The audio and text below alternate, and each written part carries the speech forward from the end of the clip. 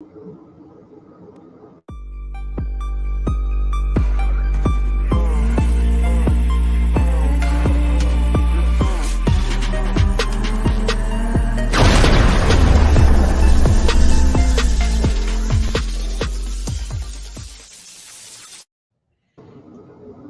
guys, what's up? Well, it's Saturday night again, and we're going live. We got William here already. We'll get a few more people jumping in here, I'm sure. How's everybody's weekend going? How you doing, William? Doing good. We had about 4 to 6 inches of snow drop on us last night. It's about melted about 70% about now. So I think we have highs almost in the 60s tomorrow. So it'll be gone tomorrow. Yeah, we're supposed to be getting some. Hey, guys in the chat, I've got my heater on in the back and it's kind of loud. Can you guys hear that? Is that bothering people?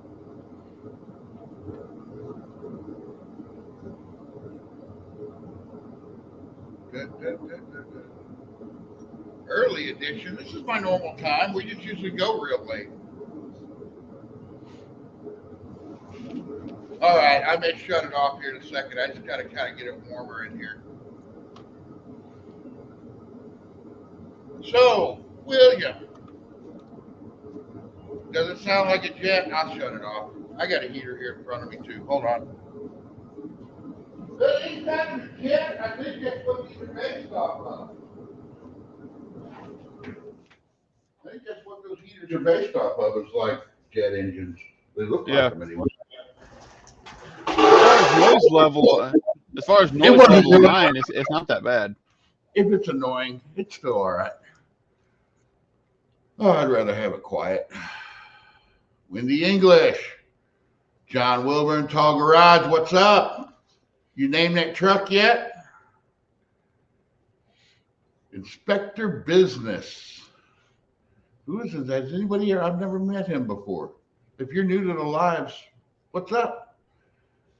What's so weird about it? You're going to know it. Want to put the StreamYard link in the comments and see if anybody wants to join in? Oh, yeah, I forgot. There's Wilburn. I know Wilburn will jump in here. Or he might not. Gotta have Wilbur in here. Big Wilbur. Whatever happened with that? I might have to ask him. He was supposed to be doing a thing with Tony. I guess nothing came of it. Like a podcast or something.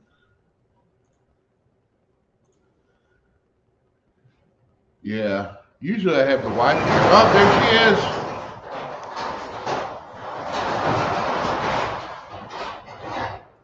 All right. She's 3 minutes late. Well, she had to go get tacos. Oh, yeah, that's right. Tacos, like Duddy says, tacos are important. There's Rob Z. Hey, Rob.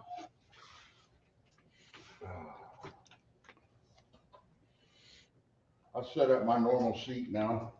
That's this big tire here. I was showing Johnny last night. You guys check out Johnny Mopar's. There's Travis. Hey, Travis, what's up? What's up, guys? I'm just getting situated here. What you been up to, Travis? Just working. I've been working 7/12s. Ooh, That's good God. Oh, it's going to be like that until what? March, April 20th. Dang. When are you gonna get work done on that car, on that truck? Well, the way my schedule is, I have long breaks in between my working. So I'm building up the cash for my project, and then I'm going to spend it all. Yeah, that's that. There you go. You know, that's another thing a lot of people don't realize when we're talking about building these cars and getting these cars together. It takes money, and I don't have just the money falling out of my ass, you know. Yeah, I mean, it's either you have the time and no money, or money and no time. Mm-hmm. So, what's up, Tom? Yeah, just so you guys know, that's my alternative vitamin is affected business. Do what? You're cutting out real bad. For business, that's my alternative device. That's why I didn't recognize it. Okay. Hmm. Well, Brian, you're gonna call me this week? Yeah, I probably. Are you gonna be around tomorrow? Yeah, I mean, even when I'm at work, I can take a break and talk to you. So Okay. Well, also depends on how late you hang out tonight. it probably won't be too late. I gotta work in the morning. Oh, I don't have to work in the morning. That's good. See, I work 4/10, so I have Friday, Saturday, and Sunday. Gotcha. I did screw up though. John Wilbur needs to yell at me today because I didn't get anything done today. That just means I got to work double hard tomorrow. Yeah. Take two of them. But the weather's supposed to be nice, so the weather's supposed to be nicer tomorrow. Yeah, it was nasty here today. Yeah, we got Bear Rose Garage. Throw the link up in there again, honey. If anybody wants to jump in, that's the way these things work. I'm sorry, I usually don't eat on camera, but I'm starving. Sorry. Either way, if you don't mind, I'm gonna take my daily sustenance here too. Mm. So is Schumacher making stuff again? Did I see that right? Yes. Yeah. Nice. You see batteries coming? Mm-hmm. Oh no! Shit! I just realized that. What happened there, Travis? Can't see anybody. The clocks go ahead tonight. That means my John Wilburn clock goes ahead too. Is that tonight? Yeah. Sunday at what like 2 or 3 a.m. technically. Yeah. Well, I'm gonna get less sleep tonight. Great. Yeah. Man, this car needs a. Damn it. But Raker, I always say Raker's been in these things from the beginning. There's Jay. The Rock God. Oh, there's the Rock God. That's Jed's dad. That's Dad. Yep. Oh, okay. Oh, okay. Jed, he said Jed's on his way. Oh, I'm still recovering from Indy. Woo, that was a trip. How far was that for you? Well, it wasn't the actual distance, Mm-hmm. the travel distance. It was just what was going on. Here, Oh, okay. throw the link up for Jed. Yeah. Oh man, that was like 3 days of just constant moving and moving because you want to sit there and sell stuff, but I really didn't care if I sold anything. I just put some stuff out there. And you can walk around that place and then take a break for 10 or 15 minutes and walk around again, and it's a totally different place. Yeah, I wish we had swap meets like that down here. You constantly see new stuff every time you walk around. It's like, Jesus. How much do they charge for a booth? I think it was $100. I think it's $100 a day, or is it $100? I don't know. Get Jed in here. Hold on. Oh, he might not be on camera. Jed, are you naked? I could be. Oh God. Well, that's Barrows, I haven't touched my truck in a week or so. Yeah, I know. Okay, so If I just pull the battery out of that clock, I should be fine. So I just heard something about Schumacher making stuff again. Is this news? Because they went out of business. Are you talking Hold on. Schumacher as in a NASCAR name?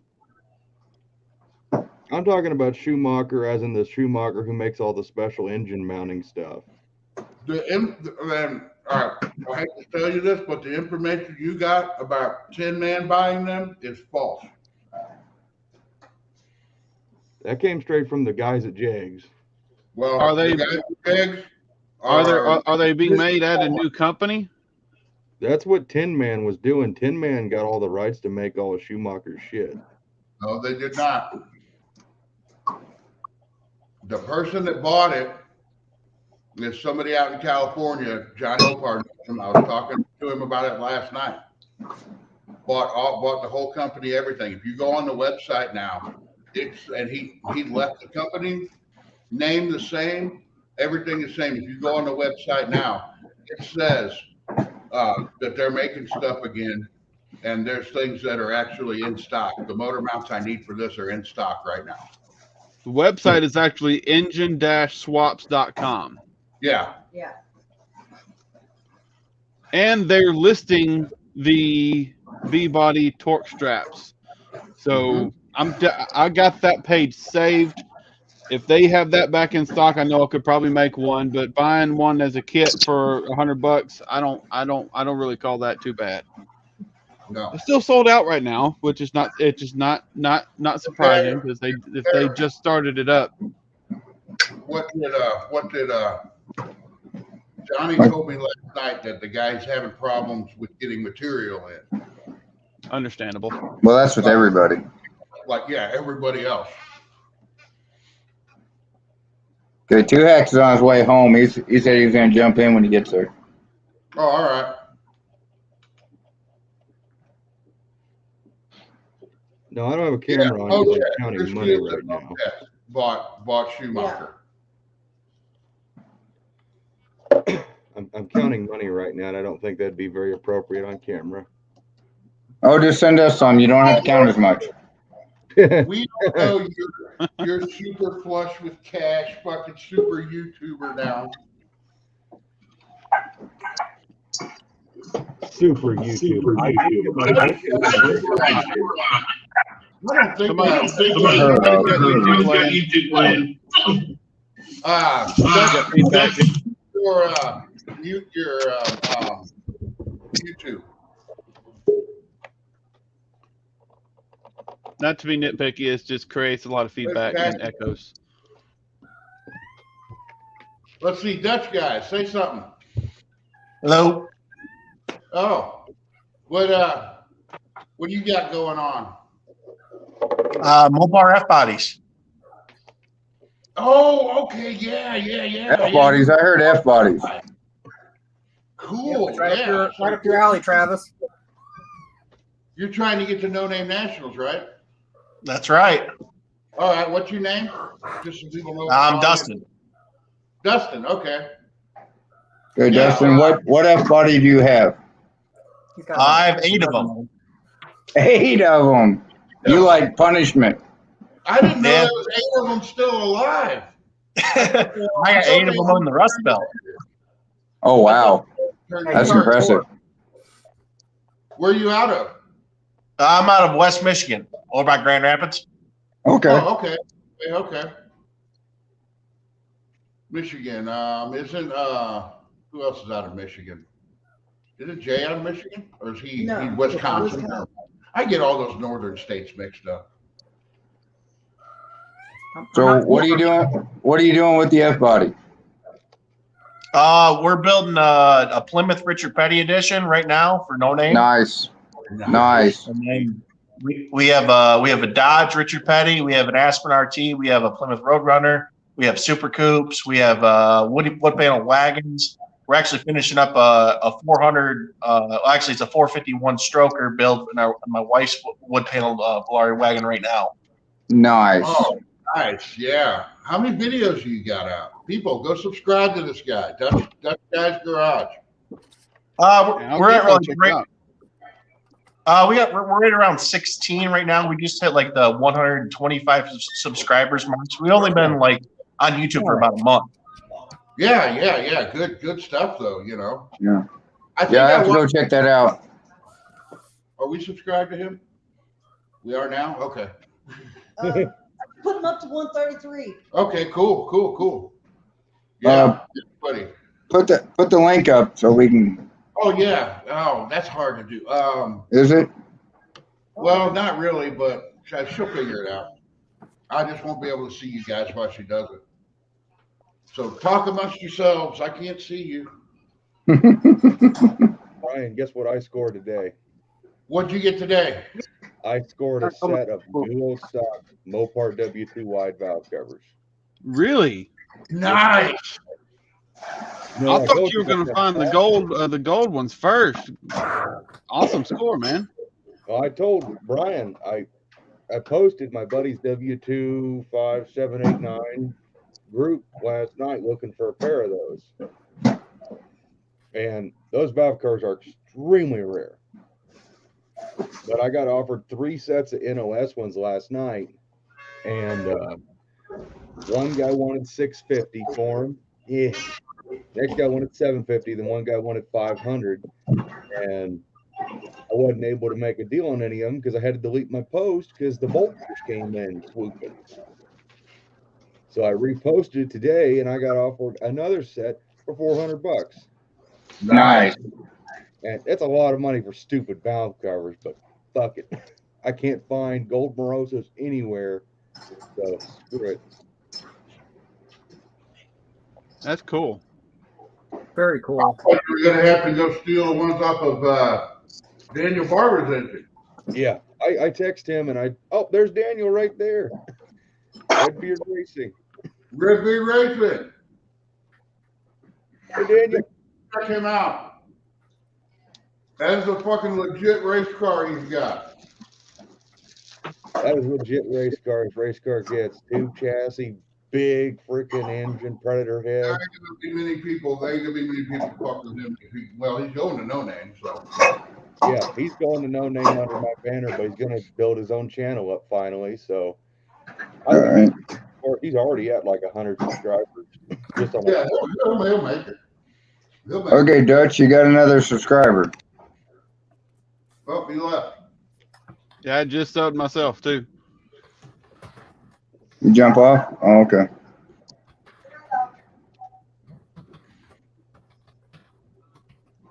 You could probably come in here for Daniel. You can show your pretty face. You can talk John to all wants- these nice people. He's one of the people on his first video showed his face. There's a lot of people on their first couple videos. They're like scared to show their face, you know? Well, you can't always see Daniel's face through all of his hair. Well, he is kind of Chewbacca-like. He does look like Chewbacca. Dang it. That guy Dutch just loves punishment. He's got a bunch of these F bodies. Woo. Such hard parts to find for all the super coupes. Oh yeah. Yeah, that's how hard is parts to find for those? You can find a few aftermarket stuff.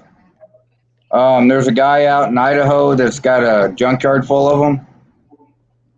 But a lot of times you got to almost make your own parts. Or steal them from M bodies. Yeah, M bodies, J body. Some J body stuff will work. The big one is the B body rear end. Yeah, the 68 to 70. Yep. With the goofy torsion bars, does that make it difficult to put in your engine or more out of the way or what? No, those really aren't. The biggest problem with those is they're heavier. Makes it nose heavy. You just click on that Yeah. StreamYard link that's in chat. And then you just make sure your They're mic and longer everything- too, aren't they? Like from 39 to Yeah, they're longer torsion bar, I guess. Yeah.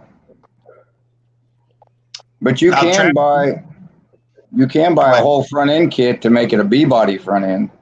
About $5,000. Oof, Mm. negative. Didn't you just sell your 78, Travis? It's gone, yeah. Yeah. David Elliott, didn't he buy that one? Yeah. Yeah. Okay. Yeah, that's my wife was talking about buying that one because she wanted to have another car for the strip because we're building her wagon specifically for the strip, but she's got 3 cars and she wanted to have a 4th one, but David's like on it.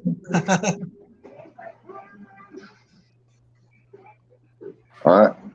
He took long enough to get it. Let's put it that way. Yeah, he does that.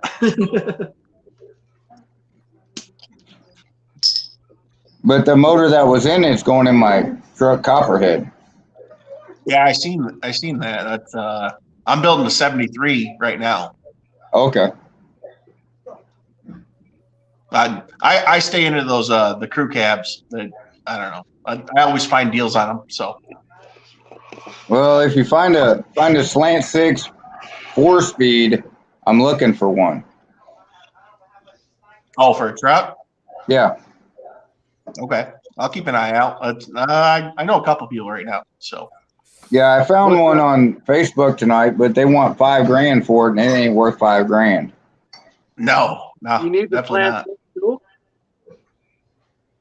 Do it? You need the slant tool. No, I just want a truck with a slant 6 and a 4-speed as a cruiser. Man, I had one a long time ago. I had a green one. It was an 80. I love that truck, and I wish I wouldn't have got rid of it. Mine was an 80 step side, black.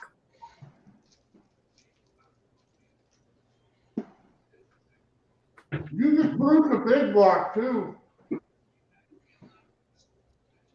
What's he mumbling with food in his mouth? I don't know. Hey, you can cruise the big block too. Yeah, but I want the slant 6 4-speed. That's what I want. Slant 6 is better on gas. It's not so much that. It's the whole experience of driving it. Oh, okay. I say mine had the miser stickers on it. Oh, okay. So it was the upgraded one. Yeah. I drove the W150 to work today. That was interesting. Peter didn't want to work. Ooh. Oh, it was chilly this morning. Oh yeah. It was 18 here in Michigan. Yep, that's what it was down here. I was trying to do a cold start video. It was wow, it was rough. The 440 said, I'm not doing it today. And I was either gonna have the battery dead, and I cranked down that thing for 15 minutes. Dang. It's tuning, man. It's tuning. You seen how easy mine started up? And it was not with that big block, it's not with the block crossover. It'll start, but it won't stay running. oh. That sounds like a cold thermoquad. On it. Yep. Got no choke on it. In the summertime, man, you just reach it. You can reach in flat. Boom. Yeah. They hit the key and it's running, but not in the wintertime. No, not without a choke. Nope, I had no choke. I literally just uploaded the video as this was coming on. There was some 40 times speed. get through the monotonous crank. Like, you can only listen to a big block Chrysler starter for so long, and you go, man, this is crazy. Oh shit! Oh, what's up? What's going on, guys? I'm Daniel. This is my boy Hudson. Hi, Daniel and Hudson. So I got another Redbeard coming on. Yeah, trying to. I've never done anything like this before. Oh, you get used to it. Yeah. It ain't no big deal. Nobody cares. All right, so what's everyone running? I'm new to this whole YouTube thing. I've never really watched too much YouTube besides Jed stuff because I was on it. Well, introduce yourself. All right, well, and what you got? My name's Daniel Barber. I have I got a 71 Demon. That's what most of my videos have been about. It's got a 540 big block Mopar with aluminum Keith Black block, Predator, Indy heads, tunnel ram with mechanical fuel injection. I traded Larry Roach Axeman for this motor. I drove around 20 hours to Virginia to trade my engine for his engine out of his car. Nice. Went there to Virginia. We went to his shop, pulled it out. Jed actually helped me put it in once. Over this last year, I went to small tires on it, and I put a turbo 400 in there. So, Jed, you're gonna be crazy. Find out this crazy. I might be getting rid of my TRX already. Yeah. Well, you get 10 miles to the gallon, and it's what about almost $5 a gallon. Yeah. Yeah. I mean, I Well- love that truck. So, Well, report it stolen. Send me the motor and transmission. what about you don't want the transfer case? No, don't need a transfer case. I got you. No, I love the thing, but it's my first time not owning a diesel, and I miss the fuel economy of my diesel. So, I figured. yeah. Well, heck, diesel's $5 a gallon down here now. Yeah, it's $5. It's $4.44 here, but I also get 20 miles a gallon out of diesel, and I only get 10 or 12 out of my TRX. Yeah. So that TRX is fun. Like I ran a 12.7, I believe, with my trailer hooked onto it in the quarter. I was racing a SS Camaro around 2014 or 16 SS Camaro, and I broke something in my forelink. I believe it was my Heim joint. I don't remember what it was. Very first pass out of my car. I asked the track if I could race my truck with the trailer, and they said sure. Well, I ended up racing against a Camaro, and I beat it. That had to hurt. Yeah. Oh yeah, that's adding insult to injury.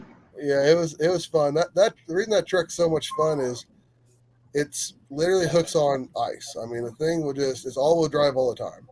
It Yeah. doesn't have two-wheel drive, and that sucker, it will hook. The only thing that's ever gave me a run for my money was a Tesla.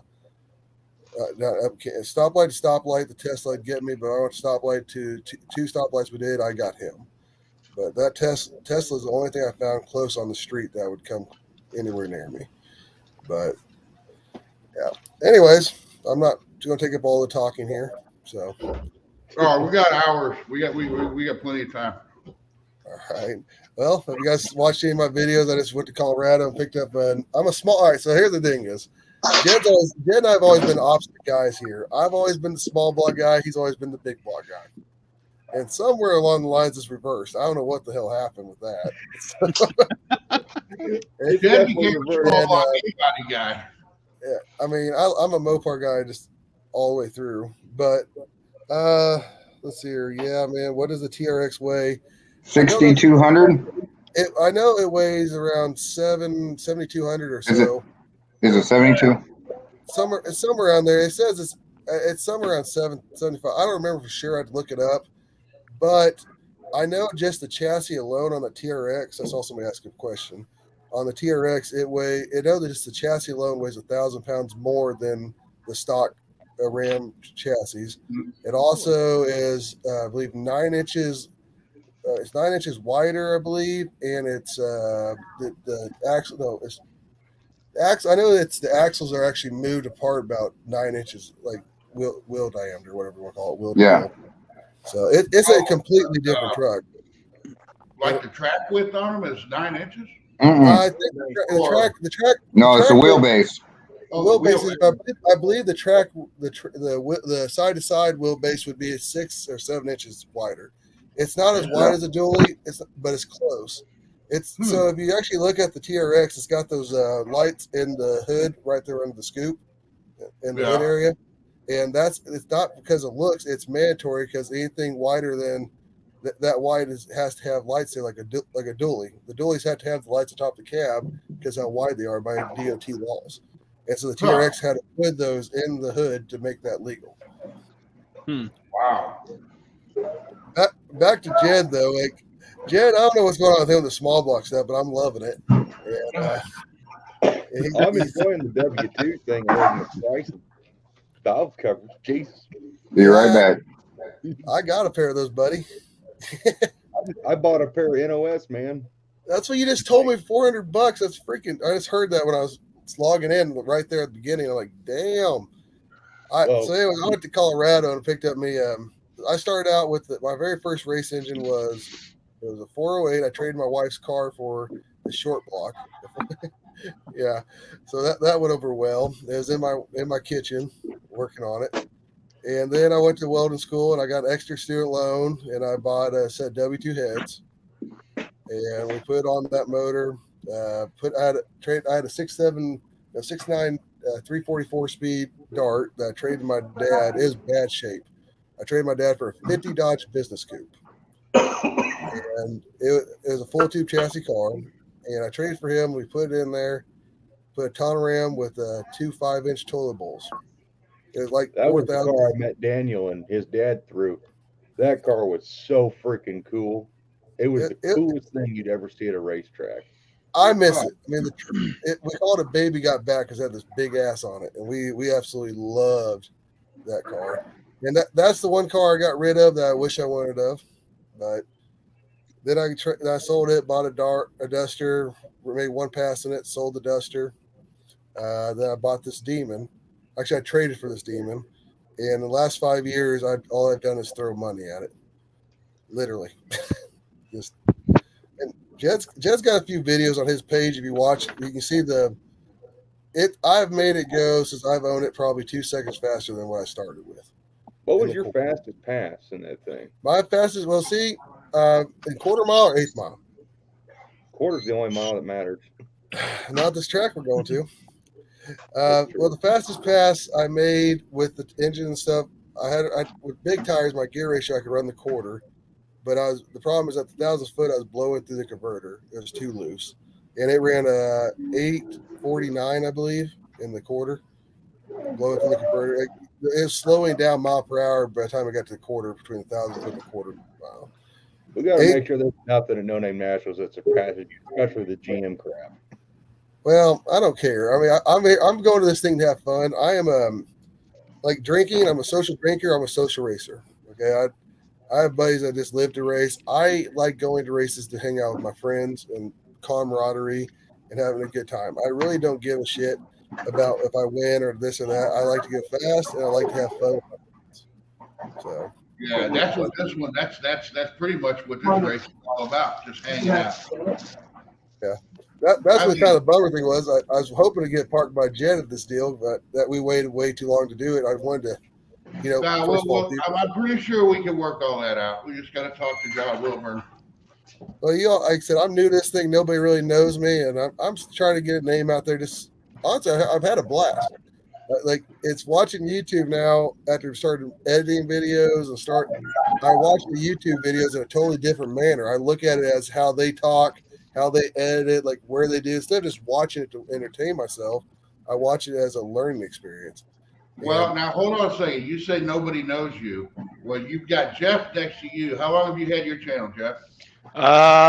Month and a half, 2 months. Yeah, nobody knew him a month and a half ago. Right above you is I forgot your name already.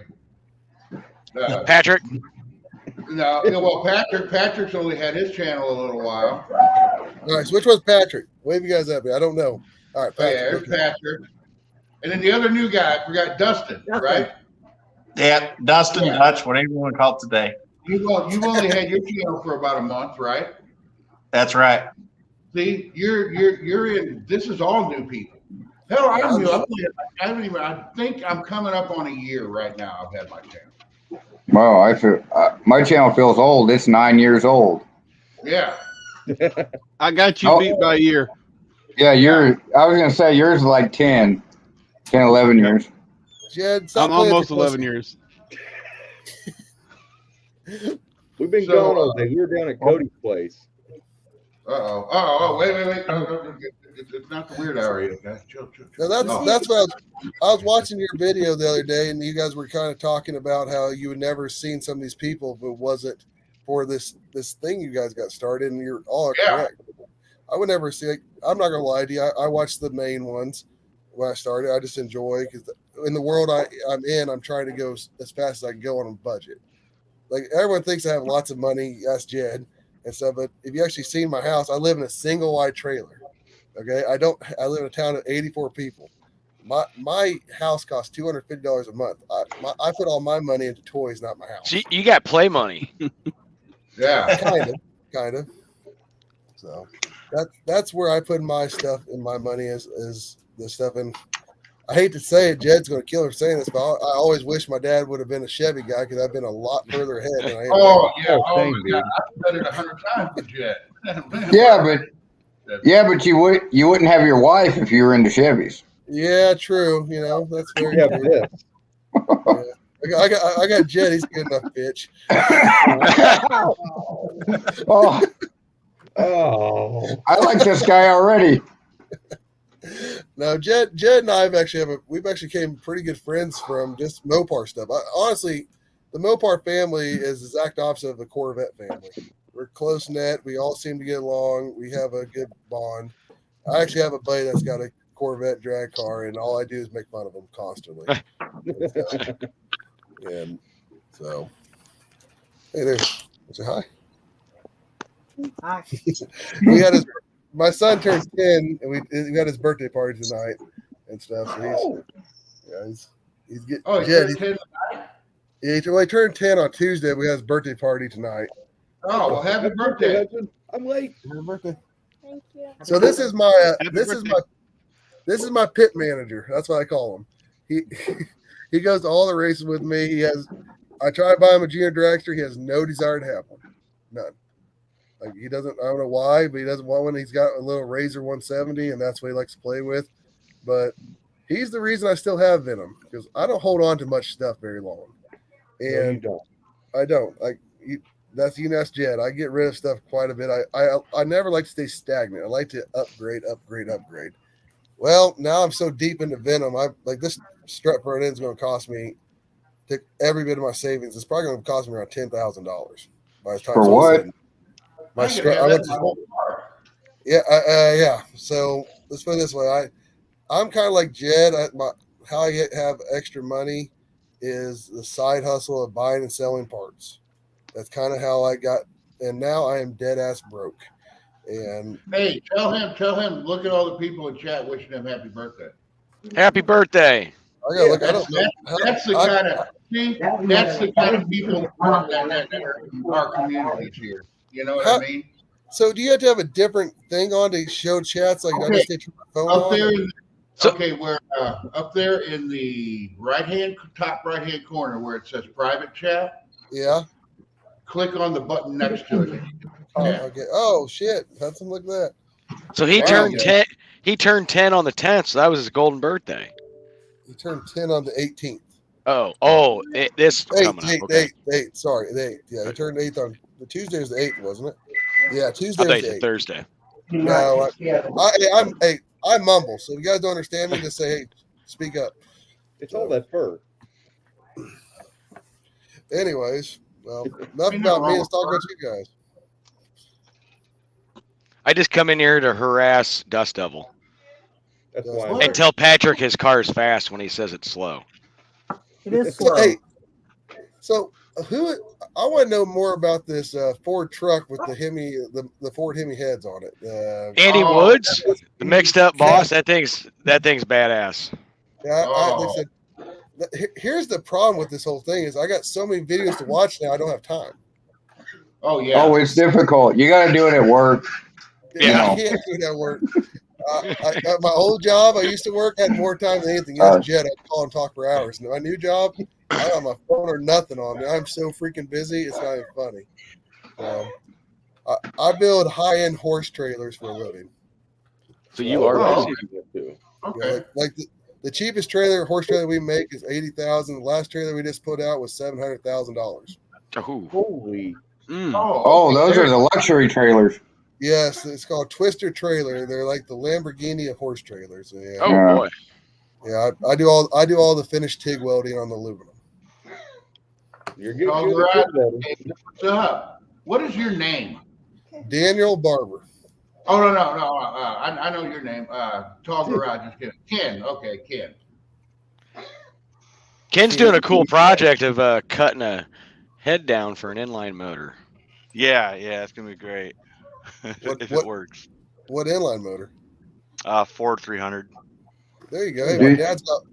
my dad's got one for sale if you need one. No, I got one. Have you seen Lazar's newest video where he's cutting a 4-cylinder head down? Yeah. For power. No. That was a good video. What do you guys mean by cutting it down, decking it? No, Mm. they're actually cutting a cylinder off heads. Like Ken from Tall Garage, he's cutting it's an LS head, right? It's an LS head. Yeah, they're 317 casting heads. I cut a cylinder off each head and putting them together. For a Ford motor. Oh, For 4 Oh, oh, you're doing some wild stuff. Yeah. Yeah. You got balls. Fuck that. That's a lot of work. It's been a lot of So- fun so far. I'm having fun with it. Sorry about my language. This is my dad. Oh, don't worry I do not reflect my parents. Okay, let's put it Oh, that way. dude, Jed, I cuss like a sailor, dude. well, I Here, try you know, not I to, use- but Okay, I'm not, bad not, at not to offend anybody, but I use the word fuck as a comma, so don't worry about it. Yeah, well, There you go. I'm gonna keep my mouth shut. I'm gonna be better. So, I only know Jed on here, so I can only pick on one person right now. So it's kind of, yeah. Oh, you'll learn it. You'll get in. I'm pretty sure you're. From what I've seen here, you belong here. You found a Yeah. place. Oh yeah. See, I'm just surprised you got Jed to actually commit to drive 6 hours. Oh, see, that's the whole thing. Yeah. Is we're not hauling Jezebel with Dad's truck. Dad's truck's getting old enough miles on it. We're not trusting it.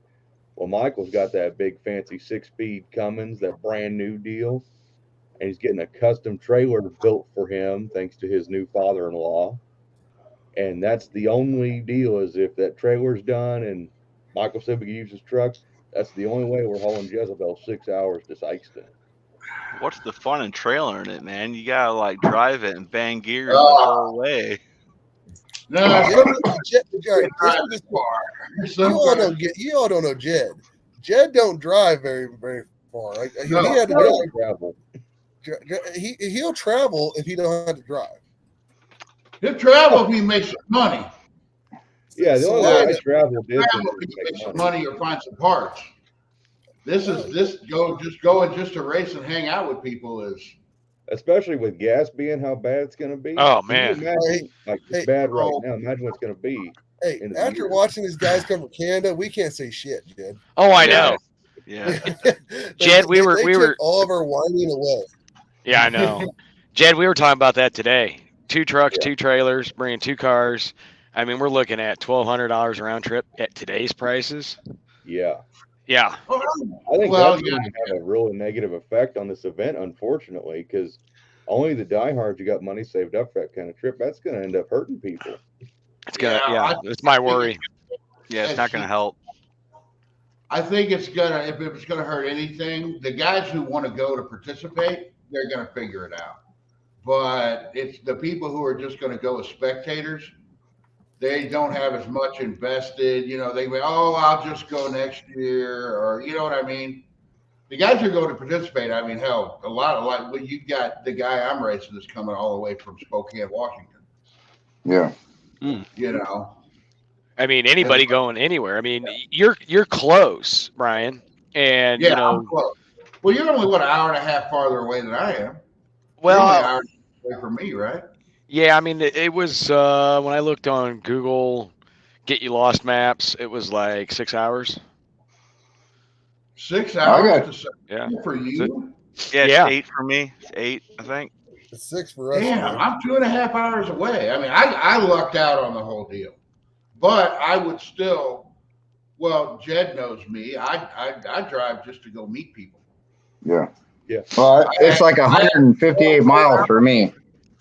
I actually drove 4 hours just to meet him. What the Yeah. fuck did I do? You know? We drove up to meet Blake, Yeah, we drove up and met Blake up in wherever the hell that Iowa. that I stayed up McGregor. there. Yeah, we drove up there. Hell, I like making road trips and shit. Yeah, Patrick? Yeah. Patrick, you got about what, 8? Yeah, it's a 7 and change. Yeah. Heck, I drove clear up to. I'm right at Kentucky 2.5 just for hours. Donuts here a week ago. That's 3 hours each way. Yeah, I'm heading to World of Wheels this coming up weekend. That's in Kansas City, and I'm in the middle of the great state of Illinois. Oh, you're going to the Kansas City World of Wheels? Yeah, It's not Why? worth it. I know it's an invitational thing. Got to go out there and do something. I stopped. I took Alright. Jezebel to that the first year it was done several years ago, and it brought home first place in its class. But that's what's messed up about World of Wheels is everybody gets like their own class. They don't know what to. Yeah, There's like a million classes there, so it's so easy to bring home first place.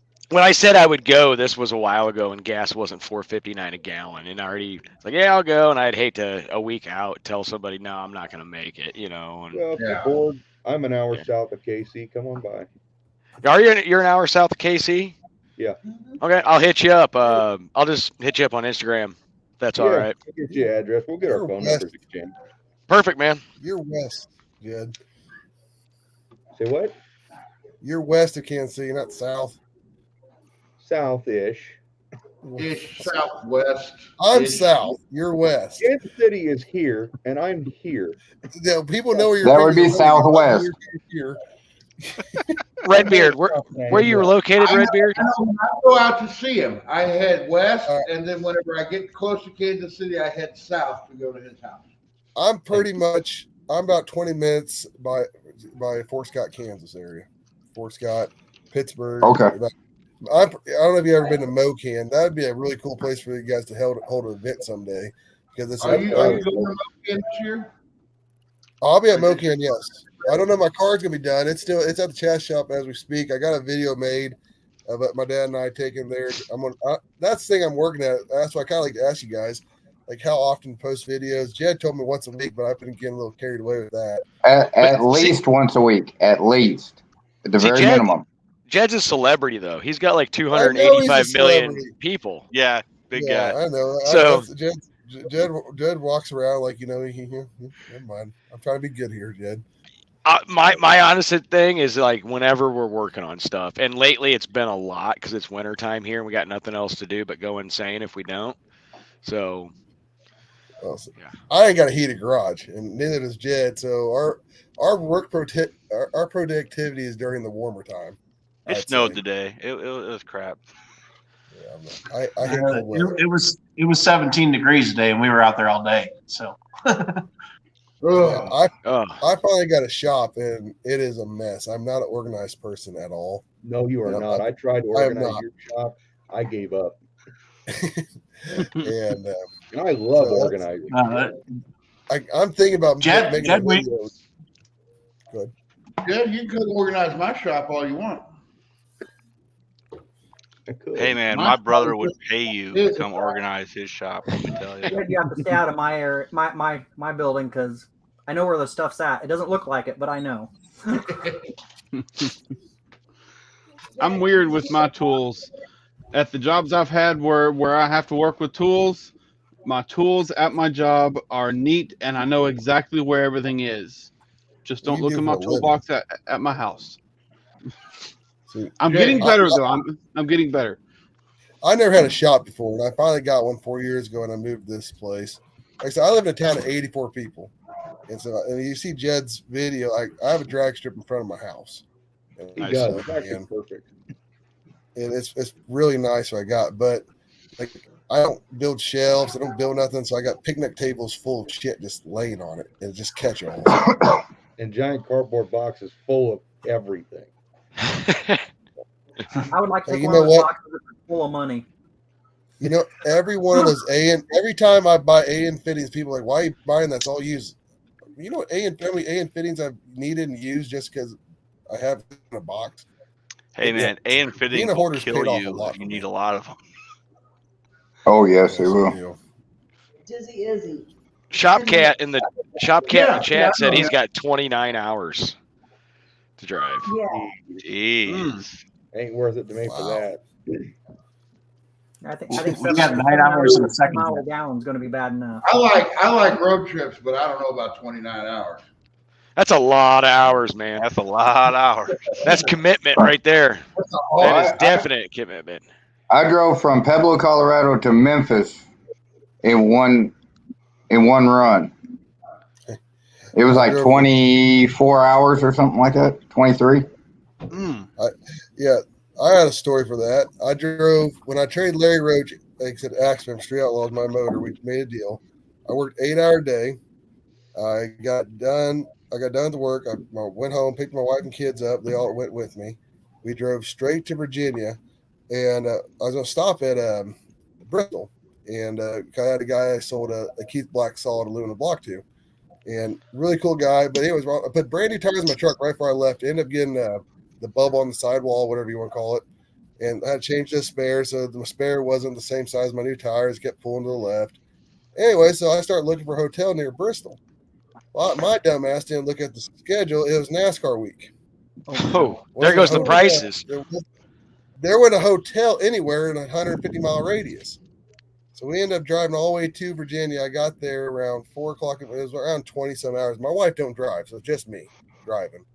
I get there about 4 o'clock in the morning, wake up at 7 a.m. to go there, pick up take the engine out of the car, talk to him, load it up, and we drive all the way to West Virginia to hotel, get there at 11 o'clock, and I called the hotel because my kids were crying because they weren't getting the pool pass, and they got and I called the hotel, and they let my kids stay in the pool till 1 a.m. They're really cool, and got back and drove all the way home, and it was literally 2 days.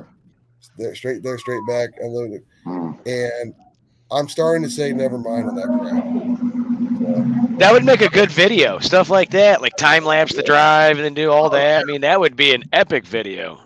Well, you know what? I didn't start the video stuff at that time, so and like the transmission I got in my car now, like a Rosser Turbo 400 are very hard to get and they're very expensive. And luckily, I found one. The guy in Minnesota, he told me if I left, like I made the deal at 7 a.m. with him, and he told me if you leave your house in 2 hours, I'll hold it for you. I luckily had the cash in hand, and I just got in my truck and I went. And I drove straight to Minneapolis, Minnesota, north of it a little bit, straight there, and got the thing, came right back home. It was like a 20-hour round trip. I love road trips. You ask Jed. I'm all over the damn place. So I'm a road trip guy too. I like it. It's a lot of fun. Yeah. Not at $4.59 a gallon, but you know. Well, no. Hey, we got Peckerwood here. Aaron, he's coming from Australia. He's gonna be 29 hours in the air. I'm still curious if he's bringing a car or if he's just spectating. It's probably cheaper just to buy one show up at the No Name Nationals and buy one off somebody than sell it. I got a question for him. I thought they weren't letting anyone in or out of Australia right now. Are they still? Is that not true? I heard that too. There was one time that everybody at my work was saying, "Oh, Australia's completely locked down." Blah blah blah. And I did a live the other day, and I did a live the next day. And Aaron came on the live, and we're like, "Hey, what are you doing?" He's like, "Driving home from a car show." It's like, I don't know. The information we get here. I don't know. I think you get people who over exaggerate the situation. See, that's my dream. That's one of my bucket list things. Go what's that called? Summer Nats or whatever. Like that's on my. Everything out there wants to kill you. Those guys over there just tear it up, man. They got some crazy stuff happening with their cars. I love watching their burnout contest. Yeah, they build those cars specifically for that. Spiders that are on the track.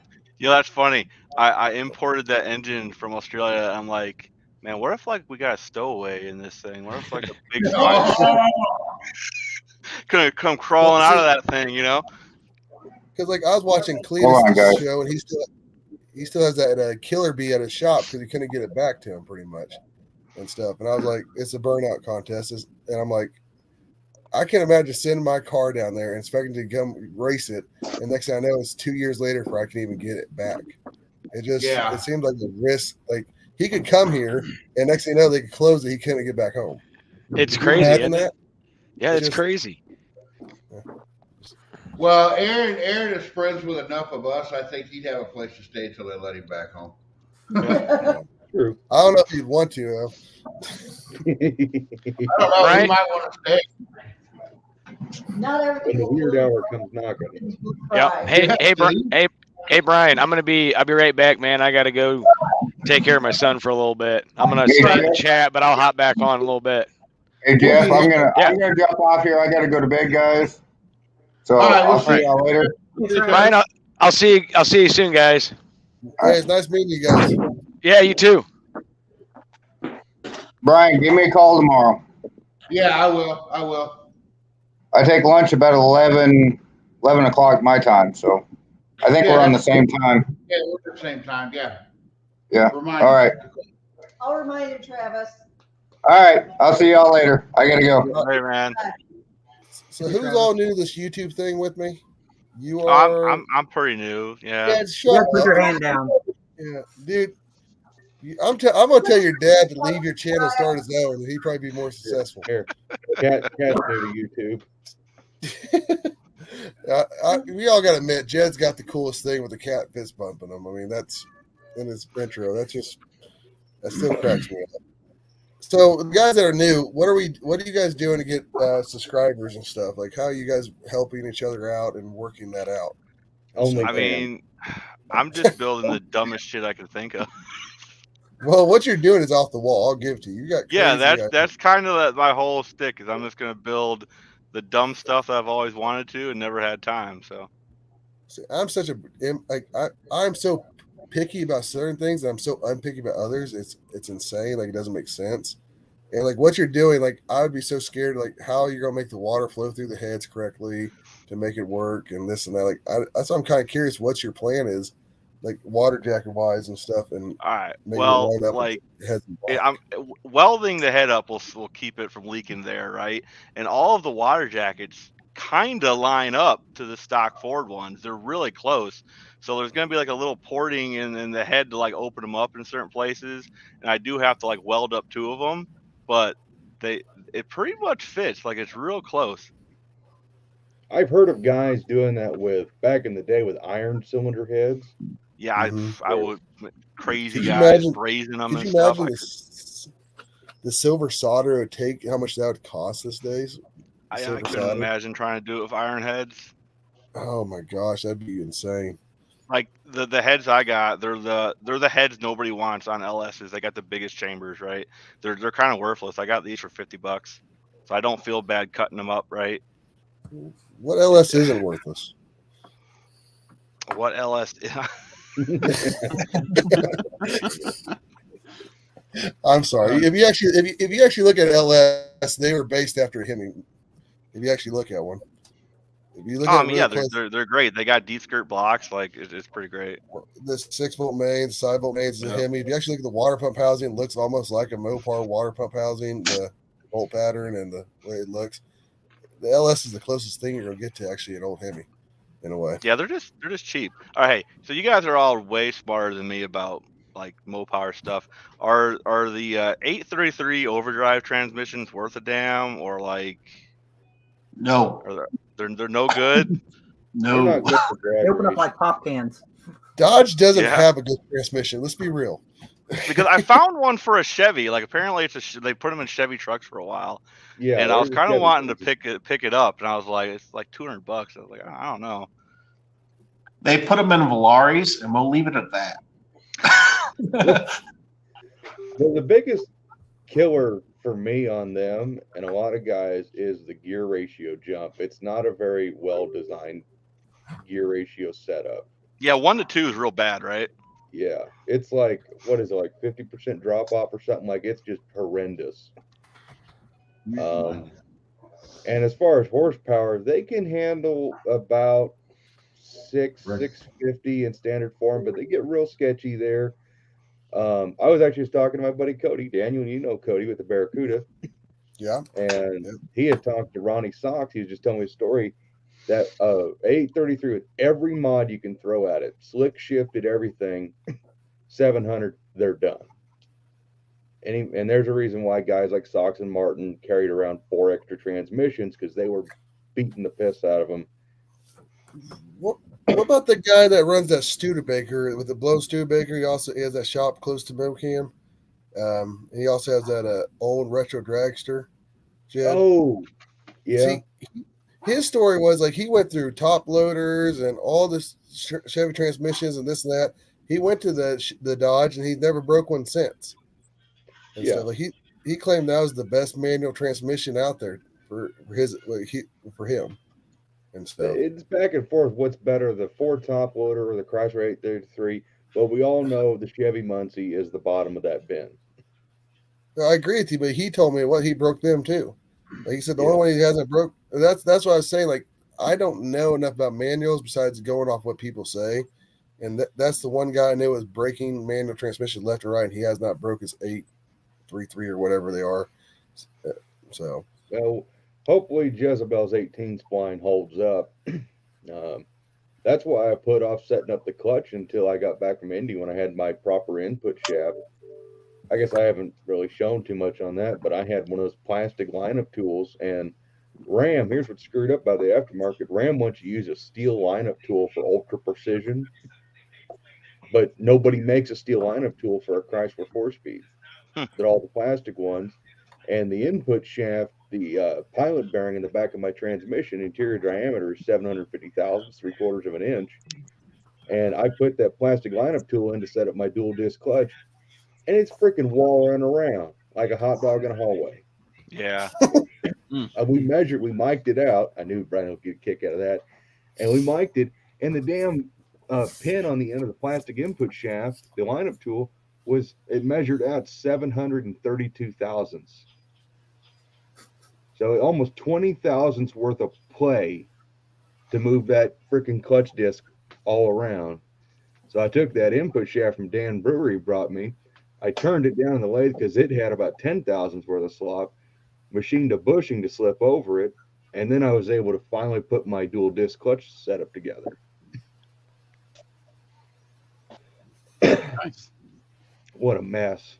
I want Jezebel to go back together one more time, because if that car blows up again, I will set it on fire. No, you won't. Don't do that. Oh yeah, I will. He won't. He'll put, It won't hurt the hood he'll much. put some lighter. He might, because he'll probably just get another car given to him. He'll put some lighter fluid on the deck lid and set it on fire and say, "See, I set it on fire." No, I'll probably actually just try. I'll just get my bulldozer going, and I'll just push it in the pond at the farm. Beck, if you want it, you got to come get it. I'll be there. I'm the closest one. I'll be there. His favorite car is my favorite car of his is his least favorite. That's what's crazy to me. Which one? You told me a while back Jezebel was your least favorite. Yeah. Really, you're bored of it and you're done. You're just kind of like and that's like your star piece in my opinion. Same. I'll take my Dart or my I'll take my Dart over any of my other cars any day. Well, obviously your Javelin was your least favorite. I guess I should go with that because it's gone now. No, it was actually, I liked that car so much that I was willing to let it go to a better home. I feel that. I got cars still that to this day. I'm like, man, I should really sell it to somebody that'd take better care of it. Man, I don't think that about any of my stuff. You all should see where Jed lives. Jed lives in a really nice part of town. I mean, it's really nice. And but the way they have cars stacked up where he has it is just insane how they have enough room for what they got. Well, we had to buy the back part of our property in order to be able to do that. And when we moved here, this part of town was the edge of town. And they've tried to develop the north end of town for like the past 50 years, and nothing takes hold. There's only a Dollar General in the north end of town, and it's barely alive. So they finally started developing the south end of town where Walmart and all the big stuff is. And now we've got shit all around us. And that's why I don't do burnouts and I don't hoon around in my cars, because, well, it's kind of hard to tell the officer it's the other 70 blue Charger named Jezebel officer. Everybody freaking knows who owns these cars. There's probably not a lot of cars going around that are big, massive blue and big, massive letters on the side, Jezebel. Yeah. Where it wasn't me, officer. Well, I feel you there. Let's run around these Richard Petty's with these 43s on the side. You can't really get away with much. I don't know, get man. that. I've never been a Volare guy, but when I saw that Richard Petty deal, I was like, I like that. Oh, I man, do too. I like the Plymouth Super Coupe. I have a Dodge Super Coupe, and Oh, you don't have a it's Plymouth? what's You have that? the brown one. You have the brown one, then, not the maroon one. That's correct. But no, we have the Plymouth Richard Petty, and we have a Dodge Richard Petty, and then we have the Dodge Super Coupe, and then we have RTs and Roadrunners besides that. But trying to get away with the 43s around town, that's yeah. When you get a little excited, it's a little hard to tell the cop, like he was saying, it wasn't me. when you got 43s in the side of your car, it's a little hard to get away with. Yeah, it was the other Richard Petty car in town. Yeah, if you've seen my car, it's my car's indistinguished or very distinguished in our town. So yeah, I'm blessed where I live. Like I said, I live in 84 town, 84 people, and when I moved here, the mayor told me a story. He said, "Yeah, I got a call from a lady saying there's some guy shooting guns in town," and he said, "Yeah, it's me." So I don't. We have no cops. We have nothing. So the only thing we have to worry about is somebody calling the sheriff, and then they come out. So I've had somebody call because my car is extremely loud, and I've had a few people. I've done some stuff, and I know where the sheriff department that never comes through our town has been in our town. So Have you guys seen my fender exit? I'm pretty sure mine's pretty loud too. I can only imagine. Well, the bad part where I live is I live in the town where my dad grew up in, and my dad had a Volare station wagon back in 1991. Yeah, we live in a town of about 3,500, and he totaled 5 of the local M-body police cars in 91 with his Volare station wagon, going down the dirt road doing Dukes of Hazzard stuff. So me having a Volare station wagon in my town doesn't help my case any because. Yeah, there's only one guy named Ransom in this town that will run a Volare. My dad did the same thing. He had a 78 Dodge pickup truck when we were growing up. My dad was a very tight man. He made do with whatever he could do with, and it was very nice. I always had food at the table, but he had the 78 Dodge pickup truck that did not have exhaust. It was open headers. And we lived pretty close to 6-9 at the time before they bypassed us again. And I remember hearing this truck every morning start up and go through the 4 speeds. And and when I got my truck, everyone knew because I had a 78. And my very first hot rod thing was a truck I started, very first engine I built. And I never put exhaust on. It was open headers, and everyone knew me as Ed's son. Like I was the same situation, and I never got a ticket for it, but I got frowned upon quite a bit. And that town was around 1,200 people and stuff, and everyone knows you. Everyone knows your parents, and they went to school with your parents, and they tell you stories, and you're just you don't get away from what your parents have done in the past. So we need to do some interviews with your dad because your dad told us that story with that truck last time he was here. Uh-huh. He told us like the whole freaking life of that truck, and it was so fun to listen to him. Dude, that truck was that. I have more memories of that truck because I remember sitting in the middle seat and he let me shift the gears. And you guys got to realize we didn't have toys and stuff when I was growing up, but my dad was a junker, and so he come across some things. And we had a 70. We had a let's see here, what was that? Let's see here. Oh my gosh, I forgot it. Ranger. My uncle rolled. He got from it, and my cousin from Texas came in. He's a pretty talented guy. Well, they cut the top off, put a roll cage on it. When I was 5 years old, my grandpa taught me how to drive a manual transmission. We had 40 acres on top of the hill, and so I've been literally driving manual since I was 5 years old. I had pillows under my butt, boards on the pedals, and learned how to drive that stuff. And yeah, my dad's actually the reason I got this YouTube. My dad and my wife, they're the reason that they put me up. Oh, there we go, baby. Tunnel ram. You know anything about me? You know, that's Jed. I've never raced anything without a tunnel ram. That's pretty funny because I learned how to drive stick like the same way. My old man, one of his friends rolled a Ford Ranger, and he just cut the top off of it, and he let us drive it around our field as just bog it around until it stopped running, and that's how I learned to drive stick.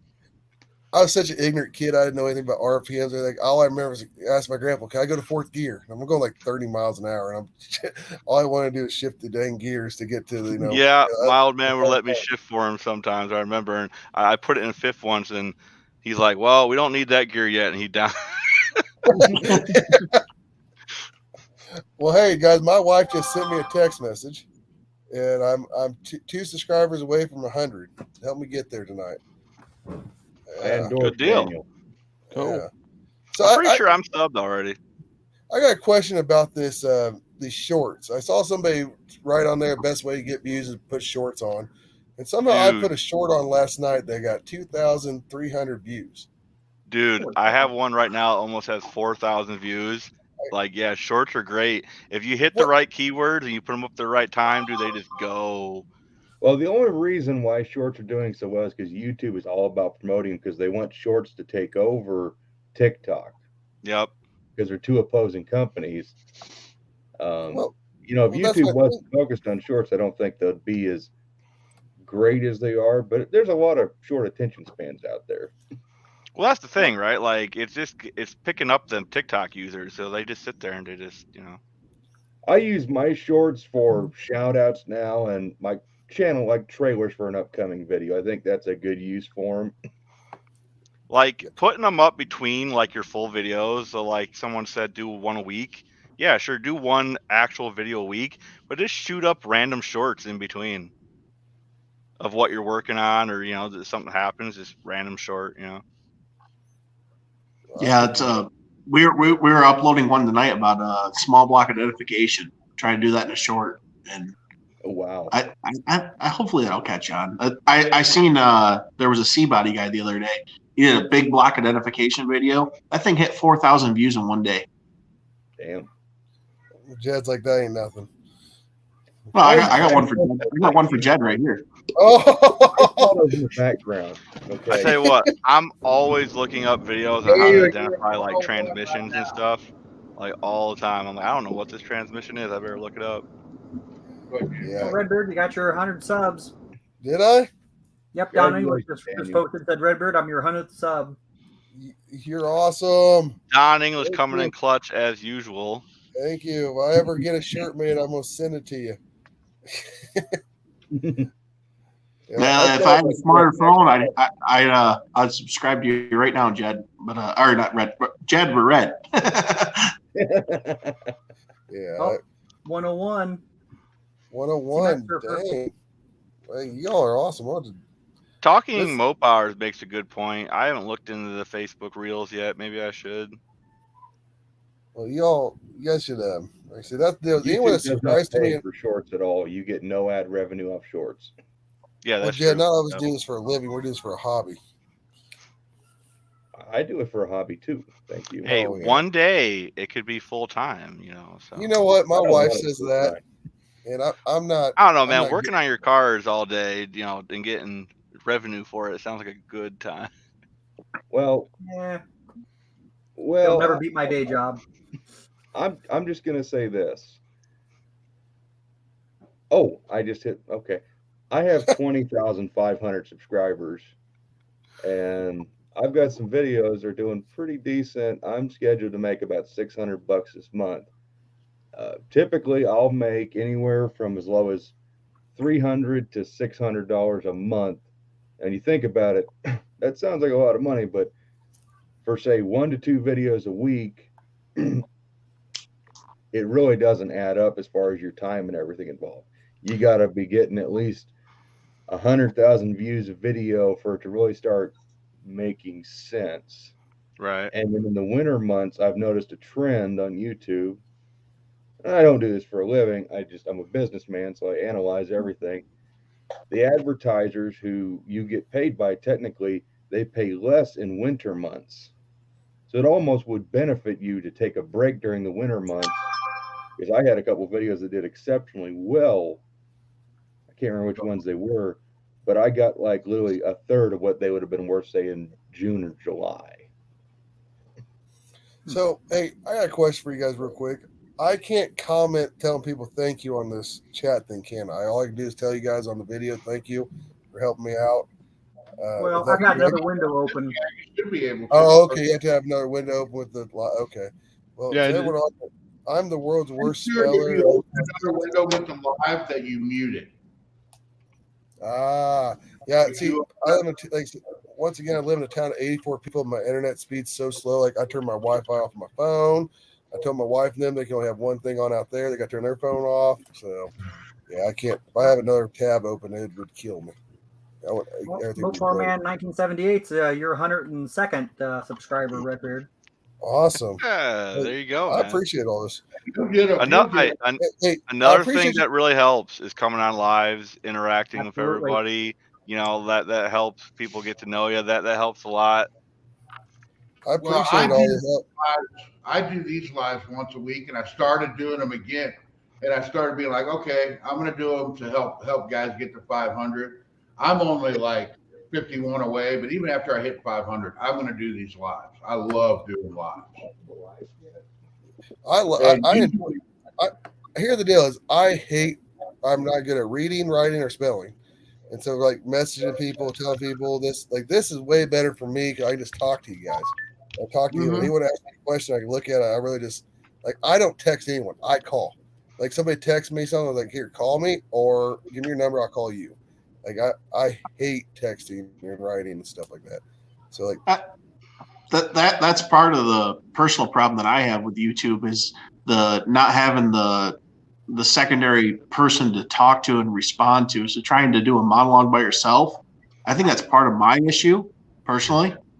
That gets easier. I had like the same kind of wall when I first started, and then I just started talking to my phone like I was talking to you guys or just somebody. You know, I just kind of like got over that mental block. You just talk like you're talking to a buddy. Yeah. See, that part was easy for me. I talk to myself all the time anyway, so it was just normal. I just, you know.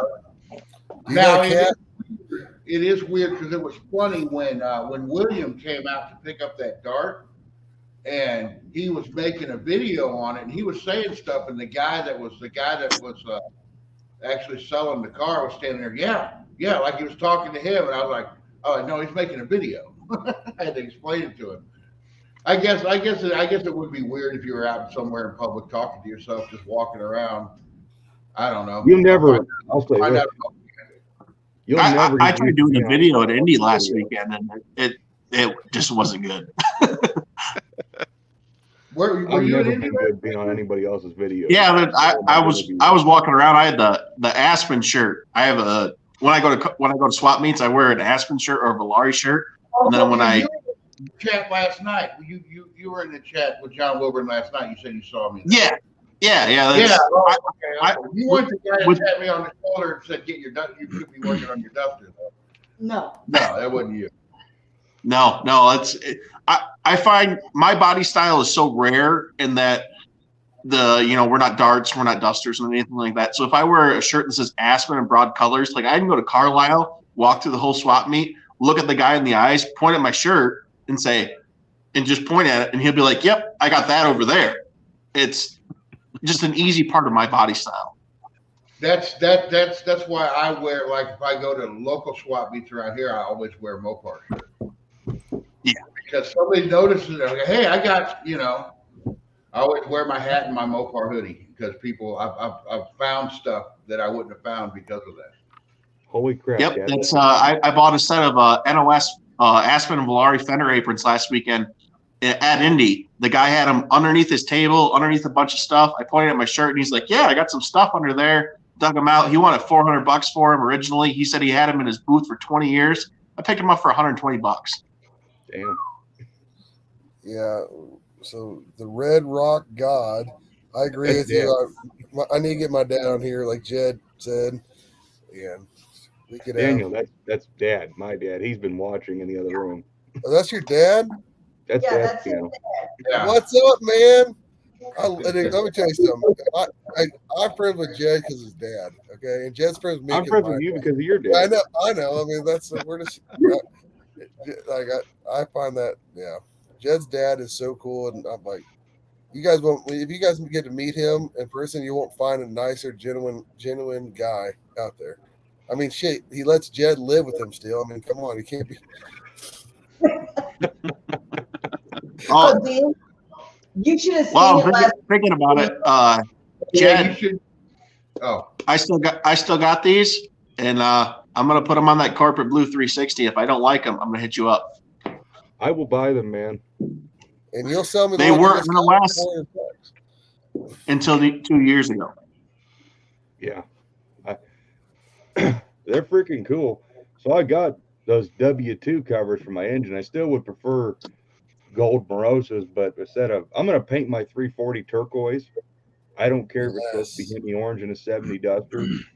Yes. I'm going to end up painting that car either F4 or F8 green, and Hemi orange and green clash like no other.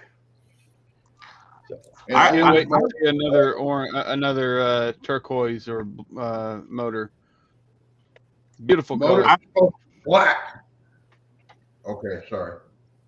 I like the fact how they're punched, so you can put the new Yeah. Mopar breathers in them.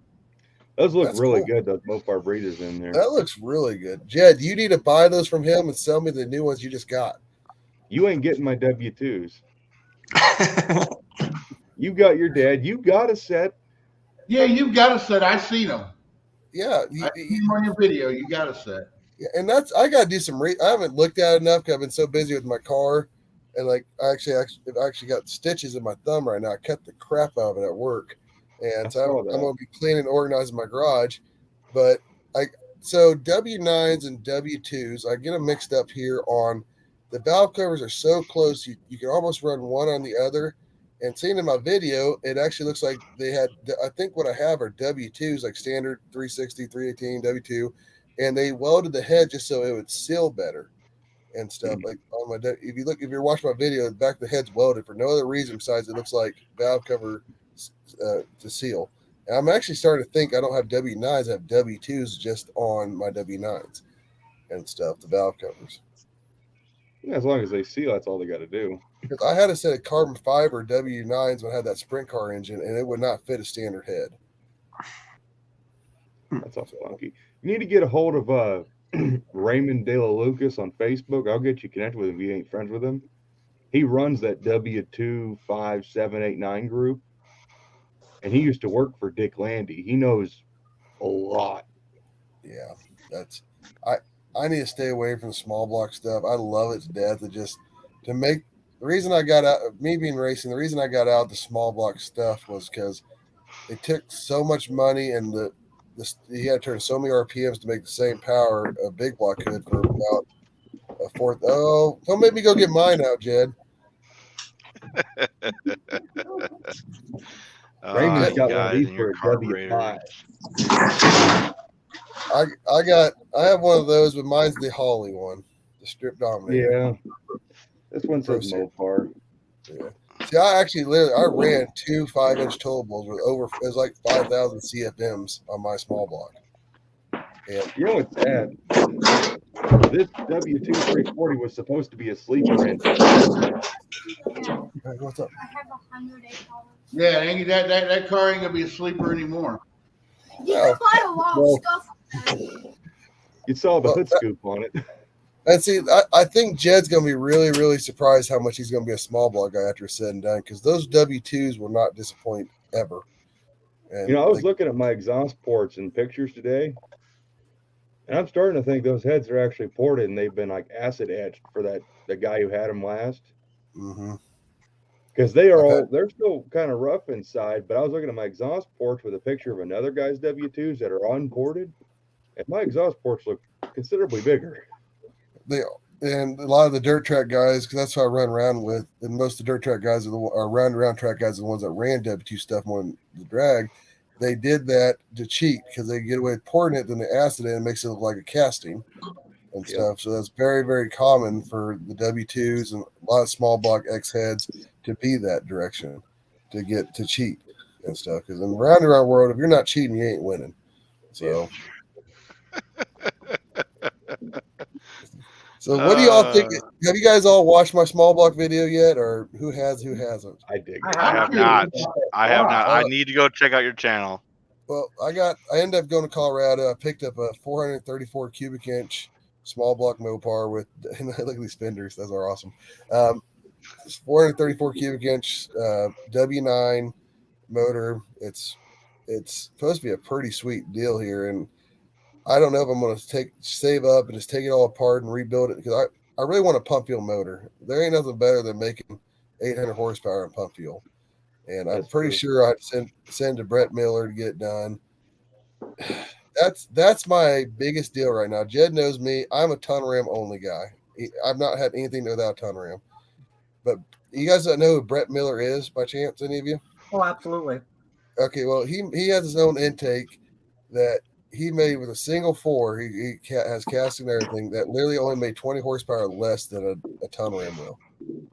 And it's starting to kill me because I want to buy that intake so bad. only one carburetor is so gay to me. I'm sorry. It's just.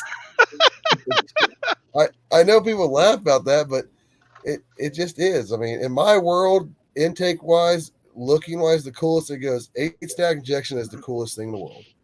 Yes. And then it goes a blower, and then it goes a tunnel ramp, and then it goes 6-pack, and then it goes 2.4, then it goes to anything without Edelbrock on it. So yeah. Quad 4s are pretty cool, or quad 2s are pretty cool. I always like the way they look. Yeah. You know what? I wouldn't be able if I had that motor that you have, because I looked at it and it's like first thing I saw. If I had that motor, there's no way you could keep me from putting that in a Dakota, because it has the motor mount, the mountings on the block are like a Magnum block. They're stock motor right down into a Dakota. See, that's my biggest problem right now is a lot of the aftermarket blocks, they cut off they just got the stock motor mount placements on it. But I'll show a better video of it later. The dry sump's in the way of running the stock motor mounts. The dry sump pump. And I ain't getting rid of the dry sump. Like if you watch my other video, I never had dry sump before. Now all I have is dry sumps, and it's the only way to go. I mean, for a racing, like the way you can prime your motor every single time before you first run it, it sucks the vacuum out. Like in my car right now, like it sits there at 6 pounds of oil pressure, and I touch the throttle, it pegs it to 120. But we're on the dyno, it was like 134 pounds of oil pressure, and I know back in the day people were saying you don't need that. They're learning it's actually better because it's filling up the gap between the bearing stuff and taking the pressure off the bearings. I think it's harder to crush the bearing with the heavier film. With the hell, exactly. And with being naturally aspirated, it won't make a bit of difference. But that's why the boost guys have been learning. Like some of these guys don't want anything less than 150 pounds of oil pressure. Now, John. I'm at 60 plus idling. I'm up over 100 when I'm on 20 psi. I got you a small block or big block? Idle. I'm small block. What do you got? Stock 318 Magnum. So Magnum. See, the Magnum world I never got into yet, and I know there are a lot of potential there and stuff. I just never. Well, what I ended up with is I had a freebie 318 Magnum, and I originally bought a X block, and I was going to go like 450 some cubic inch small block. Well, the X block ended up having cracks in the mains, and it was only good to 500 horse. So that was a $1,200 paperweight. And I had that 318 mag laying there, and it was free. And I thought, well, if I'm going to go turbo, I want fuel injection, and so mine's fuelie. That's I'm awesome. injected turbo with a kegger Are intake. you? Oh yeah. See, I've always been a ProCharger guy over turbos, and this is way before it ever became really popular and stuff. And the reason is I like the ProCharger. Turbo has too much going on to me. I mean, I'm scared of doing it just because like the headers got to be custom for it. You got to put the headers. You got both headers that go to it. Then you got to have an oil line going your turbo.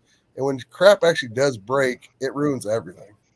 It does it not? Like the oil. I mean, I've wiped out 4 engines, put metal all through it, rinsed out the turbo, and slapped the thing on the next one. I was gonna say, if a turbo goes, like I have an intercooler, if my turbo blows up, which it might, it's a cheapy eBay one, it's just gonna take out the intercooler. It ain't gonna hurt anything else.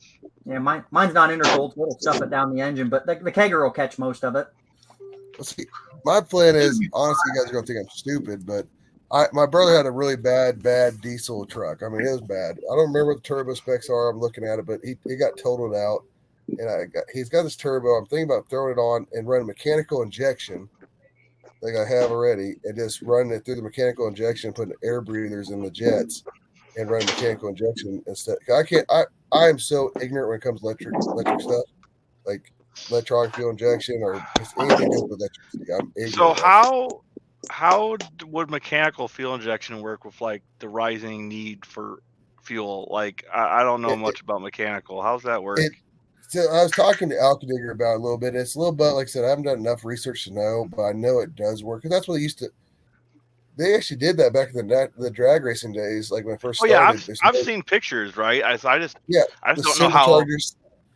It just it just has to deal with. It has to have a pressure reference. That's got to be vacuum or something. So I you don't so know you just how. you just stuff more fuel pressure to it, and that's how you get more fuel.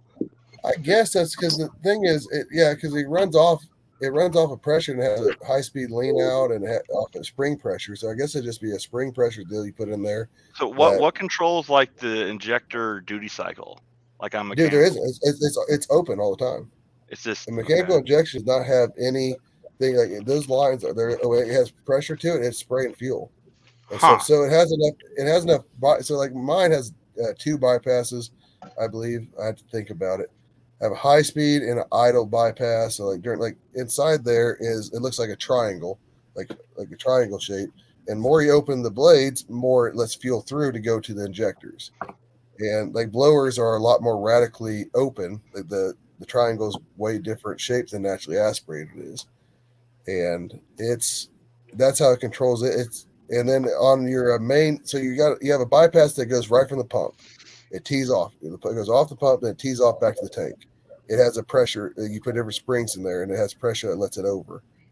And anyways, so that's your main bypass, and then it goes up to your barrel valve, and it goes up there. Then there's another bypass called, I have a high speed, so so much when you turn your motor faster, it builds more fuel pressure. And so you'll be able to put too much fuel to your motor. It won't break it or anything. It just kills horsepower because you're not leaning out enough. You're putting too much fuel. Right. But a certain PS, you do a flow test on it, and it just bypasses the fuel back to your tank. Dude, I'm gonna tell you right now, like I'm like fresh, wet behind the ears. The fuel injection, it's not that hard, man. You just plug it in, and it's expensive. Not really. Like I got less than $4,000 in my entire build for my truck, and it has it's fuel injected, it's turboed, like it. I don't know. It's not that bad these days. I guess I got in my opinion, like you know. Redbeard, my whole engine is probably less than $1,000. Yeah, same here. My actual engine, like I don't got that whole much into it really.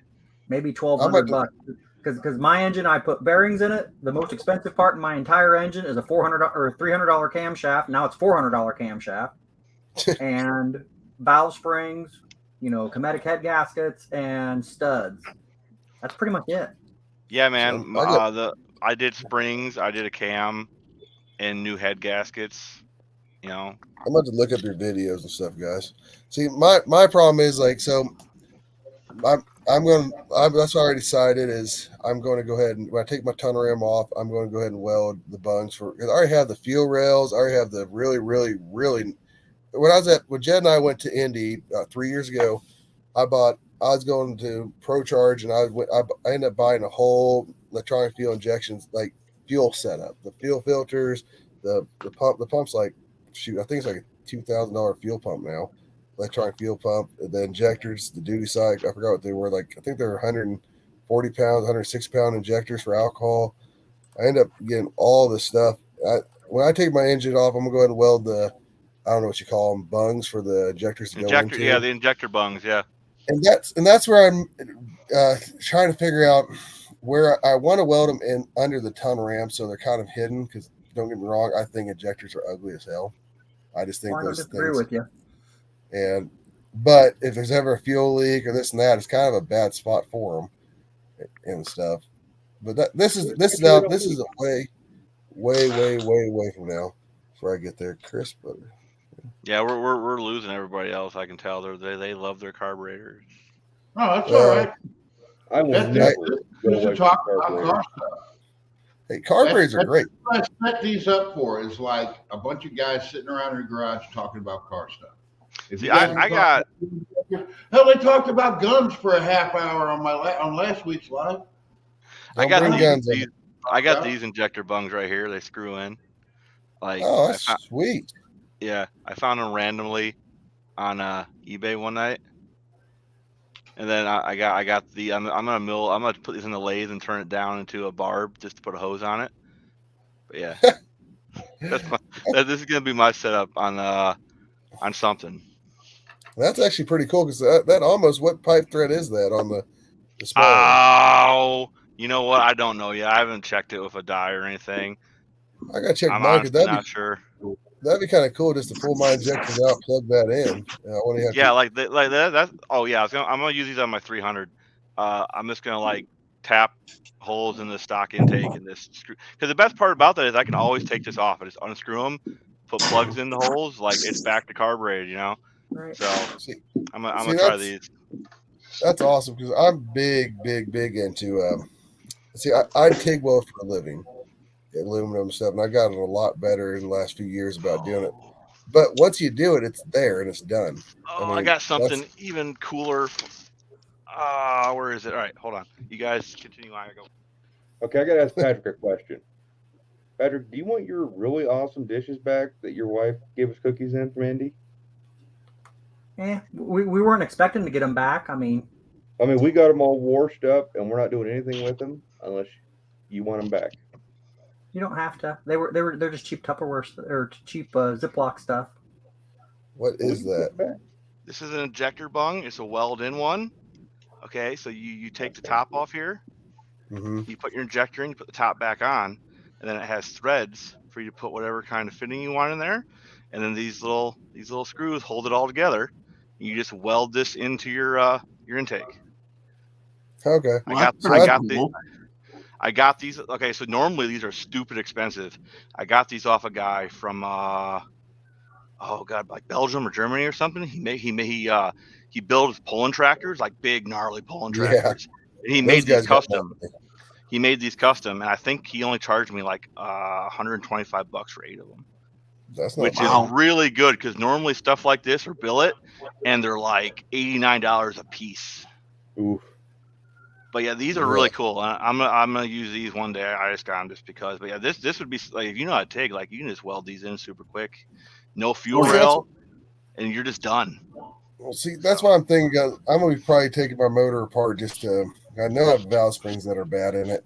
It's like I bought the engine. Anyway, the valve springs are. I know the valve springs are shot in it. And when I think about just taking it all apart, checking it all over.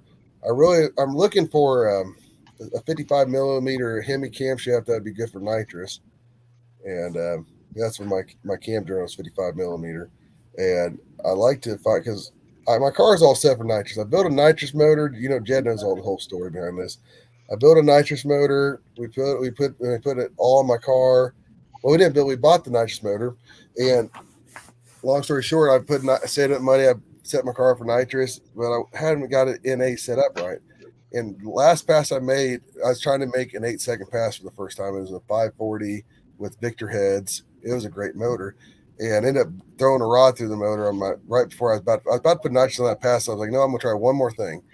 Ended up breaking the rod, throwing it through the motor, and built a whole another engine in a month, all aluminum 572 with my buddy, and it went 883, and we learned a lesson with Keith Black blocks. It's brand new, and the sleeves stick out of the bore about 5 to 7 thousandths. They do that for the purpose of sealing, like O-ringing itself in a way. And well, it leaked. We didn't know this, and the head gasket leaked out the first pass. So we tried something different, learned that lesson. So then I sold that engine back to the guy that helped me build it. And I was going to build a blower motor. Then I traded that blower motor to Span, and now I'm where I'm at again. But I'm trying to get to the point of putting a Pro Charger in my car. And realistically, to do it correctly, I need to go electronic fuel injection. That's the only reason I'm even thinking about doing this. You just need to. But the reason I say it costs so much is like you guys that run stock intakes or LA, it's already electronic, set up for injection in a way. That saves you a buttload of money. Yeah, it kind of, okay. So many parts you can just use straight out of the junkyard though. Like coils, you get, coils, you can take them from pretty much anything. Like a Terminator X system on a Hemi wouldn't be that hard. Like they got drop-in distributors that give you both cam and crankshaft. You know what those cost? The distributors, yeah, they're like $300. No, that's not what the adapter costs for the Hemi. That's Well, like it's not. It's not. $1,700 It's not or the something stupid same like that. as like the 440 one.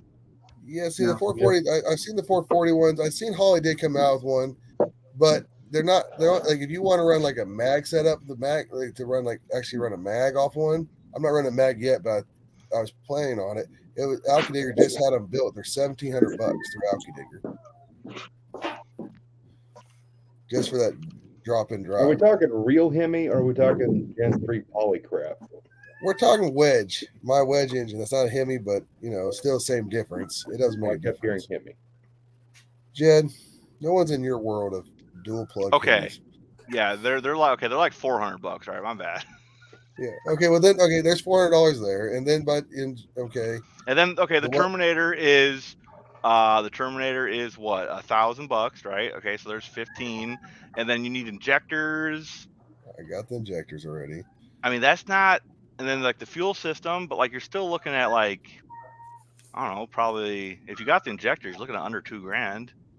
See, this is where I need. I see all my friends and stuff.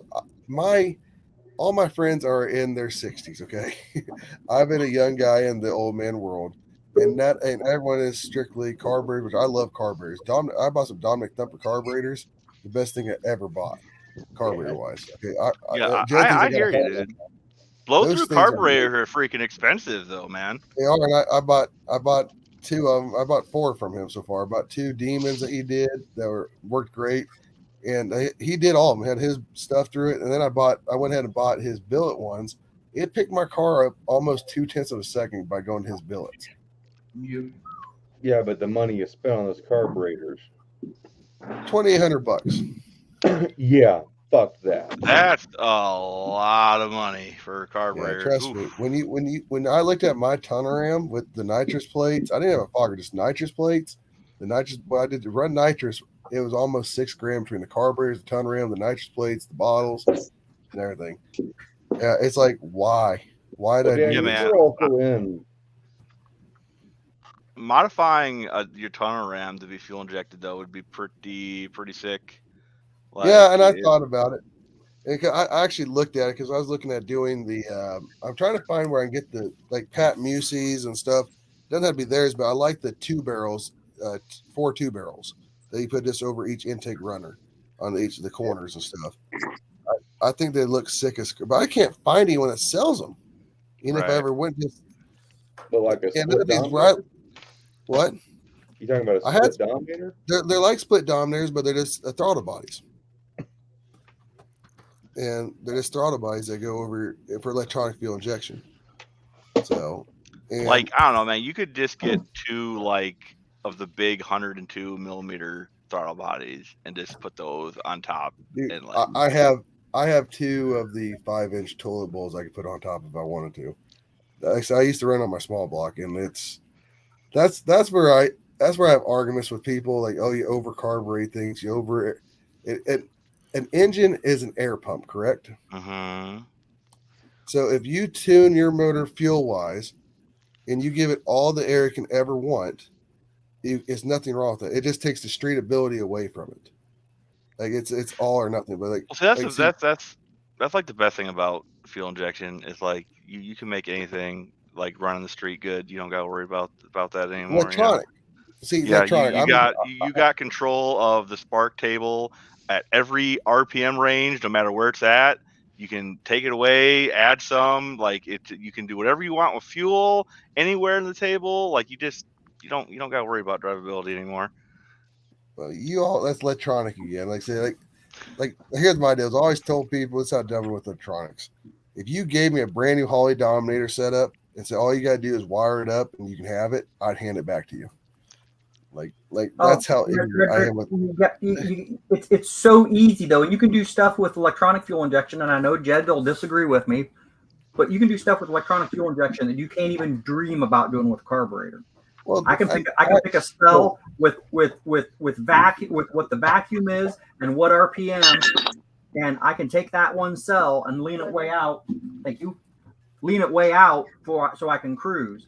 But then when I'm under boost, 5 or 6 cells above it, I can have whatever fuel ratio you want to be. And it doesn't matter for whether it's gasoline, E85, or methanol.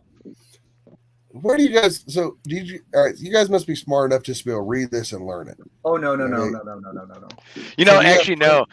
I'm a It's big not. block Yeah. carb guy, and then 2016 when I had to go, I was going to go put a carb on my X engine, and then when I tried to switch over to this turbo deal, I said I was going to go fuel injection, and I learned everything starting in 2016 from the time I pulled the race engine out till the time it was back up and running and drivable was 3 months. Dude, don't cut yourself short. You've learned all this stuff about carbs. You've learned all this stuff about Right, Redbird, you can do this. like you've learned all of this other stuff. It's no different. You know, if you can learn that, you can learn this. You know, it's don't sell yourself short. I'm gonna get there eventually because I have to. And Jed's my voice of reason sometimes. He's like that guy on your shoulder, right? Telling you to stay off Can you, carbs. can you and got believe the other guy. can you believe Jed? That's kind of crazy to say out loud. But Well, he I mean, really is.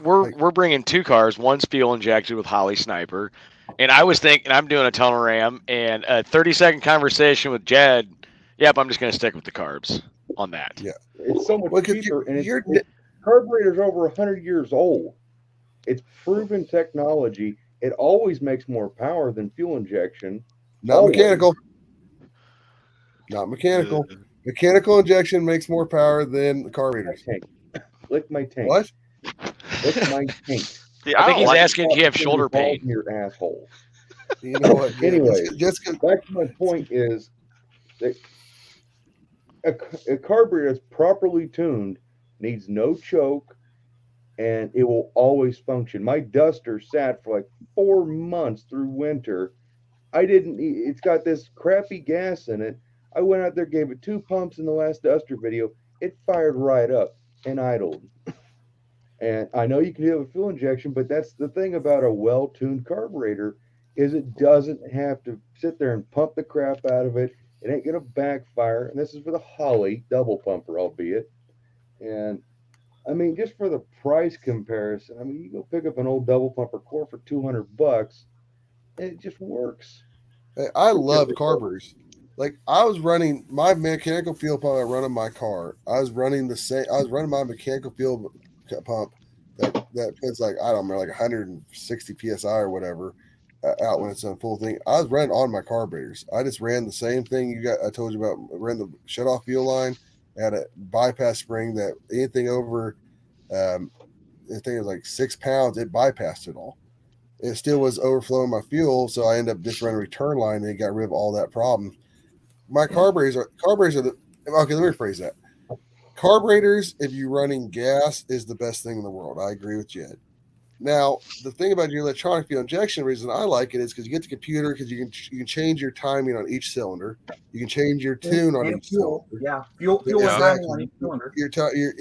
I'm learning like the dome pressure and this and that. You can change up by just pushing your timing to each. You can do all sorts of other stuff too. You can do boost by gear, and it's all better in a way for the race, in my opinion, for peak power at all stages of the motor, every RPM.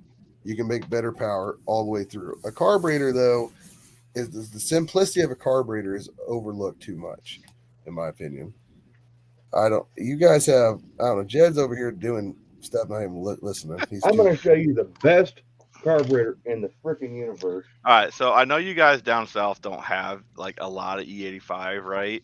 But the fact that I can go to the pump and buy 110 octane race gas for like most of the time less than regular is pretty great, right? And like to get a blow through E85 carb setup is really expensive. Yes. Okay. That's well, you said EA5, Jed. I'll get to you in a second. When you said EA5, I am 100% for EA5 all day long. Besides the corrosive as crap as it is, but like I like EA5 over alcohol because I ran on my small block mechanical injection. I had a fuel tank I made out of a piece of pipe, welded together, put together. I can make an 8th mile pass and not be able to return back to the pits. I had to get pulled back. Then I went to EA5, the same tank. I can make 2 quarter-mile passes, drive back to the pit, and literally I didn't lose that much power by going to it. But You ever tested your E85? I had an E85 tester. Every single one of it was E75 at the Well, pump. that's test fair, mine right?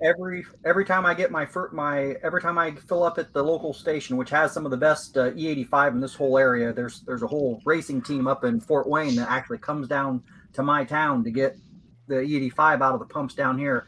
It is never tested below E90. All right. Really? So I got two things on that. One, where are you from, Patrick? I'm near Fort Wayne, Indiana. Yeah, so am I. I'm by Angola, which is like north 2 hours from Oh Fort no Wayne. shit! I know exactly Yeah. where you're talking. Yeah. Okay. All right. And the second thing is, We're less than an hour apart then. oh, that's cool. All right. Cool. I've gone up. I have relatives that live up around Crooked Lake. Yeah. Yeah. Okay. And so the other thing is like you were saying about the content not being always the same.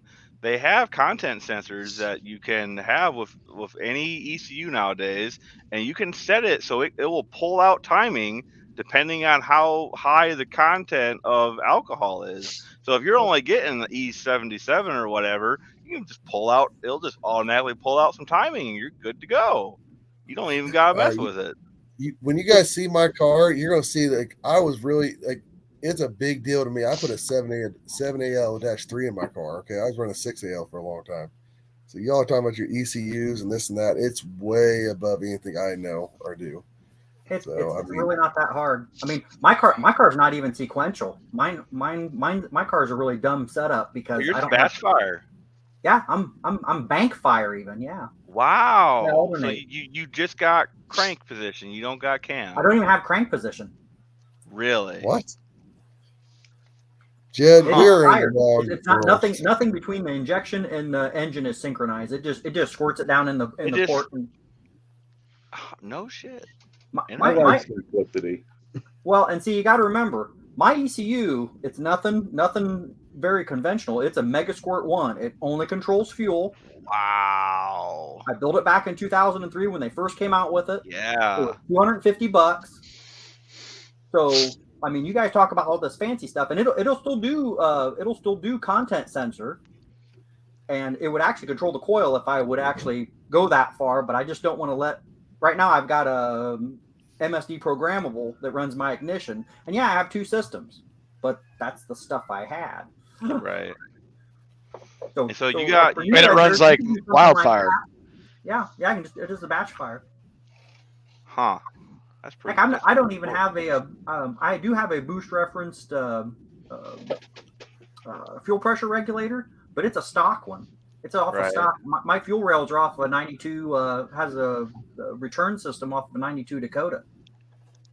So I just ran a line over to the. And does it go to 1-to-1? Man, I don't know. Right. I don't run out of fuel. That's cool. So you're running the Dakota, and you're running. What car are you building?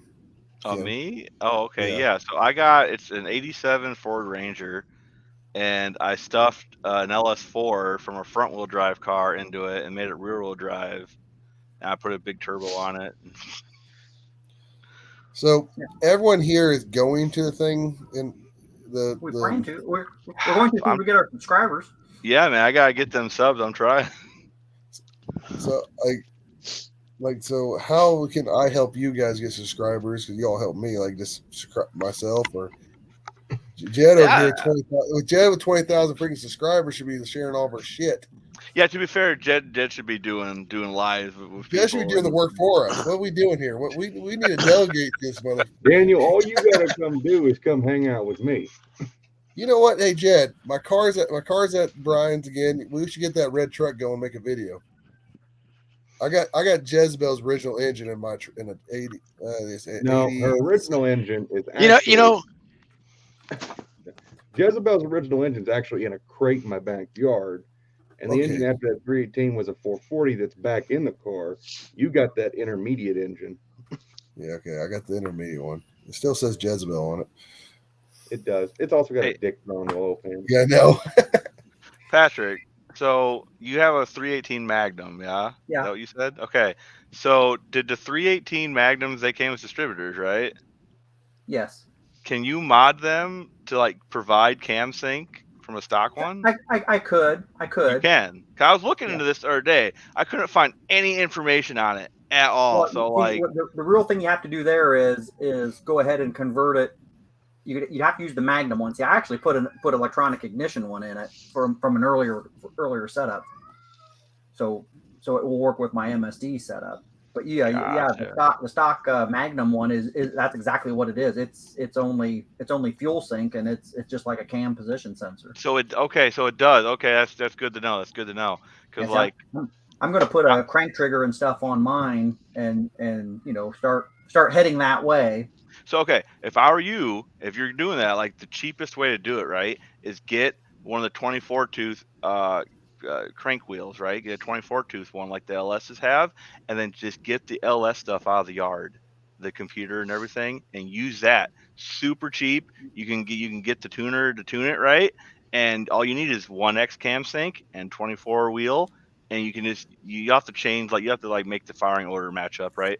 With all that, but like that's it. And you can take the stock harness. It's like 3 wires, power, key on, and ground, and you can have the stock harness hooked up, and like just use all that, and it'd be super simple and cheap. It would. Tall Garage is like super genius EFI guy.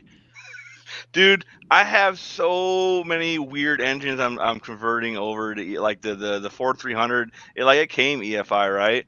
But like I'm trying to like convert it over to run on like the Holley stuff, and I got my little baby Hemi over here. That's why I was asking him about the 318 distributor, because they use the same distributor, the 318s and this little Hemi. So I was like, okay, well there's my cam sync, right? Okay, similar. It's close enough, right? Yeah. And you double stack the gasket, it'll work. So there's my distributor for that, and yeah, so I want to make videos of all this. I have a 241 and I have a 270. Okay. I have a 241. That's pretty awesome. High compression John's pistons in it. That's how you wake those things up, is with compression. Yes. The plan is I'm gonna get some 10-to-1s for that thing, and Who are you gonna have do them? Probably Ross, I think. Yeah, they're about $600. They used to be $600 to get a custom set done. They're gonna probably run you about $800 now. I got a set of forged H beams, like old NASCAR stock, for $50 off eBay, and they use like the smaller inch and like 85 thou or 800. Like they use a small NASCAR journal, which is only a little bit smaller than the stock journals, and they need turned anyway. So like, and the width was only 1 thou difference. So they're going to be like this, they're damn near perfect for the application, right? So it's going to be pretty built on the bottom end. It's going to be pretty neat when I get it going. Well, what are you going to do about a harmonic balancer? Because those 241s, right? They didn't have one. Doesn't have it. Yep. So I want to say people are modding Chevy ones on there. They they do the water pump. You can go to Hotheads and get a balancer for it. See, like my last 241 I picked up, it's a factory 4-barrel. It's got 270 stuff on it, but it's a 241, and it has the special crank adapter that has the bolt-on harmonic balancer. It's the only reason why I chose to keep that one, because it also had a car 4-speed behind it, which is incredibly rare. Yeah, so that's I need to do that yet. That's the most crucial thing to making those engines survive, is a harmonic balance. Yes, I've heard that they're bad with harmonics. They didn't come with one for whatever reason. And like I said, so this is the test platform, this 241. I got a 270, and I have a tall deck crank, right? So Yeah. So I'm probably going to end up making it either a 315 or a 325 short deck Hemi, and that thing's going to be pretty mean. I'm learning on this 241 before I make the jump into that one. Well, horsepower per pound. I did this with an argument with an asshole friend of mine in Tennessee once. It was quite enjoyable, because he's all about 392. Why mess with anything else? So I sat down and did the numbers with him. You take the biggest Chrysler, 392. You take the biggest Dodge, 325. You put them in both their hot rod trim, dual quads, and everything. You do the numbers. That 325 walks the 392 around like no other. Horsepower per pound. There's no comparison. Yeah, they're super neat. They really are. and they're cute. They're small. Yeah. They're, like, incredibly, like I have my 241 next to my Gen 2 426, and it is just comical the size difference. Dude, that's literally how I found your channel, man. Is I was looking up baby Hemi stuff, and you were Yep. one of the first videos. I was like, here we go. I watched the whole build. I was like, this is great. I should have never sold that one. Now I got to build another one so I have something to listen to. Hi, Daniel. No, nothing. Just keep my mouth shut, Jed. What? I say, Daniel, for your setup, you can just buy a pre-machined injector bung. So all you have to do is drill a hole. Take it over to Jed's and have him use his mill on it. And no, I have a buddy. I could throw it on there and take care of weld it on and just buy the plugs for now, just so I have it whenever I do go to it. Because when I do it, I'm pretty sure. The thing about me is I'm kind of impatient but patient at the same time, if that makes sense. And I'm going to try and get everything set up. I'm probably planning on buying. I was going to do a Fuel Tech setup, but everyone I know around here says the Holley's the only way to go because it's just a way. More people know how to tune with the Holleys than they do the Fuel Techs. And so whenever I do it, I'm gonna go ahead and bite the bullet, buy the Dominator. I'm gonna go to a drive shaft sensor. I'm gonna go to a cam. I'm setting my car up for street racing. Now, I'm not going out with the big boys and stuff. I'm gonna do small tire street racing. And there's a lot of sensors, shock sensors, this and that. When I do it, I'm gonna dive in deep. I'm just gonna do it. It sounds like it. If you're gonna, what I've learned is I'm about 10 grand away from that. So yeah, I'm not sure I would do a W9 engine. I think it'd be a R5 P7 if you're doing that. Those are I'm gonna do horse NA. I'm gonna do the engines in my car right now and stuff. That's what I'm doing that to. Oh, you're gonna do the 540? Yeah, the 540. That's what's the demon's keeping the big block in. The W9 motor. I'm looking right now for a hoopty somebody doesn't know anything about. Like if I could have got Jed's Javelin and made that thing go in there, like I'm looking for something, a 4-door, a wagon, or a rusty piece of crap car to put that W9 motor in. Dude, Cody's got a short bed truck. And it's a long bed truck. That's the problem. No. But his dad has a short bed swept line. Okay. Well, the thing is, trucks are still not.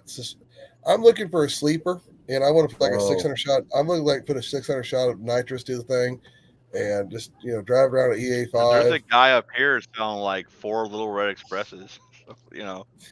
Shut up. Brian's race car won't get done in time. That small block I have does not have a dedicated place yet. So it's probably going to my truck because that's what I have. But I got Jezebel's engine in it. I'm probably gonna get the truck running and sell it. That's kind of my plan right now. It would fit in here really nice. You know what? You would fit in here really nice, right here. That small block. I don't know. I have nothing decided about it besides it's probably going to be either that small block's going to be a nitrous car. Okay, it's just going to ring it for nitrous, get them camshaft in it, put a plate or fogger on it, and somebody's going to pull up beside me. You ought to talk to Doug there about getting a Volare to put that motor in. The Volare, what I've really been looking at are like four-door scamps, four-door, 4-doors are, what the heck happened this year to 4-doors? I don't know why they came so high, but now you can't find anything. 2-doors to buy. And that's the thing is, I'm trying to talk myself. It's kind of hard to spend all this money onto something because to actually still make it hook, you got to put quite a bit of money in your chassis. Do you not? I mean, you got to get. It still costs. So you're putting a lot of money in a 4-door just to be an idiot to outrun someone that doesn't realize you're going to do what you can do. So, what is your grandpa's 50? How many idiots you outrun? What? It depends how many idiots you outrun. You can make your money back. Yeah, true. Daniel, I have a what? You got your grandpa's 58 Fury? The 57. Oh, it's 57. Belvedere. Yeah, I got a. It was my great grandpa's, it was my grandpa's, and my dad, and now it's mine. It's been sitting since 1980 something. Last time I was tagged, but I have a '57 Plymouth Belvedere 2-door hardtop. That is going Nice. to be my. That's going to be my ever car. I'm Does it have a fortunate enough- motor in it? Yeah, it does, but it's all coming out. It's going to be that's going to be my That's drag what week. I'm saying, first. no. What I'm saying is you're wanting to get views and stuff. How long has it been sitting? Go do a Will It Run video on it. Oh no! It won't. No. And No, go your views. the valve cover's been off it for 20 years. I mean, this thing, that thing ain't ever going to do nothing. That would be kind of cool. But like, see, this is my problem. Is I got Jed here, okay, and Jed's the closest guy that's my age that likes to do this crap. And I would like to find a partner, like somebody get the car. I'll support the engine, the drivetrain. Let's have some fun together and stuff. But See- I can't find nobody that wants to. I Dude, have like the Roseman same just problem, offered that dude. to me today. He's like, get me a guy who wants to build a gasser or anything. I'll supply a fuel injected Keith Black Hemi. Let's do it. I got that 49 business coupe.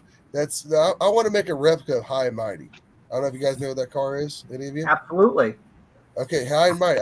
So my 50 business coupe was a tube chassis lowered to the ground. But I also have a 49 Plymouth, just like High and Mighty would have been. I got it's all steel, the quarters, everything. The windows are out of it. I wanted to build a 392 Hemi or something and make the tunnel ram with the stupid hydraulic hoses or whatever they used back then. Heater hoses, I think.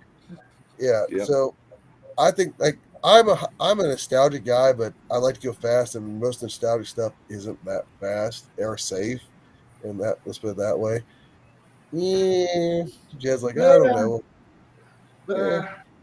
Yeah, he You says have I'm to bored. honor where everything's come from.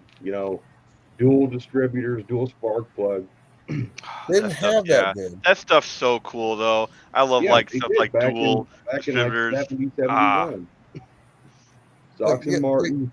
And even dual spark plugs actually came out long before that. American LaFrance V12 engines from the 40s. That kind of technology came from that era. Now, of course, it was used for rudimentary ignition. So that way, when one distributor possibly died on a fire truck, you can't have that thing not running. Yeah, I'm So you pretty sure shut it's the switch flatheads when the with distributor comes on. dual plugs. Yeah, dual plug is the way to go as far as. See, I need y'all. So awesome. I need y'all to help me get Jed to jump in this boat with me to get. You gotta realize the power plant's the most expensive thing in a vehicle, is it not? Did you do this? To me, the transmission was many times what my engine, fuel system, turbo setup, many times. Transmissions can get expensive. That is Dude, true. Well, trust I'm me. still running a 904, so Trust Really, me. that's what Oh, that's it, man. huh? and this is what happened to it. Transmissions. Yeah. I went through. I have 4 727s in my garage right now. That are 2 of them are built to the tilt. I mean, and I'm never going to run them again. Like with the power I was making, about every 10 passes, I was having to rebuild them. Hey and stuff. Patrick, have you heard of a guy? He races a white and purple '80s Charger that he converted to rear-wheel drive. He runs Doug's Performance out of Edgerton, Ohio, and he builds massive Hemis with blowers and all kinds of crazy stuff. I've You have heard any of him, idea? but I haven't actually talked to him. You heard of him? Okay. So I visited his shop a couple I weeks see it, ago, and man, oh man, does he have some cool stuff in there. It's like creeping up a little higher. You didn't get video? I did, like we were He just wants to talking talk one on one, and I just didn't want to whip my phone out and start like just. Ask. Good. I'm sorry. I'm thinking, Yeah. We yes, all do cool shit. You have to remember to at least ask. I'm thinking Hey, about going can I back film because his boy does TIG welding. I think I'm gonna have him weld my head together, but I'm gonna go back with a box of donuts and talk to him. 'Cause everybody likes donuts, right? And Sorry. yeah, I'm gonna talk to him and I'm gonna ask him if I can if he can show me around. I can take some video and stuff because he builds all his own tube chassis and he has like a solid like billet Hemi block and solid heads, like so no water, and this massive blower that he's building this car right now, and it's just this is some cool stuff. So, Yeah, I sorry, don't know. guys. The donut idea sounds good because, like, like you said, everybody likes Stone. I gotta think that because like I dance around There naked. you go, Daniel. Yeah, man. Yeah. Like you just show up every now and again with a box of donuts. And you bullshit. You get to know the guy. Sooner or later he got to like you at least a little bit. Jed, Yeah. wait, hold up on that carburetor again. I just started looking at the comments. I haven't been looking at them. I've been watching you guys. The Yeah. Bear Rose Garage. What does he mean by setting my settings, hiding my subscriptions? Like, any guys know how to get to that setting or whatever? As long as people can publicly see how many subscribers you got. So where do you go to settings or what? Settings? Don't worry about it. It's already all open. It's all public. Mine is? Okay. Yeah, I saw your subscription, your subscriber. Okay. Well, I just saw I the guys. think you're okay. Like, I just see the guys. I gotta start looking at the comments when people say stuff on here because, like I said, I'm new to this crap. I don't know what to read or just watch you guys talk. And Jed, have y'all been watching Jed? Yeah, have you watching Jed this whole entire time? He's been creeping up the carburetor. Like, I want to talk about it. Like, we start talking, and he puts it Oh, back no, down. I'm just gonna Pulls say. it back. I ain't pulls it annual back down. booster, this is what makes a carburetor unkillable. This is the best kind of booster you can put in a carburetor. Annular boosters. How many are in it? How many holes? See, mine had 18 in each one. I don't know how many holes are in these. These are this is the carburetor that was custom built for me by Steve Menno out of Pennsylvania. $540. Or it was like $1,100 for the pair. And annular booster, real Holley HP body. Only thing I did was added the XP bowls. Did you get a response from Holly on your card videos? No, they don't give a fuck. You didn't hear nothing, man. See, They don't care. I don't want to say. I'm not going to say what I want to say, but like you think Say they what would. you want to say. I'm not going to say it. They might sponsor a video one day. I'm not going to do. I don't give a shit. You do not want to be sponsored by Holly. They are the. But you wouldn't be devil. sponsored by James. I don't know, man. I like free stuff. I'm just. Well, he's Well, sponsored by I'll be James. completely honest. Our hobby is going to die because of Holly. It seems like they're all about progressing our hobby, but you look at all the companies they're nabbing up. Sooner or later, they're going to put the axe down. Jegs Summit Speedway are going to die, and they're going to be the only fish in town.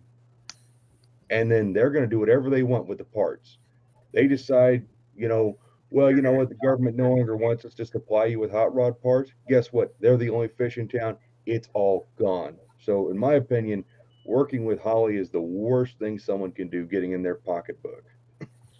Well, they're the best for electronic fuel injection right now. That's And they're why also, they acquired they're Hillbilly. also helping the Gen 3 guys out a lot because they got into the Gen 3 part just to help Because plug they're right the in. people with the funding. Dude, It still comes down to it. you know how hard it was to wire up a Gen 3 Hemi without their setup? Well, I know, but it's still the fact that supporting Holly, especially right now, they didn't give two shits about those carburetors. They stuck it right to Jegs. Yeah, that whole thing was messed up. I was watching that. I was just mad the whole time. It had everybody in the Jegs office in an uproar. Like, I am legitimately famous at Jegs right now, especially after I did the Jegs comparison video. It's freaking ridiculous. I talked to 3 techs in total at Holly, and they were going to send it up the chain. And I know people in Holly have seen that because Rob, my buddy at Jegs, is the assistant buyer for Holly. And his boss. Oh, I got strippers. It's true. I thought this was talking Mopars for a minute. Yeah, I know. I finally got strippers. I don't have Nazis. Well, the only weird place to go now is Nazi strippers. So You watch. Chris is going to be in here in like 2 minutes following them.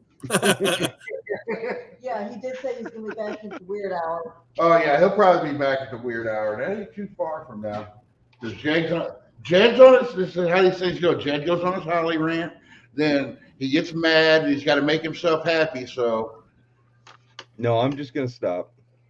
No, it's all right. It's all right. yeah, I'm with you though, man. Like, I don't think there's anybody in here that disagrees with you, Jed. Not in here or even in the chat, probably. I disagree with him.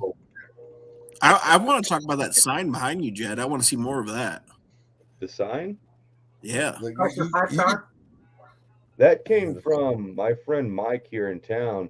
That used to be one of the banners for the local Chrysler dealership. And That he is gave freaking it awesome. to me one day. It's like suede and shiny black. Yeah, it's pretty dope. Cool. I have there's a dealership south of us. I bought their, I think it's an 8-foot by 4-foot sign. I'm waiting to put it on a concrete pole in front of our yard. It's full neon. Oh, wow. Oh, that'd be cool. That's I live on a main stretch of the road, so we have, our collection, half of it sits outside. I want that to be a forefront on the corner of our property because we host a car show here. We have Gilmore Car Museum, which I don't know if any of you guys are familiar with that, but it's North America's largest car museum. It's about 30 minutes from us. Wow. We have a Mopar meet and greet that we hold at our house every year, and people have problems finding our house. So I'm like, if I can put that Dodge dealership sign right in the corner, Just put one of the petty kit cars out there. well, last year actually we had 3 kit cars at our house, and one of them was actually the lowest mile Richard Petty edition kit car in existence. It rolled 20,000 miles doing burnouts in front of my house. Where are you from? I'm pretty sure you and I are friends on Facebook a long time ago. I'm from West Michigan. I'm halfway between Grand Rapids and Lansing. So you got the blue Petty car and stuff. Do you have 2 or 3 of those, or 1? I have 8. Okay, so you and I have been friends on Facebook for a long time, actually. 'Cause when I had my 50 business cube, you and I were talking a long time ago. It's been a minute or two, but I think I remember you pretty well and stuff. Just by talking about it. Okay. Well, I've had Aspens and Valaris for 8-9 years now. It's just amazing because I had a buddy that had one at a small block with W8 heads and stuff on it. He just traded because honestly, unless they got that front spoiler on them, that front spoiler on those cars the side windows and the front spoiler is what makes those cars. Absolutely. It's what they call it was a super pack package, and you got the side louvers, the front spoiler, the rear spoiler, and the fender flares. And it just makes or breaks the car. I've taken a lot of base models that are just worthless slant 6 crap, and just you throw that stuff on there, and it just transforms the car. Let's see if I can find a picture of his. I'm trying to find a picture of this car. Then my buddy, he just traded it. And he was here. He just got rid of this one. It's honestly my favorite one I've ever seen. I'm going to show you guys on Facebook here. You can see it or not. Yeah, that Jegs carb you showed, Jed, that thing looked pretty cool. I gotta admit. What looks cool? That black and yellow Jegs carb you showed off. I think it was pretty neat. Wait, that thing's sweet. No, it was bad. He just traded it to a guy over in Illinois, I believe. He just traded it to a guy. What are we talking about that looks cool? This car. His I'm car. not used to this. Oh. Like I missed something. That hood scoop was awesome on those cars. Oh yeah. I mean, Got the Sunoco hood. I know what they're called. Well, it's not necessarily a real cowl hood, is it? It's the kind of bubble. Yeah, and it goes back down towards the back and stuff. Yeah, they call it a Sunoco hood. Some Those things are people cool. still freak out and think it's a cowl. It's fine if they do. I can hear the purists crying right now. That's me. I run liftoff 6-pack hood on Jed. mine. My car's a duster, so they can go kiss it. I don't think you'll meet a bigger purist than Jed. Oh, Yeah, Jed, I would never I drive sell a out. 1993 Plymouth Roadrunner. If that gives you a somewhat conception of what I drive. A 1993 Roadrunner. What is Yeah, that? What did they model that off of? It's a Dodge Shadow with a Plymouth Shadow. Air Grabber hood scoop grafted in with 73 Roadrunner stripes and a 5-speed pistol grip from an actual 70 Roadrunner. Wow. So is that front wheel or rear wheel? It's front wheel with a 3.0 with a supercharger. So is that the same chassis as the Dodge and the Daytona front wheels? It's All part of very the K-Car similar. family. You're gonna have the 2.2 and 2.5 turbo guys throwing a huge fit. I'm a more of a big fan of the 3.0. You see the crossover with the 3000 GTs and everything. In my opinion, the 3.0s were a much better motor once you get over the lifter situation and everything. But yeah, I drive a Dodge Shadow with an air grabber. I really like the. I had 2 Spirit RTs there for a while, and yeah, I got rid of those. I got rid of all my front drive stuff. Like, you know what? I just need to go back and stick with the stuff I know.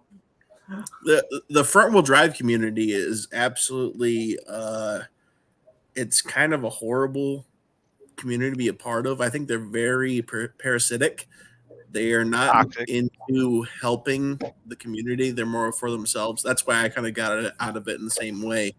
It's I don't know. There's the fanboys, but it's not a healthy community to be a part of, in my opinion. I hear you. I almost bought a front wheel drive Daytona the other day. Till like the guy told me he pulled it out of the spot it was in, and the whole car didn't come with it. I was like, oh, okay, well. Yeah. Guess I'm gonna pass on that one. Because they used to make a rear-wheel drive conversion for those. They still do. There's a company that's still making rear-wheel drive conversions for them. I don't know if it's I have two doing of that or not. them sitting in my dad's basement right now. Really? Yep. Aw, dude, that's so cool. Like, I like them Chargers and the Daytonas. Like, those are just neat cars. I don't know. Like, the Chargers would have been the Fox body of Dodge if they just would have made them rear-wheel drive. I was like, what were you guys thinking? There's actually a concept out there of a 1985 Roadrunner that they were in the process of making before they realized they didn't have the funds for it. It was a cross between, if you look at it, it has Monte Carlo like back end with a Fox body front end, and they were going to put a 318 in it. Yo, that would have been so cool. They would have sold so many. So many. I think that's where the Daytonas fell flat. They could have offered those in a rear-wheel drive model. You know, kitty backing off of, you know, like the M-body Fifth Avenue 318s and just made so much money, in my opinion. That was a time where Chrysler thought nobody was interested in performance. All anybody cared about was gas mileage, and it's just what happened. And they screwed up through that whole era. If they would have done like Ford still had their Mustangs all through that era, Chevy still had Camaros all through that era. If they just would. They made that run, that one car during that time period. They used it as a NASCAR body for like one race, and then everybody decided it sucked and they didn't use it anymore. I forget what it was called. Oh, Charger. Was it a Dodge Mirage or what? What was that car? Maybe, yeah. Apparently they used it in NASCAR for one race. Oh, Magnum, and it was so unaerodynamic that they stopped using it. You're right. Yep, it was the 78 Magnum. Last year that Petty raced Chrysler was the 78. He dropped it in July, and that's that's when he ducked out of it. Brian, did I look like a complete sellout with the Jag shirt and the Jag? Mirada, M-I-R-A-D, the Dodge Mirada. Is that what it was? Yeah, I think those are cool looking cars. No, yeah, they look cool, and they're rear wheel drive. Like they're kind of neat. I'd like to see someone big swap. block with supercharger or turbo on it, make it fun. Oh yeah. Oh yeah, I know a guy They're that's neat. got one for sale. It's really nice. He just wants too much for it. There was one of your Texas card. Chrysler was broke then. They weren't going to develop anything else. Yeah. I guess that led a lot into it. Is they didn't have a whole lot of money. Valari's made them broke. Well, but then you know, Jed, tell him to send me some pictures of the car. Mopar Man 78. Daniel might be interested. Shoot me some pictures. I'll forward them to Daniel. I'd say I have a real crappy 72 4-door Dart. I'm down for anything. Check out, guys. I'm going to look at a dart tomorrow morning. Matter of fact, 68. We have a request from Tall John who's been watching. By the way, Yeah, I fuel know why injection he's not in talk here. has- We threw the link up 5 times. well, he's driving. So he's trying to listen. And he's texted me several times. He says, your guys' fuel injection talk is driving him insane. And he says it's about time for dick jokes.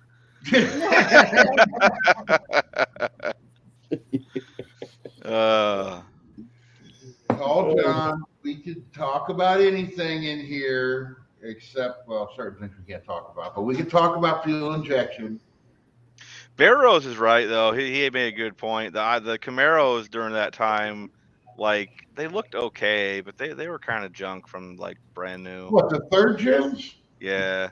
I love the 3rd gens. I mean, don't They get may me not wrong. offer 350s in them. They I just all like automatic.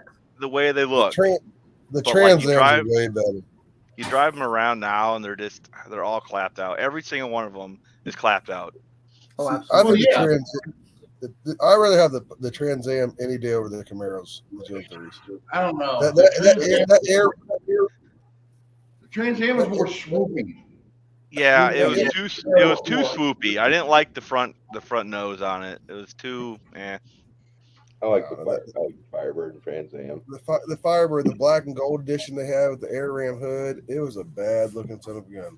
I've always been Poncho over Chevy. Anything's better than Chevrolet to me. Well, see, if I wasn't a Mopar man, I'd be a Pontiac guy. Okay, and they don't make that's those just anymore how- either. I feel the same, and with a lot of stuff they did, they I'm they Plymouth put guy. They don't make styling those. on Pontiacs. I think they put more styling on Pontiacs. Just like if you look at a 68 Mustang and a 68 Cougar, the Cougar has more styling. It's essentially the same car, but I think the Cougars look better. Oh yeah. I got a buddy that has a 70 Cougar Eliminator. He bought it off the showroom floor and raced it at a local racetrack and held a record all the way until the racetrack closed down. It is banana yellow, and it is a beautiful car. See, I don't know about Daniel. You can watch a video on that 65. Yeah, tell him to send it to me or send you the link. Send it to me or give him. Get on his channel. Dude, I'm new at this. I'm learning. That's my deal. Is like one thing that's pissing me off about this. Like, anyone that subscribes to me, I want to subscribe to them, but I don't get notifications. Like I understand I have 20 subscribers. It only notifies me about one. No, And yeah, so same I- here. I- Dude. Like people And like hide who they're subscribed to, and you can't see them. They don't show up in notifications. I would love to. Anyone subscribes to me, I would love to return it and forward their stuff, watch it, and see what interest. Like talking to you guys alone. I mean, I'm looking forward to meet all of you guys. I can't imagine how many other people are there that I can't wait to actually meet and talk to. It's gonna be go. It's like, honestly, I'm wanting to get there the day earlier just so I can walk and talk. And because when I'm racing, my race program, it's actually a job. Okay, it's just not. There's not a lot of time to talk. I'm checking things over. I'm every between each pass. I'm under the car, checking bolts, just make sure everything's on there. Because if I wreck this thing, I'm out. And so, like, I'm gonna try to be as friendly as I can. But like, I like to be there. I'm kind of trying to dedicate one day to racing, one day to just hanging out, meeting people, and having a good time. Problem is, I'm expecting to get maybe like 2 passes. That's all I care to get. It's like I 2 get passes. one pass, I'll be happy, and nothing breaks. And it's like fucking the rest of the time I'm gonna have fun. I'm doing all the passes. I'm a little dreading bringing the small tires out simply because all these street tires are going to be on the track. It's going to kill the traction and stuff. I don't know, It's man. going to be almost that track. I don't know if you know anything about Sykeston, but that track, that track, a couple guys I know, that's where they race, and everybody around here says, like you go to any of the other tracks around here, they're like, go down to Sykeston, you'll run 10th faster because of the prep that they do out there. They prep the crap out of that track. Yeah, I'm gonna have some bias plays on mine. Like I'm gonna shell out the money for some. So. And I think part of it is Jeffers, the guy that owns it, he actually builds like pro mods and shit. Well, I get it. That's on his own track, and he keeps his track prepped for that. The oil. I'm going to from run street some G6s and hopefully be the slowest car there. Well, I don't really care if I'm the fastest car there as long as I'm the fastest Mopar. And actually, I don't I really care already about that. Like, some there. That's the thing. some people think, like, I'm just looking to have fun, the camaraderie being around everyone. Honestly, I'm looking forward to that racing in the daytime. But as I learned at the racetrack, it's more fun. The racing is over and everyone's just meeting out, walking to each other's pits, talking to each other. Like, what I'm going to do is I'm going to bring cornhole boards and my 2 Milwaukee lights, put them and just play cornhole, and people show up, talk, BS with them, play. That's what I find the funnest thing about racing is the camaraderie of the people. And well, I'm trying to get because normal pit size has room for your truck, your trailer, and usually your car behind. I'm trying to get this car. I want to drive it from the hotel, and I want to take the rest of the room in my pit. I'm going to have the stand-up awnings. Mm-hmm. And like my dad's coming out, my mom's coming out, and my dad's gonna barbecue. I'm gonna have music going. It's gonna be in my pit. That's where I'd like people to come just to hang out. That's what my pit's gonna be, is a hangout. That's why I don't care if I only get 2 passes. I'm not taking the racing part serious. Well, I'm not taking it serious, but it's always fun to go to a track and see some fast cars. Okay? Yeah. And honestly, I don't give a rat's butt if I win, don't win, anything. I want to find the guys there that are like, it's more fun. Like, my favorite race I ever had in my life was in my my TRX and I was racing my buddies. It's a 68 Barracuda. He has 340, nothing extreme. He and I were racing, and it was like 200ths of a second at the finish line.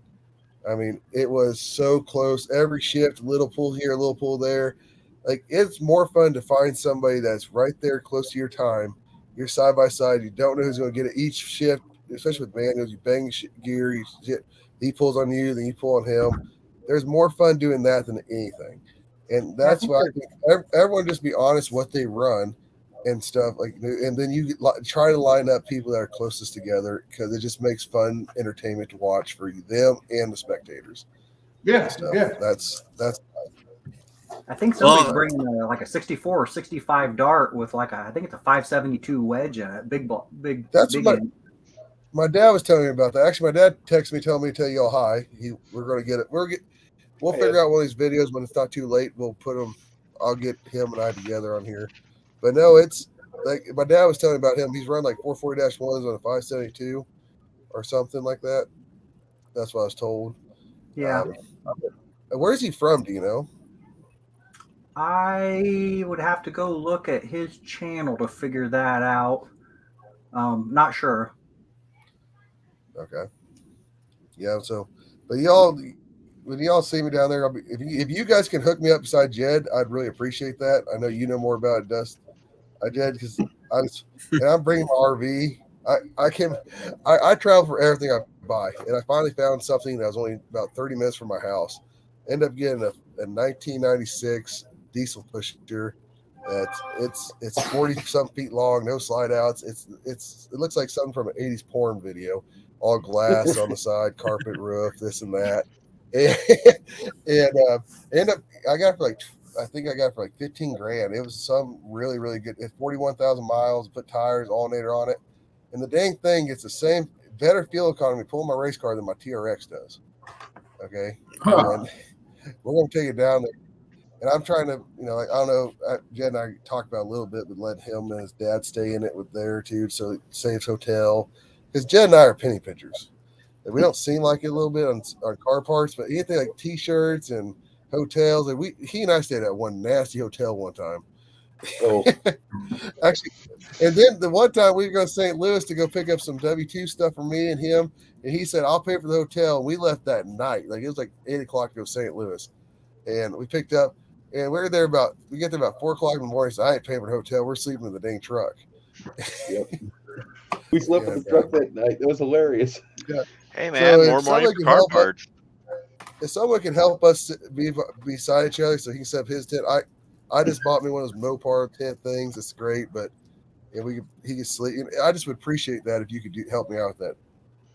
and stuff. I think we can get all of that worked out. So Brian, you know, I have the 10x20 Jake's canopy in my wish list. That's what I'm wanting to get too. I'm wanting to get the 10x20, and then I'm going to want to put a 10x10 in front of it. Or Guys, I'm telling you right now, I'm going to get the bright yellow with the black logo, so you ought to get the opposite. Oh, except for Ken. Hey guys, listen to me. I bought the Mopar one. Okay, it's like a 12x12 or whatever, 10x10. I don't remember what it was. It is the best built tent thing I've ever seen in my life. Like it is. Like I've seen the other ones; they're cheesy. That Mopar one, the black, it says Mopar. Either way, it's powder coated. The metal is. It's thick. The clamps work great. Like it was only like $180. It wasn't that expensive really for a Did tent. they make that in a 12x12? I think it's 12x12. I think that's what I got. I think that's it. It's either 10x10 or 12x12. I don't remember for I sure. need to get one. But once I got it, I was like, wow, this is a way better quality than I thought it would be. I'm not saying Jags aren't. I don't know if they are or not, but the way it's powdered, it's like. Well, I'm probably gonna have one of those too. Got the black one, so we get the yellow. I got it's the hammer paint looking powder coat on it. It is a very nice piece. Go play it on one. So Jed, if we put two awnings together, we put our two awnings together. Oh, anyway, we put those two together. Can we run the LED lights on the inside of both of them? This is Jed. Yeah, John. Jed, are you gonna put your awning together? Oh yeah, we are. Like this or like this? The yellow one is in my wish list. The yellow one's in your wish list. We've got the black one in ours already. Yeah, we've already got the black one in our wish list. So my wish list is a little different than yours, though. Yeah, it those is. who know. Those who don't get to know yet. Well, if you guys need another awning, I have a 10x20. Holy cow! Yeah. Why don't you buy one of those, Jed? Jake sells those 10x20s. That's what's in my wish list. Oh, I think you said 10x10. They do have a 10x10 also. What in the heck was that? The ground just shook here. Uh-oh. Outside. Do you guys have any nuclear launch sites by you?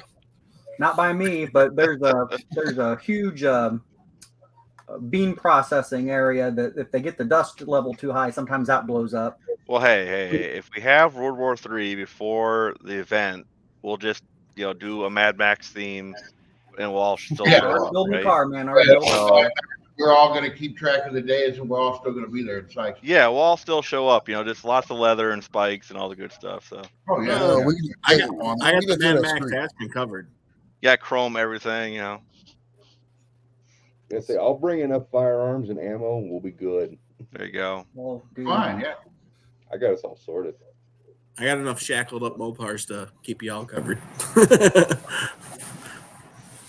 Hanging out with all you Mopar guys is starting to rub off on me. I bought that for. Well, you own a Mopar. You've got that Fury or whatever, don't you? I got that 300. Yeah. I was hoping you were going to bring it to the No Name National. I'm planning on it. I'm going to pull the Ranger down there with it. Oh, okay, cool. Yeah. I'm gonna see you guys later. I gotta get off. Later, man. Take her easy, Ken. Nice to meet you, bud. William. Sorry, William. See you. See you, buddy. Yeah, I read So it was Dude Mopar that's got the like a 65 Dart with I think it's tube chassis car. I know. Is it MSP white? doesn't- Yes. Yeah, I think he was commented on my page once, and like I said, He's here's from my deal. Florida.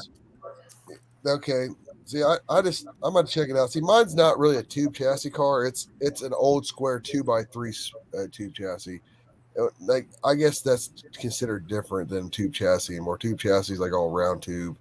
That's kind of what they're describing it as. That's why I'm curious. Is it a 2x3 or if it's just actually a chrome moly tube chassis or not? Yeah, that I do. We may need to figure out what what's his name's running in Casper. He's willing to, the dude with the Ford truck. Yeah, that's what I said. I saw a post of his just because I just started seeing people's stuff. I'm like, subscribe. It said no name. And I saw a little picture. I said, I knew that was a Hemi head Ford. And I was like, I was kind of curious about it. But here's my deal. It's like I used to have a pretty great job because I worked for the rural water district and we had downtime. So like Jed would know, I'd call him, talk for an hour. You know, we had a lot of my new job. Like I wake up at 3 o'clock a.m. in the morning. And I get home at 4 o'clock p.m.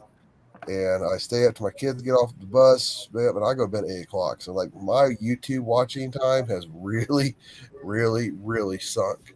And my work but luckily it's a 4-10 job, so I only have 4 days a week I work. Dude, I used to work 7/12s for 8 years, so I know what it's like not having time. When you were young, you could do that.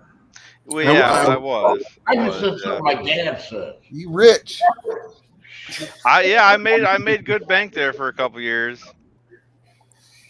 I worked 5/15s this week. Even Pete. I work 4/10s. I don't work in the afternoons on Friday, so I can't do it anymore. I got burnt out one too many times working that many hours. I get off of work and 20 minutes is when I technically call my deal done for the day. I advise people on Your boss is a real asshole, though, Jeff. What? Your boss is a real asshole. Oh, he He's is. a prick. Oh He's not an asshole. That's a prick. Certified. He makes me wear this hat. He wears a Jake's condo on top of his head. Yeah.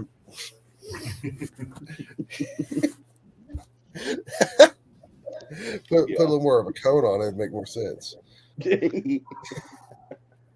I'm still jealous of that sign. Yeah, we all are. It's banner. You all is that your part? That's your parts room, ain't it, Jed? No, this is my bedroom, actually, my office. Okay, yeah, you're good as I've been at his house a few times, and he's got this parts room that's just full of. Yeah, I've seen the parts room. If you all ever see. If you all see Jed, it's kind of a funny situation. Is you can definitely tell it's just two men that live in that house. It's clean. Yeah. It's not like it's dirty or not. It's just the stuff you see. There's a The stuff polished you see is- semi-tunnel ram with two 750 double pumpers right there. Collection of pistons. I'm really surprised. I'm honestly surprised that Jezebel's Motor's not in the living room getting work. It would be. I wish I could take you guys in my parts room, but it's a little embarrassing. You're sitting in my parts room right now. This is. Oh, dude, when the Pro Stock Hemi is done and it hasn't grenaded on the dyno, which even if it does, I don't care. I already told I'll be Anna there. we have a place of our own. That engine is in the living room. we can build a house around that, Jed. He has the most patient girlfriend in the world. I mean, she might as well be his wife because she put up with him this long. She is cool as shit, though. Oh, good news. She finally paid off her truck. Oh, damn. Now she's got to get the fuck out of here. I'm going to start charging you rent on it. Now she's got to learn to drive it. That would now, like I said, well, that's like I told you in that video. All these people say, "Oh, okay, she backed the truck up and she pulled it around." I was like, "Yes." Yeah. Because she was. My son hardly drives. It's like And younger it's also- people now. That's not a. It's not like back in my day. Dad. I'm old. I'll admit I don't know if you're that old there, Brian. Oh, how old are you? How old are you? I'm old enough to see the difference in my generation and the next one behind me. Well, I am too, and I'm freaking 31. Okay. No, I have a niece that's 20 and a cousin. There is a big difference in the 10 years of 1990 and 2000 born. I don't care what anyone says. Mhm. I was born in 1990, and I have family. I have cousins, and I have nieces that are born in 2000 and above. There's a standard there alone. Okay. Oh, you're right about that. Absolutely, I agree. I cannot I'm older believe than everybody there except for maybe Brian. I think I might have him beat. Well, see, Jed's a I am- puppy too. I mean, he's like I'm 22. 49. or I'm going to be 49 this year. I might as well be. I'm not 50, so I'm the old I guy. might as well be 80. Jed's never going to invite me back to another video ever. Never. Oh. Well, guys, it has been great talking to you. The wife is telling me I better get my butt downstairs. Oh. Daniel, if you do a no-name national search on YouTube and look for race car trans install, it actually shows a whole bunch of Dude Mopar's car, and it's a round tube chassis car. Oh wow! I was watching that while we were talking. Well, yeah, that's another thing. That's another thing. You could go in and search. You could search hashtag no name nationals, and then click on. I mean, it'll give you a list, but then click on it. Puts a hashtag up there, and you will see every video that's been hashtag no name nationals. And you could say, if you want to subscribe to people, you can find them there. I appreciate it. That's what that hashtag does. I don't see. I was too old there. That's still the pound sign for me. So See, I appreciate what you're telling me that. Yeah. I like know what the car weighs, and if it's a round tube chassis, it can't weigh over 25. Or it depends on the fiberglass on it. It's. I think there's fiberglass on it. It looks like a small car with a really big tire on it. Yeah. See, I'm about to look that stuff up, take a look at it and stuff. There's almost 1,000 no-name national videos tagged. Yeah, if you tag 911. Race Trans Install, that's the one you want to look at. Daniel, if you subscribe to my channel, I'll send you a link to it. Hey, send me a subscription, or maybe you just did. I'll subscribe to yours. I subscribed to you like a week ago. Hold on a second, guys. Like I said, I am the world's worst speller, name remember, typer, all that crap. So I'm actually. That's why I put my name in mine because I'm looking you up right Daniel now. And Dustin. Dustin's got the Aspens and Volares, and Redbeard is Daniel. It takes me a while, but I gotta go, guys. Have a good evening or morning or whatever. Have a good night, Patrick. Whatever this thing ends, it could be any time. I'm subscribed to your channel already, so good. I'm trying to. Sorry, guys. I'm looking y'all up right now as we talk, so I can get this crap figured out. I had to do it a minute ago when I switched my phone to the tablet or the iPad or laptop. Jesus. All right, what are we? Two hacked is a lot lower than I Almost thought 3 hours in. We're almost 3 hours in. I'm not going to end it, but I have to do something. Here, honey, move. I've been taking a crap. Paul John wants to get in.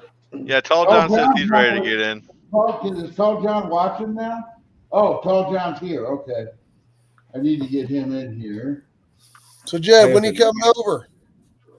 When are you coming over? No, dude, we need to get that red truck going so we can sell, so I can afford another project car for my new motor. I wasn't joking. Yeah, I gotta buy something to put my flathead in at some point. I just don't know what yet. I don't know. Dude, flatheads are the coolest thing to me. I mean, it goes Hemi than flatheads to me. I built a supercharger intake for it, so it's gonna be neat no matter what. I like nail heads over flatheads. Nail heads are cool. Yeah, I got the link up there, Tall John, didn't I? I don't see that. Yeah, it's up there. Yeah, I see it. I love Tall John. Jed, I've seen Jezebel from online and everything. I want to know when your next burnout video is going to be.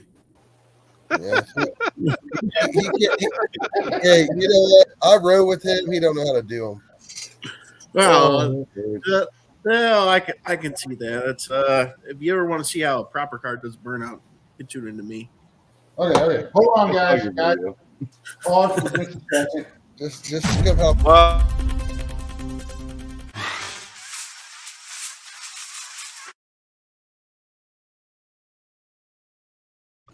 Well, All right. How long did it take you to make that? About way too long. Was it like 10 minutes? Oh, Yeah. man. well, I see a fellow Tall has entered the chat. How's it going, Tall John? What's going on? Man, you guys Well, drive me crazy. I was driving and listening to us talk about fuel injection.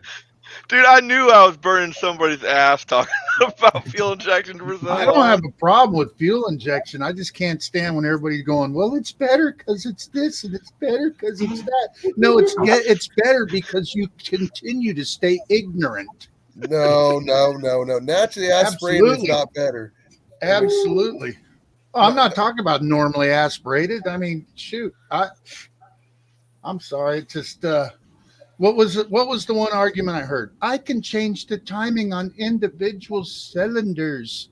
Dude, That's I'm not clear. fuel injection. That's crank trigger. No, I'm talking about the fuel management on independent. I don't run it. I don't know it. But Look, if you have can dual change- quad tunnel ram, you change one jet on one barrel. You've just changed that one cylinder. And then you talk about a fuel curve. Well, if you want to stay ignorant, don't get into the air bleeds and the emulsification circuit, because that's where you change the fuel curve. That's when it's the right richness. Yeah, don't go away. Stay here, good. That's when it's the right richness off idle, and that's when it's the right richness at wide open, high RPM. Everything's All right. good. All right, Tall John, you look like you're an older gentleman that knows what he's talking about. Which one's better? Which one's better for race application? Mechanical injection or 2.4 carburetor on tunnel ram? Mechanical injection. I'll take the 2.4 on tunnel ram. Okay, what I will. I'll take. I've Now, had mechanical injection is easier to do a ram tuned length to whatever you want. So if you're working at 5,500 RPM, you can put a tuned ram on it. You don't get to play that with the tunnel ram. What you get with a tunnel ram is what's available or what you make.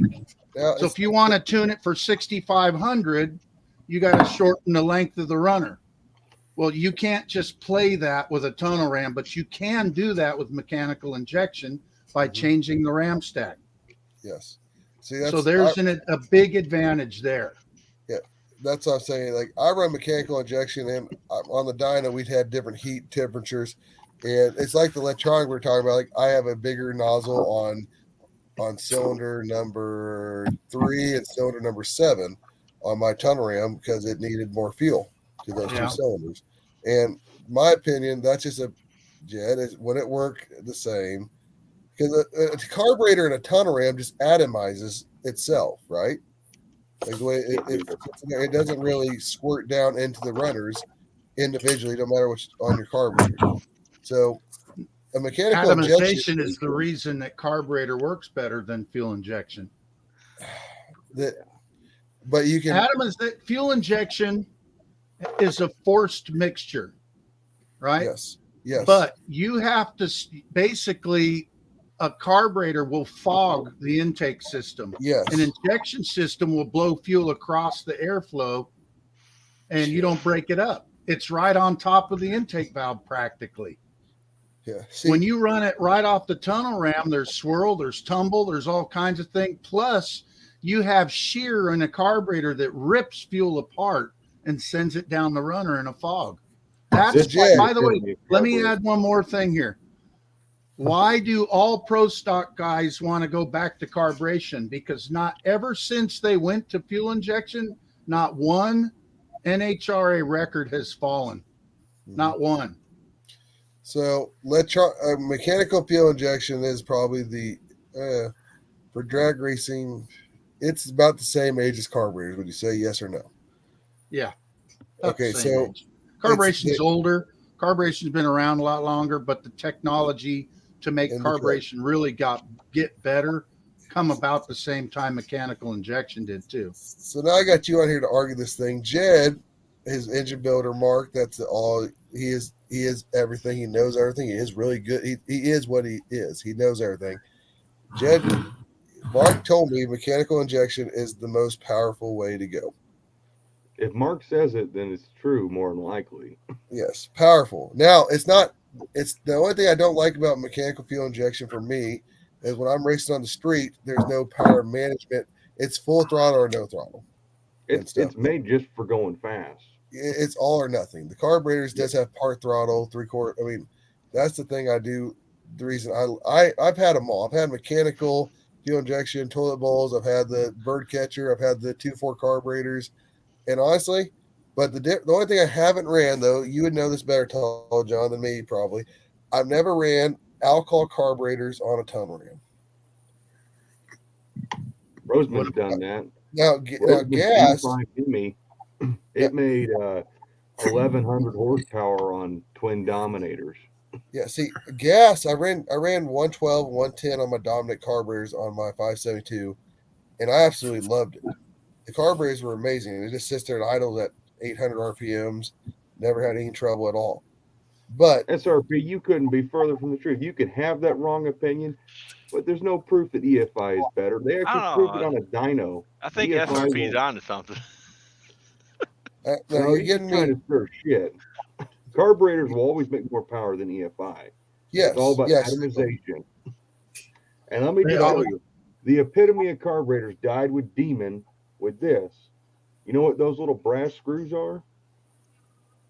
Instead of having to swedge in your boosters, you can swap the boosters out. So if you don't like the down leg, you unscrew that and you put in an annular, or you put in a straight leg for whatever you need.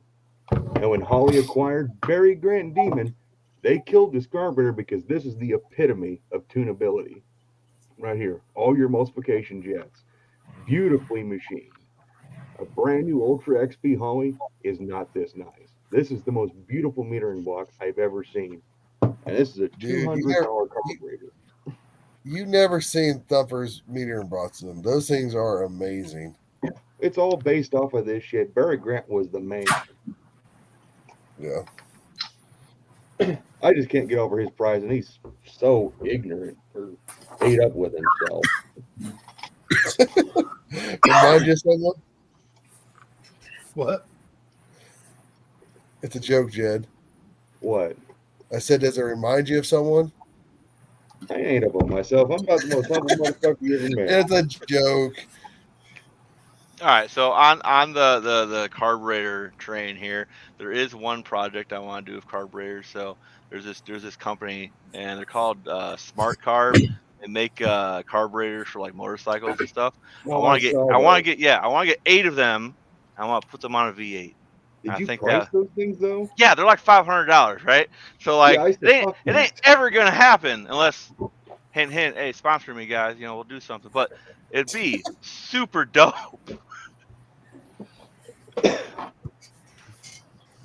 I love that Demon carburetor. I like how Redbeard's just sitting in bed.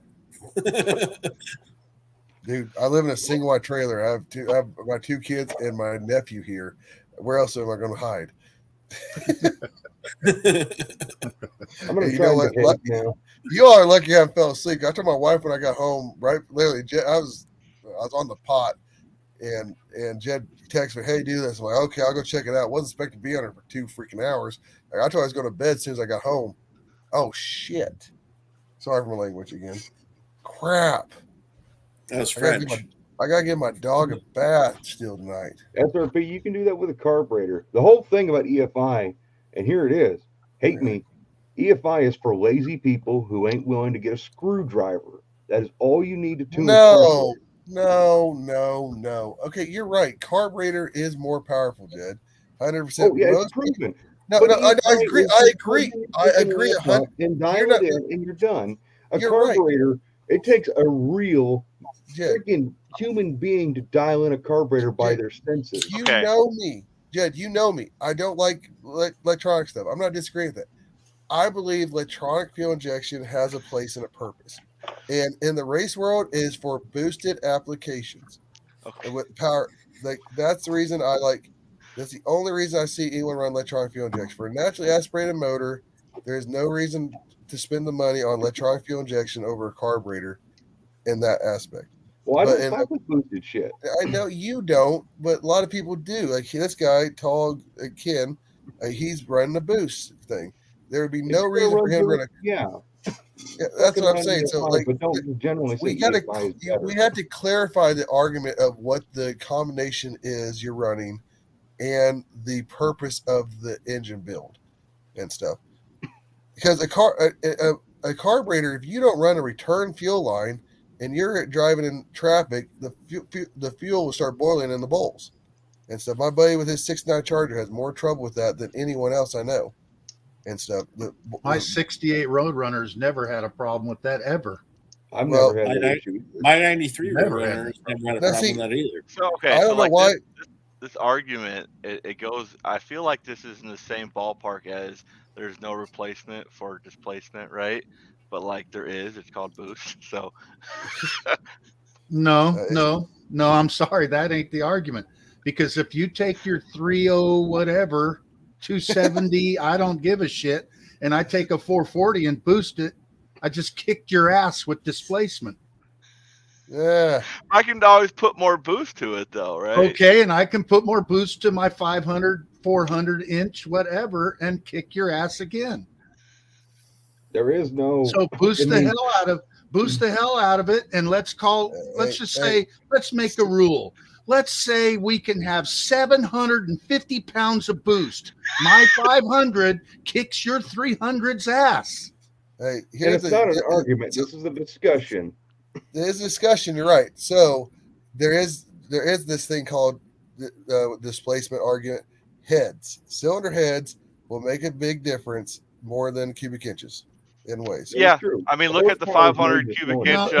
See here again, if you're talking if you're talking flathead or small block junculate, yes, you're right. Okay.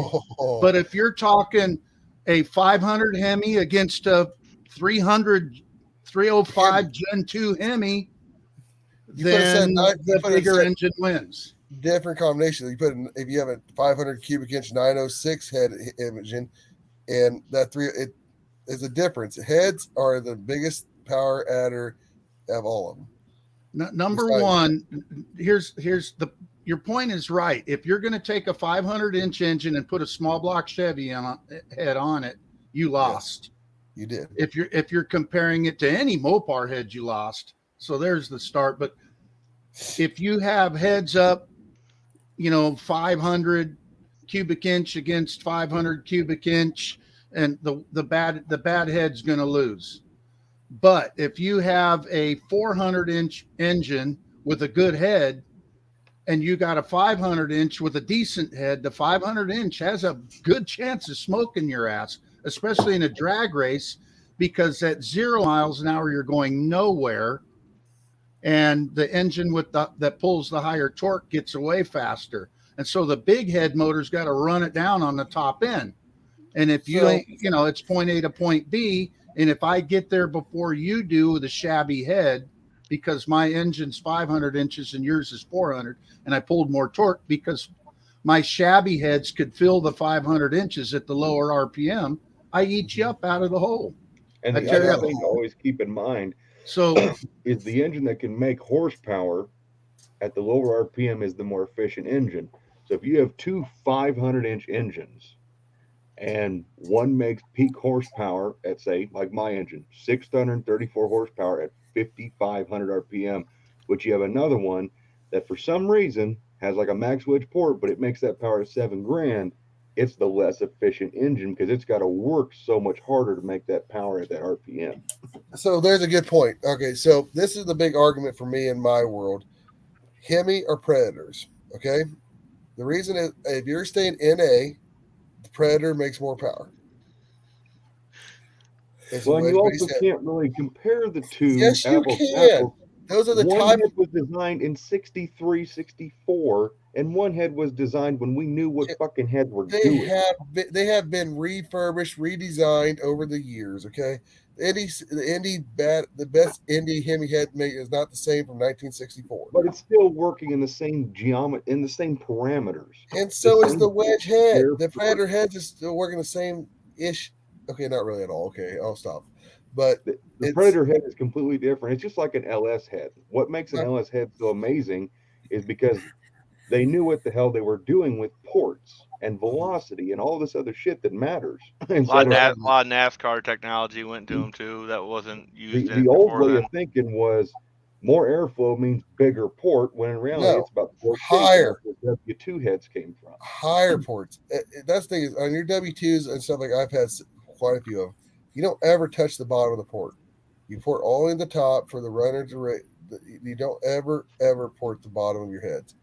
You port as high as you can go and let the air go from up. But higher is really what Jed's talking about here. Yeah. If you raise the port, you can make the port smaller. Yes, and exactly. still The flow the velocity. same number. So the velocity comes up. Yes, the velocity speed is where it goes up. That's a fairly new Concept. thought process. Yeah. Since the 60s, really. Yeah. And that's why everyone's run these taller deck heads and stuff. I mean, it's not just because the decks, it's the ports are so high.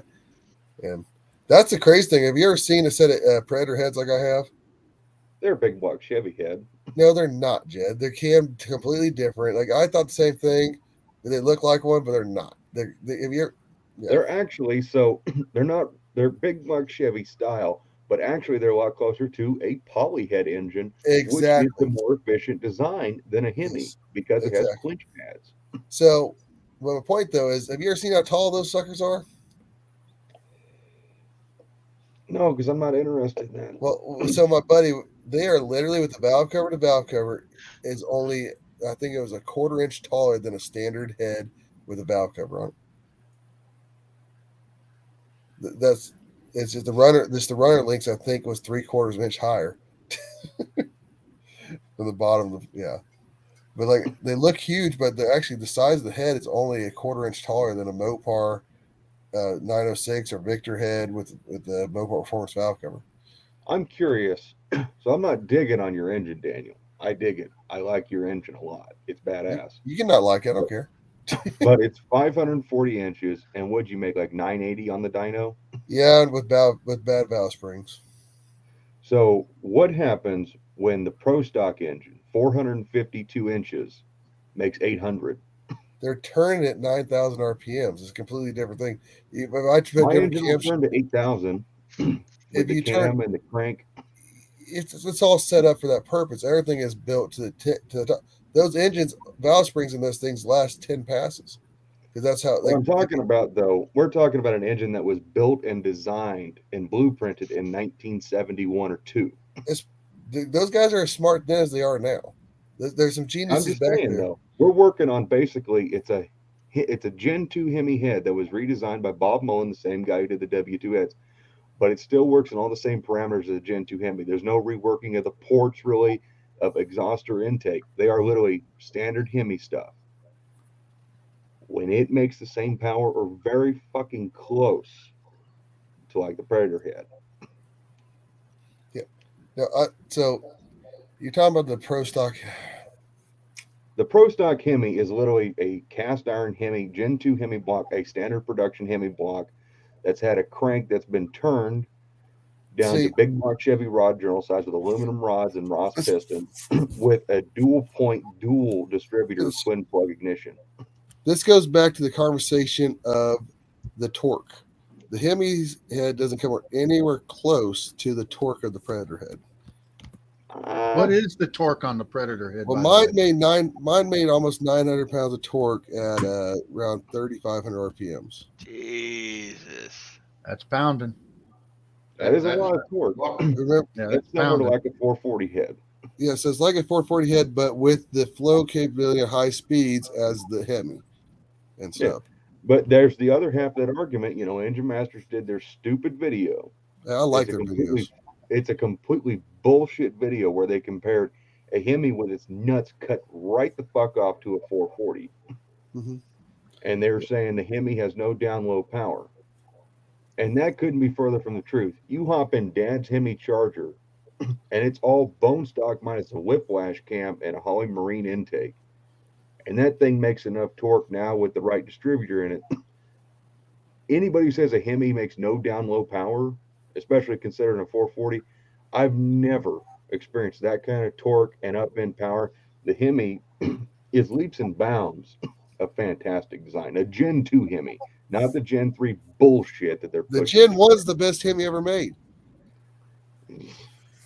The Gen 2, the only thing that really hurts it is the fact that it was kind of cobbled together. You give me a Donovan 417 block with the 450, I would think that any day. Well, here's the other thing. A Gen 1 was designed with a lot of smart people involved in a long period of time. A Gen 2 was literally thrown together with whatever they could come up with in a short period of time to replace the Max Wedge. And they did a good job in that short period of time, though. Yeah, Now, that engine is still kicking ass today in the same market. The crossbolt main block is the best thing ever to come out because of Mopar, except for stability and support. Well, I mean, Ford. No, they had deep skirts, but I guess they didn't cross bolt them with the wide block. They didn't have crossbolt mains at the time. Yeah, they didn't. They just I'm pretty sure had What's up, guys? Oh, let's Would've been tear it cool up if they did, now. though. Oh, we got something going. Chris, never mind. I'm not going to say yet. You guys getting weird yet, or what? We're on all these. We're on all these hot topic discussions. I have a question for Ken. Live action Cowboy Bebop, yes or no? Boo! Oh, see, I like it. And all these other guys have no idea what we're, because we're the only idea right now. Dude, I'd take the original every day of the week. That good, but the original was good, but the live action was good too. they tried, okay? They tried and they dropped the ball. Like some things were so good, and then other Faye was the worst. Like they destroyed everything about her character. I'm not even talking about the costumes. Hey, They Jed, read my destroyed text again. everything about her character. And then Vicious, We're gonna literally lose everybody. But look what they did to Vicious. They made Jed, him the what did biggest my pansy. last text to you say, Jed? My last text to you. What was that? So speaking of that, John, when I was at Cody's place getting van parts with Dad, I ran it by him and his dad. My idea of buying the biggest, giantest, gelatin, floppiest, big purple dildo and taking it to No Name Nationals and strapping it. I gave them both ideas. The first idea for Ken and Dutch. Yeah, my dad's watching. The first, I don't care. The first idea is you have this giant floppy dildo and you hand it to somebody, start of the race, and whoever loses has to keep it. And the only way to pass this thing along, is to beat someone, and the loser Wait a minute. gets it. You got that sitting in your. You probably still have that for like 2 years ago, just sitting there in your closet. Yeah, I did. That's great. Yeah. Okay, hold on. I feel I have to play it again. Are you gonna put a Mopar sticker on it or Chevy? It'd be more fitting with the Corvette. Corvette, get Corvette sticker. Yeah, Corvette. Right there. Get Corvette. Get it.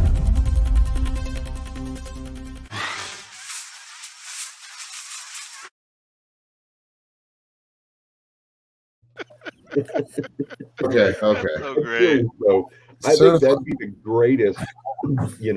Nobody wants to wind up with that, taking that thing home.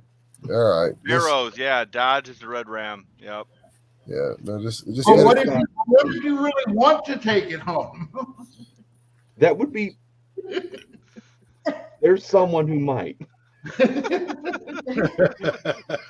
my other thought was, if John Rover won't allow that, then I'm still going to have Anna buy this thing, and I'm going to find someone's car that's got a big rowdy engine that shakes a lot. I'm thinking, you are. Yeah. Hey, can you imagine that thing at idle? And you sit there. Okay, first of all, have you talked to John? You know he'd be. No, I don't know. John doesn't. He doesn't want it to get too weird, but yeah, we don't want it too weird. I don't think he's going to have much control. Think about super slow motion shot of that car launching. We're not. And that thing coming back and swinging and smacking the back bumper. Is this an import race we're going to, or what? This is on your car, Dave. Well, No. there is supposed to be a Celica there. Well, There's put it gonna on be some it. imports there, yeah. You put it as a swap me, he'll buy it from you. I think that'd be fantastic. Oh, Jed, don't do this. I'm going to do it. Oh, The girlfriend gosh. has Amazon. All right, Jed, do it then. Maybe you won't if I say do it. Have you guys watched doing it's Invincible Extreme Muscle? Wait, no, is that his channel? Yeah. Invincible. I know Vladimir. Yeah, man, I love Vlad. He's so great. Yeah. He took a break from YouTube to focus on his family, and I'm glad. I agree 100% with him on that. It's a bummer, but you know you gotta do on that. He's a cool guy. He's a smart dude. Yeah, dude, he makes some of the coolest stuff. I messaged him, I don't know, a week ago, and I told him about the No Name. I'm like, dude, you should bring out the Rotson, dude. I'd love to see that car. Yeah, I talked to him a couple of times on the phone. Let me tell you, it's hard to get a word in because that man has got a lot to say, and he is really fucking smart. But all of his old videos are great. Like Yeah. I watch him all the time. Like he made a lot of really good content before he took a break. Yeah. Hey, Jed, you know my buddy Matt with the workshop. You seen his videos? I don't know if I did. Anyway, he's an English dude. He did a giveaway with the same kind of deal. He painted it silver, had it sitting on a chair, and he gave it to the guy that had the worst comment that he had gotten on his videos all year long.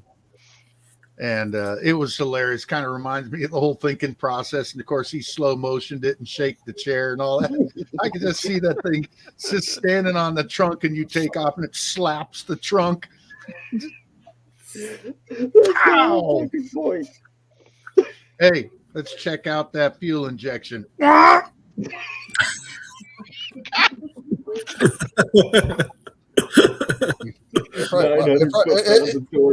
It'd probably suck it right in the dang intake, and yeah. And by the way, I don't hate fuel injection, so I just want to clarify that. One other fact about fuel injection I forgot to mention is you know, we put our hood scoops and we do all our stuff to get nice cool air into our intake system, and us with carburetors blow a nice little fog of chiller right down our tubes, chilling up our intake system. Let me tell you something. My mechanical injection, I got a video of me riding the condensation, ice condensation on top of it in Mopar. So that freaking intake is so cold, it's not even funny. So, that's alcohol, not injection. So, yeah. So Daniel, you're total NA, right? Yes, it's completely NA. No power adders? Okay. None, yeah. So it's like I said, my best 60 foot so far with my clapped out front suspension. Like my suspension was so clapped out in the front, you could stand on the front bumper and it wouldn't move an inch down. Like it's bombed out completely. I said, but I got a 116 60 foot out of it last year. So, and I'm nice. Yeah, nice. I have a goal. I don't think I'm gonna make it, but I really like to get after refreshing my engine. I'm hoping I'd like to have a 490 NA pass in the 8th, but more likely the best I'm gonna get is probably gonna be a 509 or something like that. So, oh, John, guess what I scored today? Oh, you got the big covers. Where'd you get those? So my buddy He's special.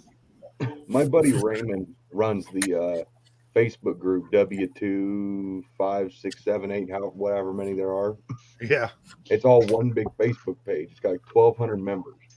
And I put a post up yesterday or day before looking for either Gold Moroso small blocks or the YW2. And I got 3 sets of NOS ones offered to me. Nice. The cheapest was $500 and the most expensive one was $750. And I was gonna buy the set for $500, and I was just like, screw it. I don't care. They're so rare. I want a pair. Yeah. Because I want to polish the bastards. And I ended up taking the post down because I had vultures coming in trying to snap the fucking deals before the guy with $500 pair could get a hold of me. So I deleted the post. I put that post up today, and that guy offered me that set for $400. Nice. And I was just I hate you. I hate you. I've been a part of that dang group for like 6 freaking years. Okay, trying to find a set of those. Got them having until I just got this new motor. Nothing around $700, $800 one, and your little how would I say this? Popular YouTube ass gets puts on there. Oh, we'll give you $400. Oh, dude, Raymond's a viewer of mine. He invited me to the group. I was like, fucking A. Hey, now And- just remember, valve covers don't make it go faster. Okay. Hey, you know what? Hey, That's hey, true. Chrome Hey, does though. No, Chrome they're not does. chrome. Those are never getting chrome. If you chrome those, I'll kill you. But the thing is, the thing about those valve covers is some W2s, the way they have the valve springs and the rock arms up, you have to have them for clearance. Yeah. Yeah, that's the reason. We're going to they be running big block springs on my heads. Yeah. And see, my dad we're building him.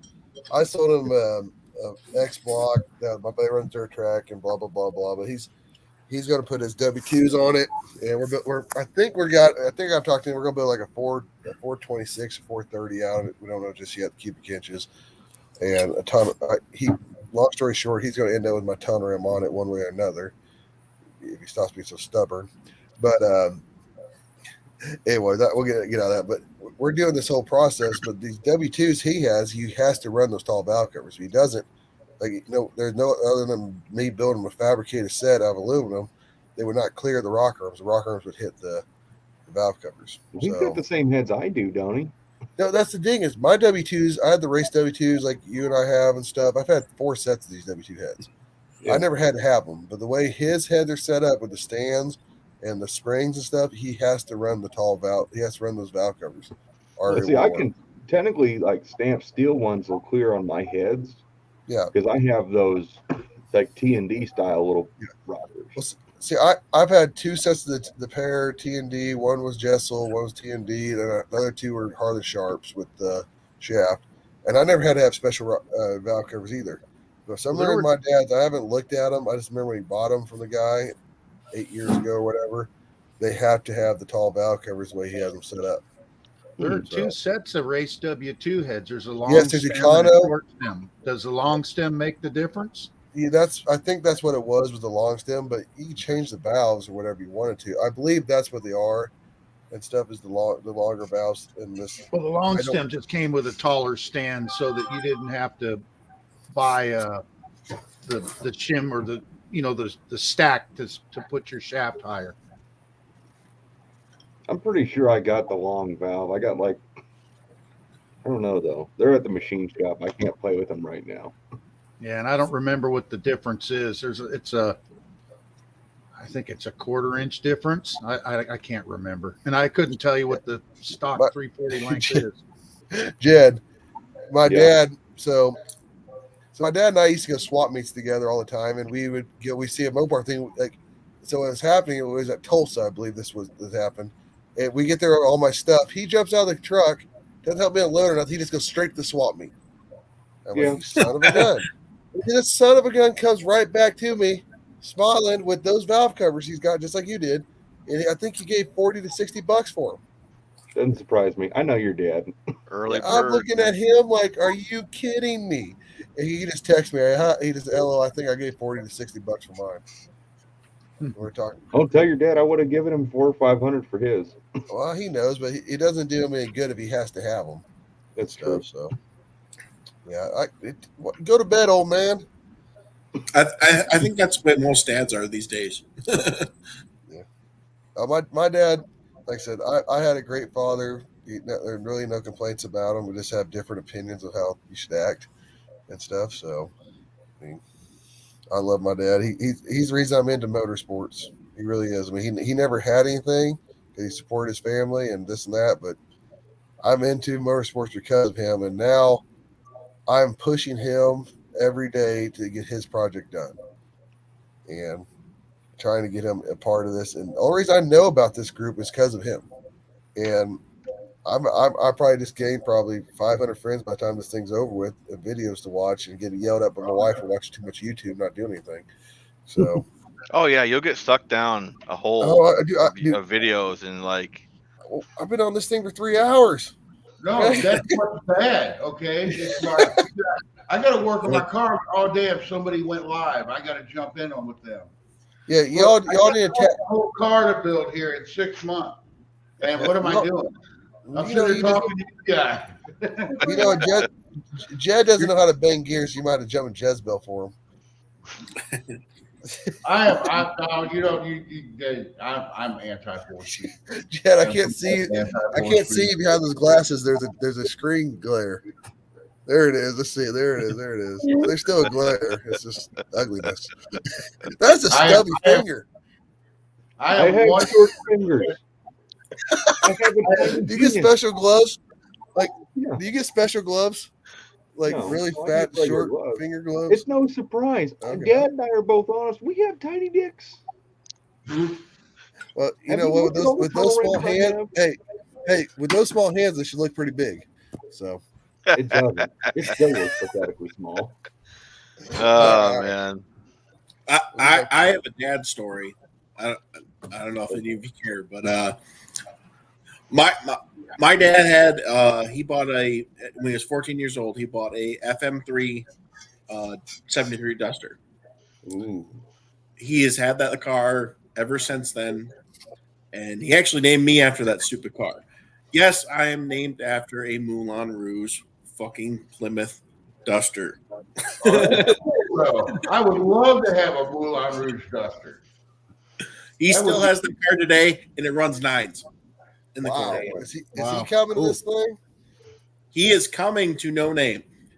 Awesome. He's actually the inspiration behind the whole thing. He is a boomer as much as you can call a boomer.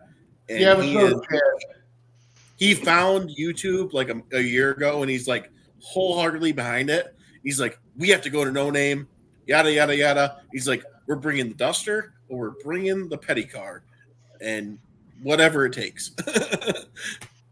So okay, I for all the cool old guys. I got something. Go ahead. Go ahead. He's only he had me when he was 18. I'm 28, so he's like 43, 45, 44 years old. Excuse me. So he is boomer before his time, but it's cool that he finally found his where he's at in this time, and he's just wholeheartedly behind it. And hopefully we can bring you guys either a Richard Petty or an FM3 Duster. That'd be cool shit. Bring them both. It's Yeah, my honestly, namesake. if you get here's the deal, okay? If you can, I don't know your money situation or anything like that, but if you've got a way to transport 2 cars and pay for two things, put your dad's car on and put your dad's car on the channel. People are going to want to see that. You know, you don't just do your own shit. You can put other people's car on your channel, and that's the whole thing. If you watch in the big block swap of our Woody Volare wagon, Yeah. his FM3 is in the background of that. He isn't a huge supporter of posting his cars online because he's one of those somewhat older generations that are, don't put my stuff out there. But on the other side, he's like, yeah. If he wants to bring it to the race, it's going to get filmed. It's going to be out there. Exactly. My point. And especially at this race, there's going to be so many cameras. Yes. There's going to be so much video taken. Everybody's going to be having videos of everybody else's stuff. And it's going to be cool because we're going to see videos of our own cars doing, how often do you get, or are you going to be able to go on somebody else's channel and see your own car run down the track? It's going to happen. Exactly. And how many Moulin Rouge Dusters are there going to be out there? Yeah, there's probably going to be a damn one of them out there. Exactly. That's my point exactly. Now, I do have one other thing to say. It has nothing to do with this, but how many of you guys have to duck walking through your own fucking garage? I just watched Tall John stand up, and he's got a duck walking through his own garage. Big, tall, Wookiee motherfucker. Luckily, I have a semi-garage to work in, so was that? plenty of headroom. What was that? Just now? Just now. You walk towards the back. It might just be normal because, I don't know, I'm not tall. No, But- I dipped down to the refrigerator. The refrigerator's Oh. down about my It waist. looked like you were ducking. I got me a beer out, so. I'm just giving you shit, John. What if John's actually like 5'8"? I'm on my red car in the next 30 seconds anyway. So I gotta preemptively give you shit. Unless Jed beats Preemptively. That's what my mom used to do. She used to beat me because she knew I'd do something wrong later. I just want to throw out there, being tall, not all it's cracked up to be. You can't fit into all the cars you want to fit into. So, Dude, I'm Your only head 6 foot tall. Your I head didn't ain't fit where round shit my anymore. 6'8" javelin. What's that, Jed? Oh, I'm only 6 foot tall, and I didn't fit where the shit in my 68 javelin. yeah, that's what I'm saying. Like, I kind of envy the little guys. They can just fit into anything, be comfortable. You know, I got crawling all awkward. I'm 6'6", my brother's 6'10". We don't fit into shit. When Kevin, who bought my javelin, I was like, before you like really commit to buying this, how fucking tall are you? And he goes, oh, I'm 5'10". I'm like, oh, you'll be perfect. Perfect size for a javelin. No shit, when I drove that car, my knees were about this far away from the steering wheel, and that seat was as far back as it could go.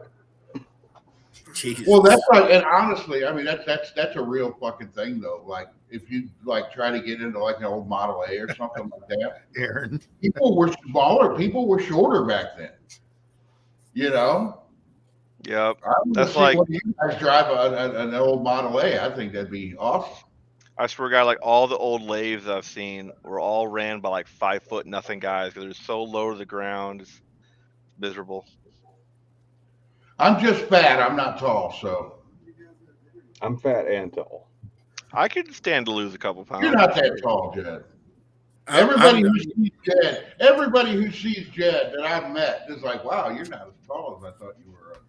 Green. Well, I'm 6 foot. That's relatively tall considering most. You're not people I 6 know. foot. That's Are you getting lying close to people? average. You're That- not 6 That's foot close five to average. average. You're 6'2", Daniel. You're not 6 foot. I just came back to hearing some BS on here. What did I miss? No, that's legitimately. I have paperwork from when I was in high school. Of course, that was back You 10 shrunk. years ago. And when I was a senior and I was Sure. going into the Army, I measured out right at 6 foot tall. You shrunk, Yeah, Jed. and my wife's I may have 5'5". shrunk a little bit. I'm Okay. still lost to how I missed both of you at Indy last weekend. I don't know how you did either, man. Yeah, Jed's pretty ugly to miss. You've seen that guy like what? Looks like there's some. Well, how'd you miss a guy in an Aspen shirt? I mean, that's a weird motherfucker right That's there. Yeah. Yeah, he's got you there, Jed. Yeah. I don't know, Indy, unless you're looking for somebody, if you're really into the shit, looking around, you're going to miss everything looking just because you're Well, looking our hard. booth was pretty Jed, full most you of know, the time. Jed Our is booth so, is pretty full of Jed is people, so too. famous in our group here, so I mean, we got to bow down to him. I guess Celebrity status. celebrity. All the way. There it is. I'm gonna get a shirt with an arrow that every time I stand by, it's gonna be on my left side with the arrow put celebrity. Pointing to them. I Let me do put have on my to say Jed that brand shirt real fast. this year the people come, because I was with Jed last year at his booth, but this year the people coming up and wanting to talk to him was a lot more than I saw last year. I mean, it was just That was just crazy. means, Brian. That just means, Brian, that you did a worse job than you did last year. Yeah. Oh, I did. I was like, oh, I was a total fucking failure this year. It's like, Dude, I was so glad to have Dad with me with this year, so that way Everybody comes up. I was glad your dad was there too, because that guy that recognized me and I was all fucking That's what I was weirded just out. gonna say. I was Oh, all they- fucking weirded out, and he Don't goes- you got he Carter goes, bills? He goes, yeah, I was hoping to see Jed, and I was like, oh, there's his dad, and I fucking took off.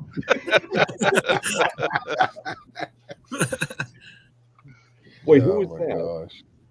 I don't know the guy. Like I It was said, one he of the could, viewers. he could be in here. It was one of my viewers, the guy that walked up, tapped me on the shoulder, and said, "Hey, shouldn't you be working on your duster?"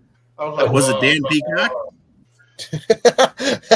Dan Peacock. But the guy, yeah, he was a nice guy. I don't. If he ever sees this, which he probably does because he's a viewer, I don't ever want him to think that he did You anything can't wrong. miss Dan. It That's just kind very of true. freaks me out because I'm not Oh. used to it. See, Dan took my name. Dan took my name. Like everyone says it's his name. My right. Mopar, I'm You're right. Mopar Dan, and this is supposed to be him, Mopar Dan. Are you talking about Dan Peacock? Yes, that's what he said. Yeah. He said Oh. it. He said Dan Peacock before I did. Wait, you know Dan Peacock? We That both guy was did. walking around with some junk at the freaking Indy. I've known Dan for a lot of years. Yeah. I knew him long before I knew, well, most guys. You knew him before me? Yeah. Well, it's actually because I went with him to Mocan was when I was going to buy your dad's tunnel ram. Then I met your dad, thought he was cooler than shit, and I thought you were an asshole. And then later I got to become friends with you. I still prefer your dad. You know, I thought the same thing about. We have really similar stories about each other. Like literally. I like the business coupe. I thought it was cooler than shit. Yeah. You guys are lucky. I have like no car friends, so Well, I really don't either. Jed's an acquaintance. No, I'm playing with you. Well, I've got about 600 phone contacts of business associates and friends. If you want a couple, I'm sure I could find some in your area. That's the thing, though. Most of my car friends, I got a couple car friends, but most of them are on here. Yeah. What's cool about what I'll brag about this. I think it's cool. I can put a Facebook post up about anybody in this area can go pick up this part for me. And literally like a couple hours later, I'll have a part picked up if a guy ain't willing to ship it. Spoiled. celebrity status. Yeah, celebrity. Hey, I had a guy. You know what? Don't give Jed shit about somebody giving him a duster, because I had somebody give me a duster too. Hey. Mine's just not as cool as his. Did he travel from California to bring it to you? No, Birdsong. No, that was his other friend. brought it to him. Birdsong to bring me the car. I don't give a dang. You didn't have to go get your free car. It was delivered. No, I ain't see, picking on him. I mean, it's there's two Chris's involved. There's Chris who didn't want the car anymore, and he offered to me. So I was like, well, sure. I really didn't want the car. I really didn't want another car. But it's better than the alternative what was going to happen to the car.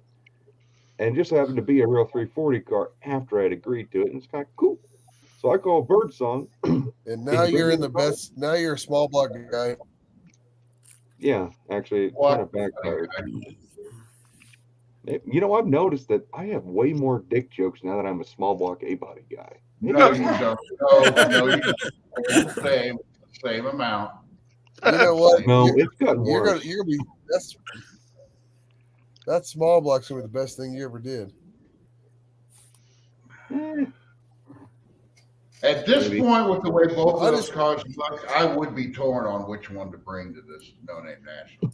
I would be like, you're so good with that hood. huh? That duster looks awesome. That hood.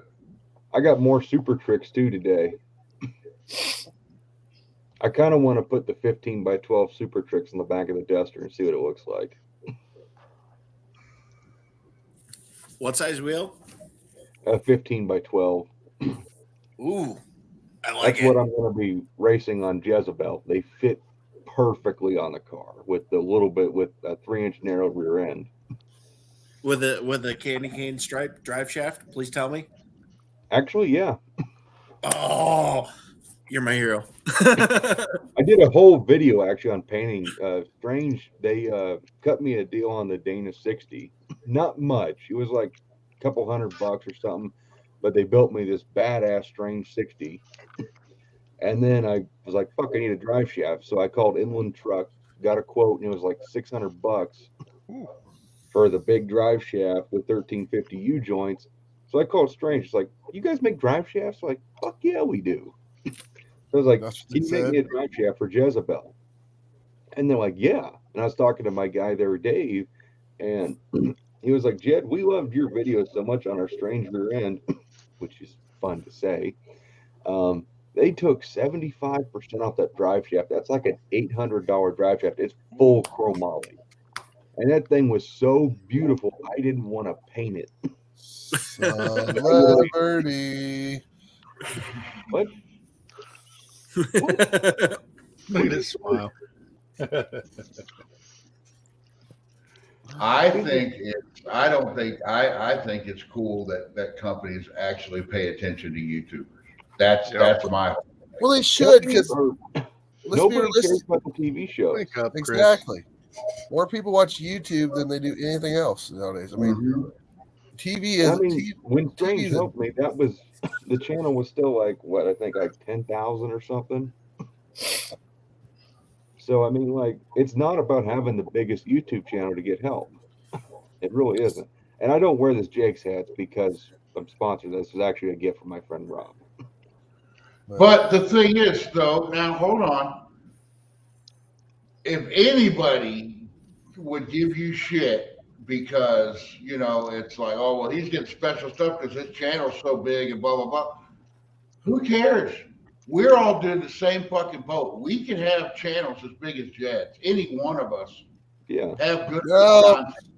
I disagree in that just because Jed has a personality people gravitate to on TV, not in person.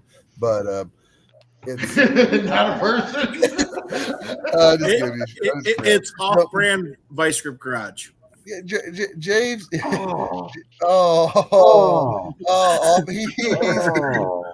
Oh my God, he's like Fruity Pebble operator. No, he's no, because Jed does stuff with his dad. That's what I like. I like seeing him and his dad hang That's out. exactly. I'll just say, Jed is actually the sidekick to his dad. That's why. Don't get me wrong. Jed's actually an awesome guy. I just give him shit on here, but You got to pick on him. it takes chemistry for people to work together. Are you I really mean- someone's friend if you don't pick on him? I mean, that's what I'm Yeah, saying. I mean, like I'm the only one that's made fun of that hole in his head, and he said, "Oh, really? Like, you're gonna make fun of a cancer guy?" I mean, I feel like Jed and I are that close. Wait, because if you made fun of the whole, I did too, and he got all pissy the first time I did it. You know what he told me? You know what? He I likes said me I was better. Hold on, I said I was gonna get a Winnie the Pooh and make him a little toupee. I was gonna cut the skin off. If anybody's curious what they're talking about, it's that. He literally has an ass head. No, fucker. There's the matching scar on the chest. No, I don't remember what I said to him, but he laughed at it. He said, "Okay, that was too funny not to laugh at." I don't remember what I said. Do you remember what I said to you? No. I don't Hey, know. But he didn't get. I'm just happy you're okay, man. I remember I like missed your channel for a while, and then I came back and I just seen your story, and I was like, "Whoa! I didn't know. I missed all of it." I'm like, I'm happy he's okay. Shit. That was almost, well, in December, that will be 3 years ago. This is what All I can say is, Jed, we're all happy you're here still, but Yeah, don't worry Oh about yeah, that. for That was- sure. Rob is here. Yeah, Rob was here a while ago. Oh, yeah, So he must have- he's at Mr. his mom, but Talking Mopowers, Chris is down here, and he's been very quiet. He's always Yeah. Man, I'm just entertained by the talk. I'm really entertained by that giant fucking hole in Jed's head. Oh, here. it looks like the mine they used for to find battery. It looks so awful on this camera.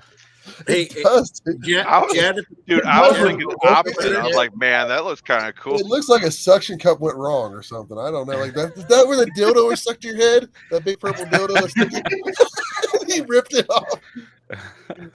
No, I that's, Jed, keep saying I Brian. got ran over by a Grand Caravan when I was that's the younger. Hillboy thing And I have a right there, matching right? one back Yes, because he was the that's one with only Hellboy. one stump. Yeah, I got cracked in the head real hard back in the day, and I got like staples, and like so I have a big scar from like here to here. I did Can't too, see right it, here. So, yep. I was in a. But you I can was in still a- feel it, like right where they stapled it. It's It is. I had kind of staples. gnarly. I had staples in my head. My brother, we were in the swimming pool, city pool, and he made me. He put shampoo in my face, slapped it. We were gonna fight. He slapped my face, and I couldn't see where I was going. I slipped and cracked my head open. Yeah, so I'd dude. Ugh. My mom tried to pull that crap out, and they get little pincher things. Well, I love my mom. I shouldn't say this, but she wasn't smart enough to use the thing that clips it apart. She was using the backside that looked like a wedge to try to pull it out. I would use it as a Halloween costume. I'd take like a piston and like put a piston like with the fucking rod coming out of my fucking head. That's fucking badass. Hey, get that cigarette out of your mouth, man. Cancer No. survivor and smoking. I don't care. God. I was gonna say, Daniel, you've got such pretty long blonde hair. Can you put that in?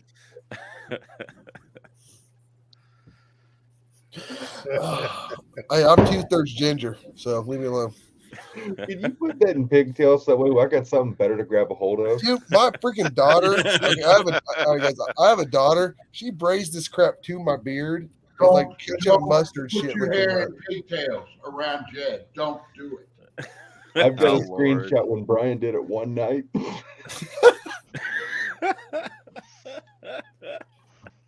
I got a little bit of hair.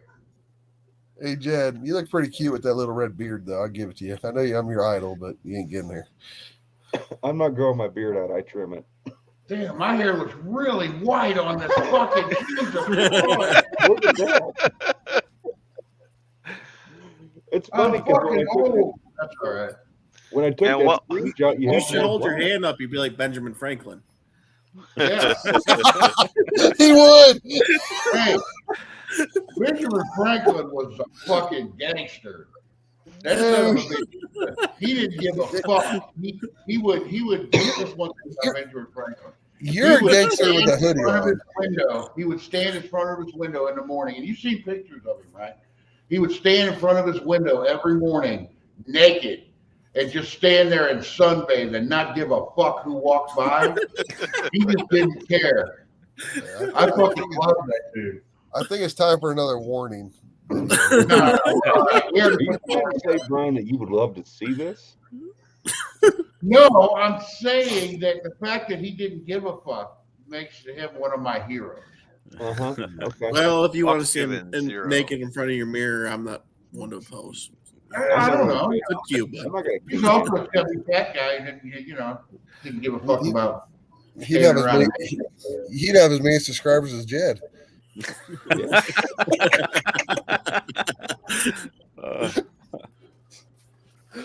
All right, put the warning up. I got a joke. Oh, No, boy. go ahead. One's already been up. You say whatever you want. It's past 12 o'clock. That's when all the porno things come on, commercials, and this and that. You're good to go. Oh, Chris, I got the strippers. The fucking. You did? Yeah. You got the cum dumpsters that came I through? graduated from the Nazis. I got the fucking strippers. Good God. And I had an adult film producer comment. That she, Oh, really? Yeah. What was that all about? I don't know. She deleted it too quick. I thought he was going to kick off my OnlyFans career. Oh, fuck. I was going to say, we need some backup girls for No Name, so you might want to reach back out to him. This Figure is that off out. topic here, but has anyone ever talked about the Dodge sign behind Chris's head that looks like an ovary? I've heard that Oh, that's many Mr. times. The Norm. Ram. The Yes. good old Ram from Mr. Norm. Yes, I'm sorry. That's just the worst It's- thing Dodge ever put out. That's all. That's yeah, a woman's reproductive system. That's what it looks like. All Yeah. right, so this guy, Let's hear your joke. As long as it's not this guy wants to know what his wife's doing when he goes to work. So he goes down and says, "Hey, I need to goes to a pet store. Says, I need to get me a talking parrot." The guy says, "Well, I got one here, $800. It knows 500 words." He goes, $800? What the hell? That's too much. Ain't you got something cheaper? He says, "Yeah, I got one here for 200, but it knows Polly want a cracker." I goes, "Oh, that ain't gonna work. Nothing better than that." And he goes, "No, I do have one. It speaks perfect English, but it ain't got no legs." He says, "Well, how's it hang on to that little perch there?" He says, it takes pecker number 2 and wraps it around the stick like this and hangs on. He goes, oh, okay, I'll take that. So he takes it home and he says, "All right, parrot, you tell me everything that happens when I go to work." "No problem." So he comes home. He says, "Well, what happened?" "First the doorbell rang." "Well, then what?" "It was a milkman." "Well, then what?" "He set the milk down." "Well, then what?" "He came in the house. They started kissing." "Then what?" "They went to the bedroom." "Well, then what?" "I don't know. I popped a boner and fell off."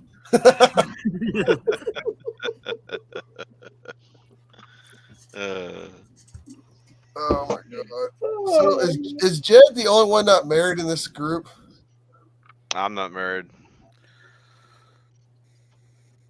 How do What? you guys No how do your longer. wives deal with like your stuff? Like your wife's pretty cool with what you do. They like this, they don't. I mean, My wife has my wife has 3 cars. Okay. Mine goes to be with Ed. She's sitting right there moderating the chat right now. She's like all in on this car shit. She was at Indy. She goes to Indy with me. She everywhere I go, Jed can attest to this. I think I've only been to Jed's house once without my wife there. Yeah, Sherry's awesome. I like Sherry so much. I bought her an overpriced coat at Indy last year. Yeah. Yes, and She's a then truck girl. I was trying to get a new coat from the same person this year. What? Yeah, he had another coat that he was selling this year. Oh hell, I could have haggled that for you. No, the one was good enough. I'm not saying I would have bought it again. I spent plenty of money at Indy. Yeah. I spent We plenty all of money did. at Indy. Jesus. I spent more money than I thought I was going to. I spent all of Rob's money, and then he had to go to an ATM. Last time we went to Indy, I spent like $5,000. Yeah. So I came home with an 8-stack Hillborn injection for Hemi. Did I bought all the Volare parts at Indy and didn't even spend $500. You remember? Well, I got yeah, the, have you guys? Oh, yeah, I remember. yeah, I still got the bells off of it. I remember the gold one. That Yeah, gold. you let me keep Yeah, the I bells remember. off of it. That's when I had to bring 2 brand new Keith Black blocks back for my buddy from there. Mhm. There ain't nothing like one in the aftermarket big block Mopar Keith Black block, and you have to bring 2 of them, put them in your shop for 3 months, wait for your buddy to come get them, and you can't buy one. It was really hard. Didn't one of them accidentally just end up disappearing or something? No, I ended up actually when Yeah, dude, and they took I told him he wasn't getting one back. I know what he paid for it. I'd give him what he paid for. I'd pay when he paid for both of them. I willing to pay for one. He could have basically bought one for free, and he still wouldn't sell the damn thing. So, but Well, you know that tunnel rim that I carried away a little while ago? yeah, the Well, nitrous. Did you see it on the video? With Yeah, all I the watched. Yeah, the internal nitrous with the outside part too. You know what I paid for that? Was it RB or short deck? It's raised. It's Raised for deck. 440. I'm gonna guess $550. I paid $250. $250 for that. How much? $250. The price is right. Go you. Oh, Holy yeah. crap. I walked right past with Rob. I was looking at it and I was like, "It's got all this bullshit on there. He probably wants too much for it." And I didn't even ask. And then Brian comes back, fucking. He's got a fucking boner. He slaps me in the face with it so fucking big and hard. He fell off the perch. He saw. I was like, Jen, she's going to the ATM. I need you to give me $100 so I can grab this. She'll pay it back. I was just wanting to get it before anybody else saw it. Because he finally wrote a price on it. I couldn't believe it. $250.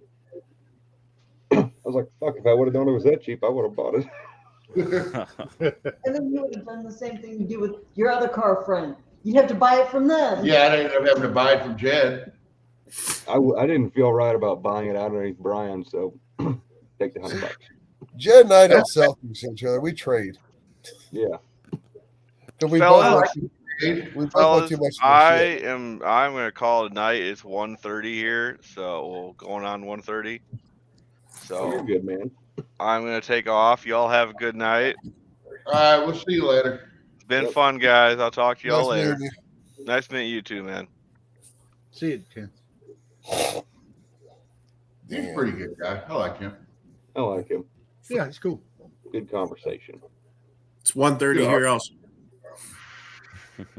Yeah. Somebody, you know what? That's somebody you can argue with. 12:30 here. Back and not take anything fucking Hey, I have a personal. beer just You like know, you have a discussion like that. That's Yeah. cool. I like people like that. You know, some people would just be totally fucking offended and fucking, oh, no, my way's right and you're stupid. But he you know, go back and forth and he's willing to listen when people, that's you can have not arguments, but discussions like that. And as long as people are listening, then you're all right. You know, when somebody just, I don't know. Dude, I'm not gonna lie to you. John. I got a lot more respect for him now. Here's my deal. It's like it's almost 1 o'clock. I wake up at 3 a.m. every morning. So like for me to be up doing this, I must be really entertained because I've been like, yeah, nice meeting you guys. Cool, thanks for your help. I'm gonna call it a night, but I've actually been kind of entertained. Which is kind of what Jed and I do every time we talk. We're supposed to hang out. We're supposed to be there, pick up something, gotta go. 3 hours later, talking, and I said I had to go 15 times in that 3 hours, and yeah. Well, I hear you on that. I'm on call right now. You're on call? That's why I like doing these, because it's just, you know, entertainment, talking and having fun. And I'm really bad about not looking over at the chat because I'm too into the conversations that are going on, and I don't want people in the chat to think that I'm ignoring them, which I guess I kind of am, but still, it's, you know. Yeah, not on purpose, though. Yeah, it's not on purpose. Brian, how did you even get started doing this? Huh? How'd you even get started doing this? Well, it was because of you. Oh. Dude. You didn't know that. Yeah. No, I went on the one live with you. Yeah. And I was like, you know, we were all talking and having fun. I was like, cool. And then the best part of it was the part you missed last night on Johnny's, which it seems like everybody seeing. I don't. The people in the chat are going to get upset. The best conversations are when we shut this thing down, and anybody that stays around, you just stay in here and talk. Me and Tall John and Johnny were up till what? 2:30 or 3. 2:30 or 3 in the morning talking. Something like that. I caught the tail end of that at like 1 a.m. You guys didn't say you were staying around. Fuck, you guys are going to bed. I just sat around and played with my dick all night. What the fuck? You just had to go get breakfast. I mean, for your time, you're just getting up. Look at this. Yeah.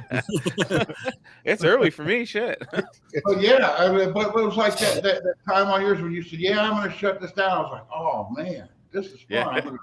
It sucks. And then you shut it down, and you guys stayed there. I'm like, "Oh, they're still talking." I was like, "This is fun."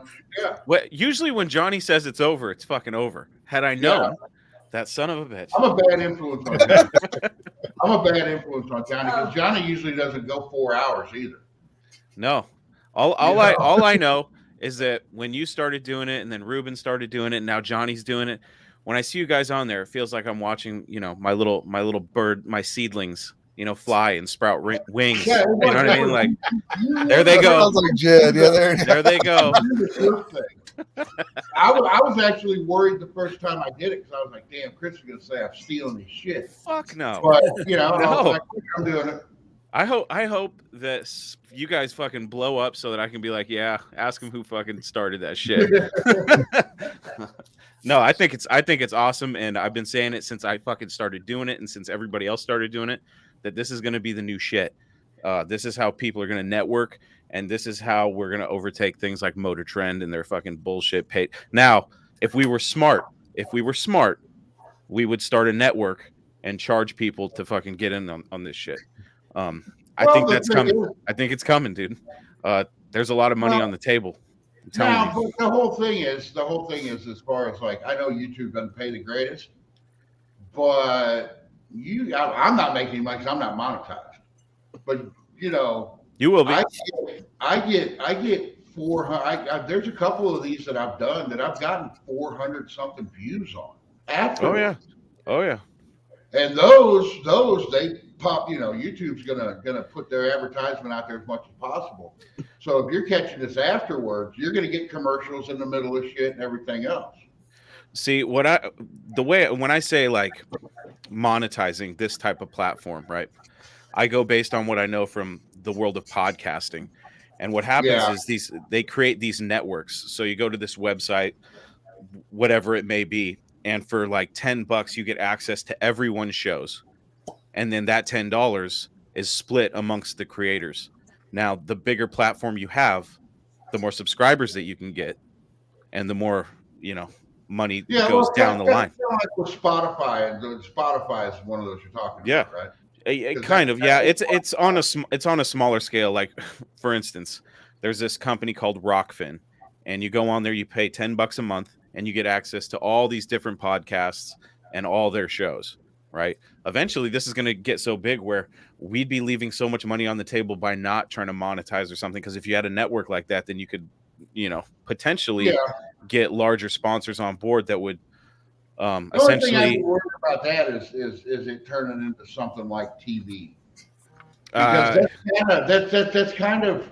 That's why you run it independent. That's why you run it independent. That way you can still say whatever the fuck you want, and not have to worry about a corporate sponsor, shutting you down. We were talking about this the last other end night. of a dick joke. We were talking about this last night. Now you're and gonna put it in my we were face. talking about people watching our channels and stuff, and Johnny was saying something about, you're going to buy better equipment and stuff like that. But the thing is, when it starts getting too overproduced, when people start really super overproducing their videos and stuff, people don't like that because it looks like TV. They want to see real, raw stuff, and then after because they relate to it. After midnight, people like hearing dick jokes on my live. So I like watching Jed pet his pussy. That's why. Yes. Which one is black one or is white one? It's kind of like you, dude. It's part ginger. That's what I see. Yes, sir. That's what I see. Right here. It is a little hairy, but that's all right. Gopher never hurt anybody. No, damn, absolutely not. Oh no! Oh my god! Oh no! That's what I hated. That's what I hated when all this mask thing came out, because I had this beard, and when I put the mask on, I looked like a '70s porn star.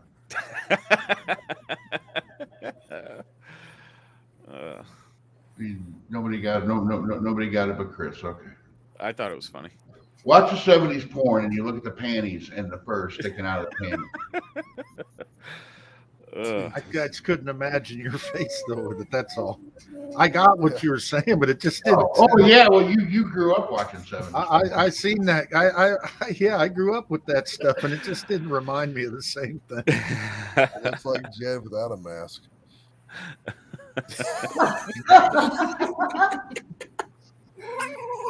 Jed's like, damn, why did I invite him into this? He is like that. It's a give and take thing. That's all it is. Like, damn it, everybody's usually nice to me because I got the big fucking channel, and now I got somebody I know in here. It's a celebrity. You be nice to Cappy at least. He's getting old. The big cat. He's over there. Yeah, that's the one that fist bumps, right? Huh? Is that the one that fist bumps you, or is that not? Yeah. Yes. He's going to be 10 in April. Wow. Oh, you guys with cats will get this. The other day I came in the house. The old lady accused me of being drunk again. I said, I ain't drunk. She said, yes, you are. I said, I'm not, and I can prove it. I said, you see that cat walking in the room over there? It's only got one eye. She says, you asshole, it's walking out.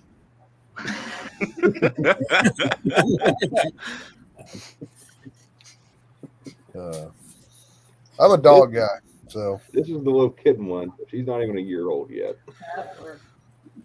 I'll stick with the dogs. I've always been a cat guy. I know. The Rex changed you. Remember that? I like Rex. Yeah. Oh man, the way you're holding that cat looks like you got your hand somewhere it shouldn't be. All right. Are we only Mopar people on this thing now? Looks like it. Yeah, I think so. Yeah, I think so. Yeah, Chevys suck. Yeah. They're gay. Queer vets. I always called them queer vets for a reason. Junculate. Actually, that's my problem. Is I have actually a good buddy that he races a Corvette. He's actually cool as hell. So I can't, I give him crap about Corvettes and this and that and blah blah. But He's actually one of the coolest guys I know. He's a little younger than I am, but he's legit. So he changed my opinion of Corvette people. So I don't have a problem with most Chevy people, but my biggest problem is one of the things I get tired of, even from some Mopar people too. I can't, the Mopars are expensive. Well, I'm sorry.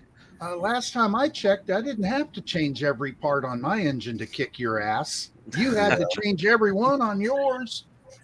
I can't figure out what's cheaper, stock or modified.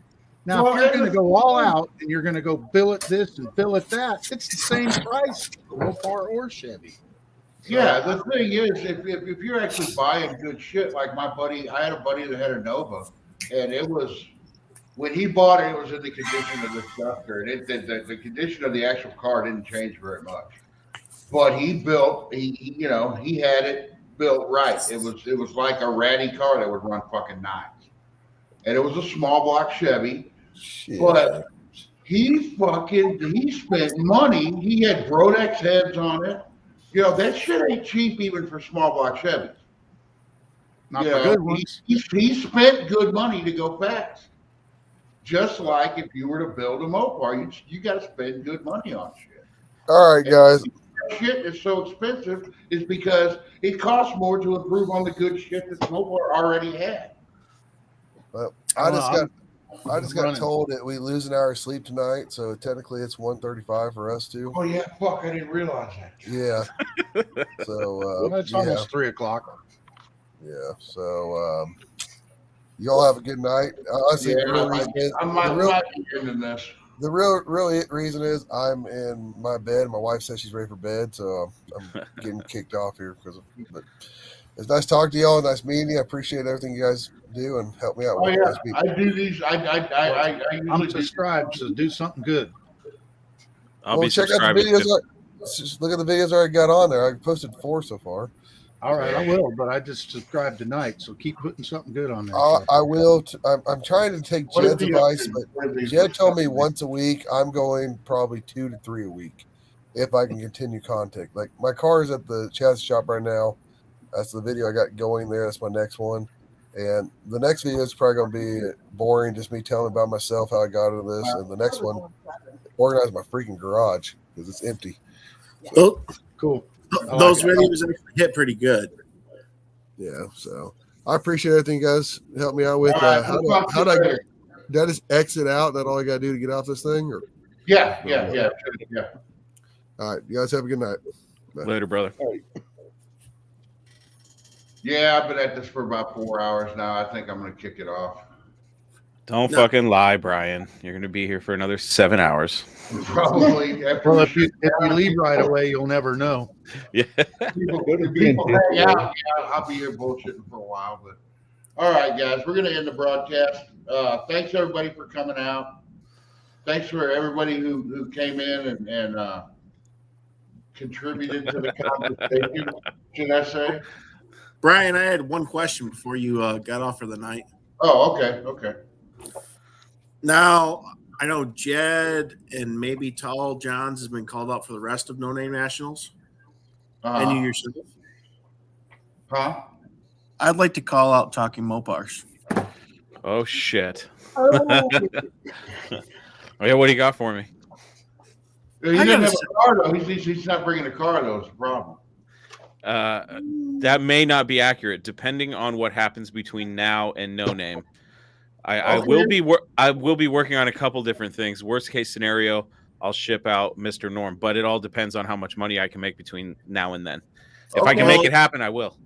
Well, Chris, how far are you from out there? Well, I'm in Washington. Sykeston's a ways. It's going to cost me about. He's going to cost me top corner of the country. Yeah, it's going to cost me the way I estimate it, and from the estimates that I've got so far, it's going to cost me about $3,500 round trip to ship something out there. Well, how hour wise, how far out are you? Gosh, I don't know. Let's find out right now. Hour wise, I think it's about a good 30 day hours. drive. Yeah. Let's just see here. Sykeston, Missouri. It's got to be it's about 24. It's about 30 hours. All right, we're at 19. Okay. Where are you guys at? You're in. We're Central Michigan. If you hold your hand up. Okay. Yeah. How close to Gaylord are you? Or I mean, about an hour and a half south. Okay. What are you bringing? What are you bringing to No Name? 78 Richard Petty edition. Okay. All right.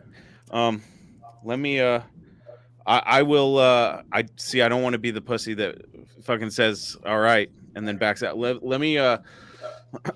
Give me 3 months. Let me see where I'm at in 3 months because I got a lot of traveling to do too. But I if I can make it happen, I will absolutely accept that. And we'll have some fun. All right. There's got to be one guy that gives you shit out of all of them. Hey, no, I love it. I've been waiting for someone to be like, hey, what about this pussy that's got the podcast? Nobody's called him out. Fuck. So I'm gonna go ahead and I will take that challenge and see what I can do, which means I'm gonna have to hustle a little bit more. And I've been actually working on some shit for YouTube while we've been talking. So hopefully, hey, here's the thing: take the challenge, and that'll make you make it happen. I have no choice, really. I mean, hey, what do you got to lose? I mean, you're bringing Roadrunners against F bodies. Come on now. Oh no, Roadrunners. What are you talking about? Yeah, we don't know what we're talking about. Sorry. Oh, okay. It's a 73 Roadrunner. I'm buying a 73 Roadrunner from Scott. There. Son of a bitch. The people that are subscribers on the Facebook channel know all this already, and they've seen it. Well, there's only 12 people watching, so yeah, there's only 12 people. Fuck, it's a 73. Fuck. Yeah, fucking awesome years. I like them. I like Jed's. Jed, you still got that car, right? The No, 451? don't mention it. Fuck, don't mention it. If you mention the I car, was pushing the car back. he puts it off another month before he works on it on channel. Every time he mentions the car. I don't know if you've seen, Chris. I have like 35 or 40 of those in my local boneyard. If you need parts, hit me up. Really? Gosh, there's no metal. There's no metal for them. I need a passenger. Well, I don't need, but I would like to eventually get a passenger rear quarter, and then I'll probably buy the driver's side too, just to have an extra for if I ever decide to get it. Pictures. I know you got pictures of this car. Send me things. I want to see it. Yeah, Brian. Yeah. I'll message you him after this. Okay. It's a cool car. Brian. Fucking Scott hooked me up, dude. He wanted 38 for it, and I know giving him some money is going to help him with Sykeston and stuff. So we agreed on $2,000. So I'm going to go get it. And I thought it was a pretty good deal. I mean, it's fucking pretty complete. The floors are fucking solid in that thing. I mean, it's hammered. Like it is fucking hammered on the outside, which I kind of like, but the inside is fucking solid. I know how you can fix the quarters right now. Don't. All right. Well, hey, let's talk about this afterward. I'm going to end this thing. And we'll see you guys later. Hang out. I'll leave. Adios.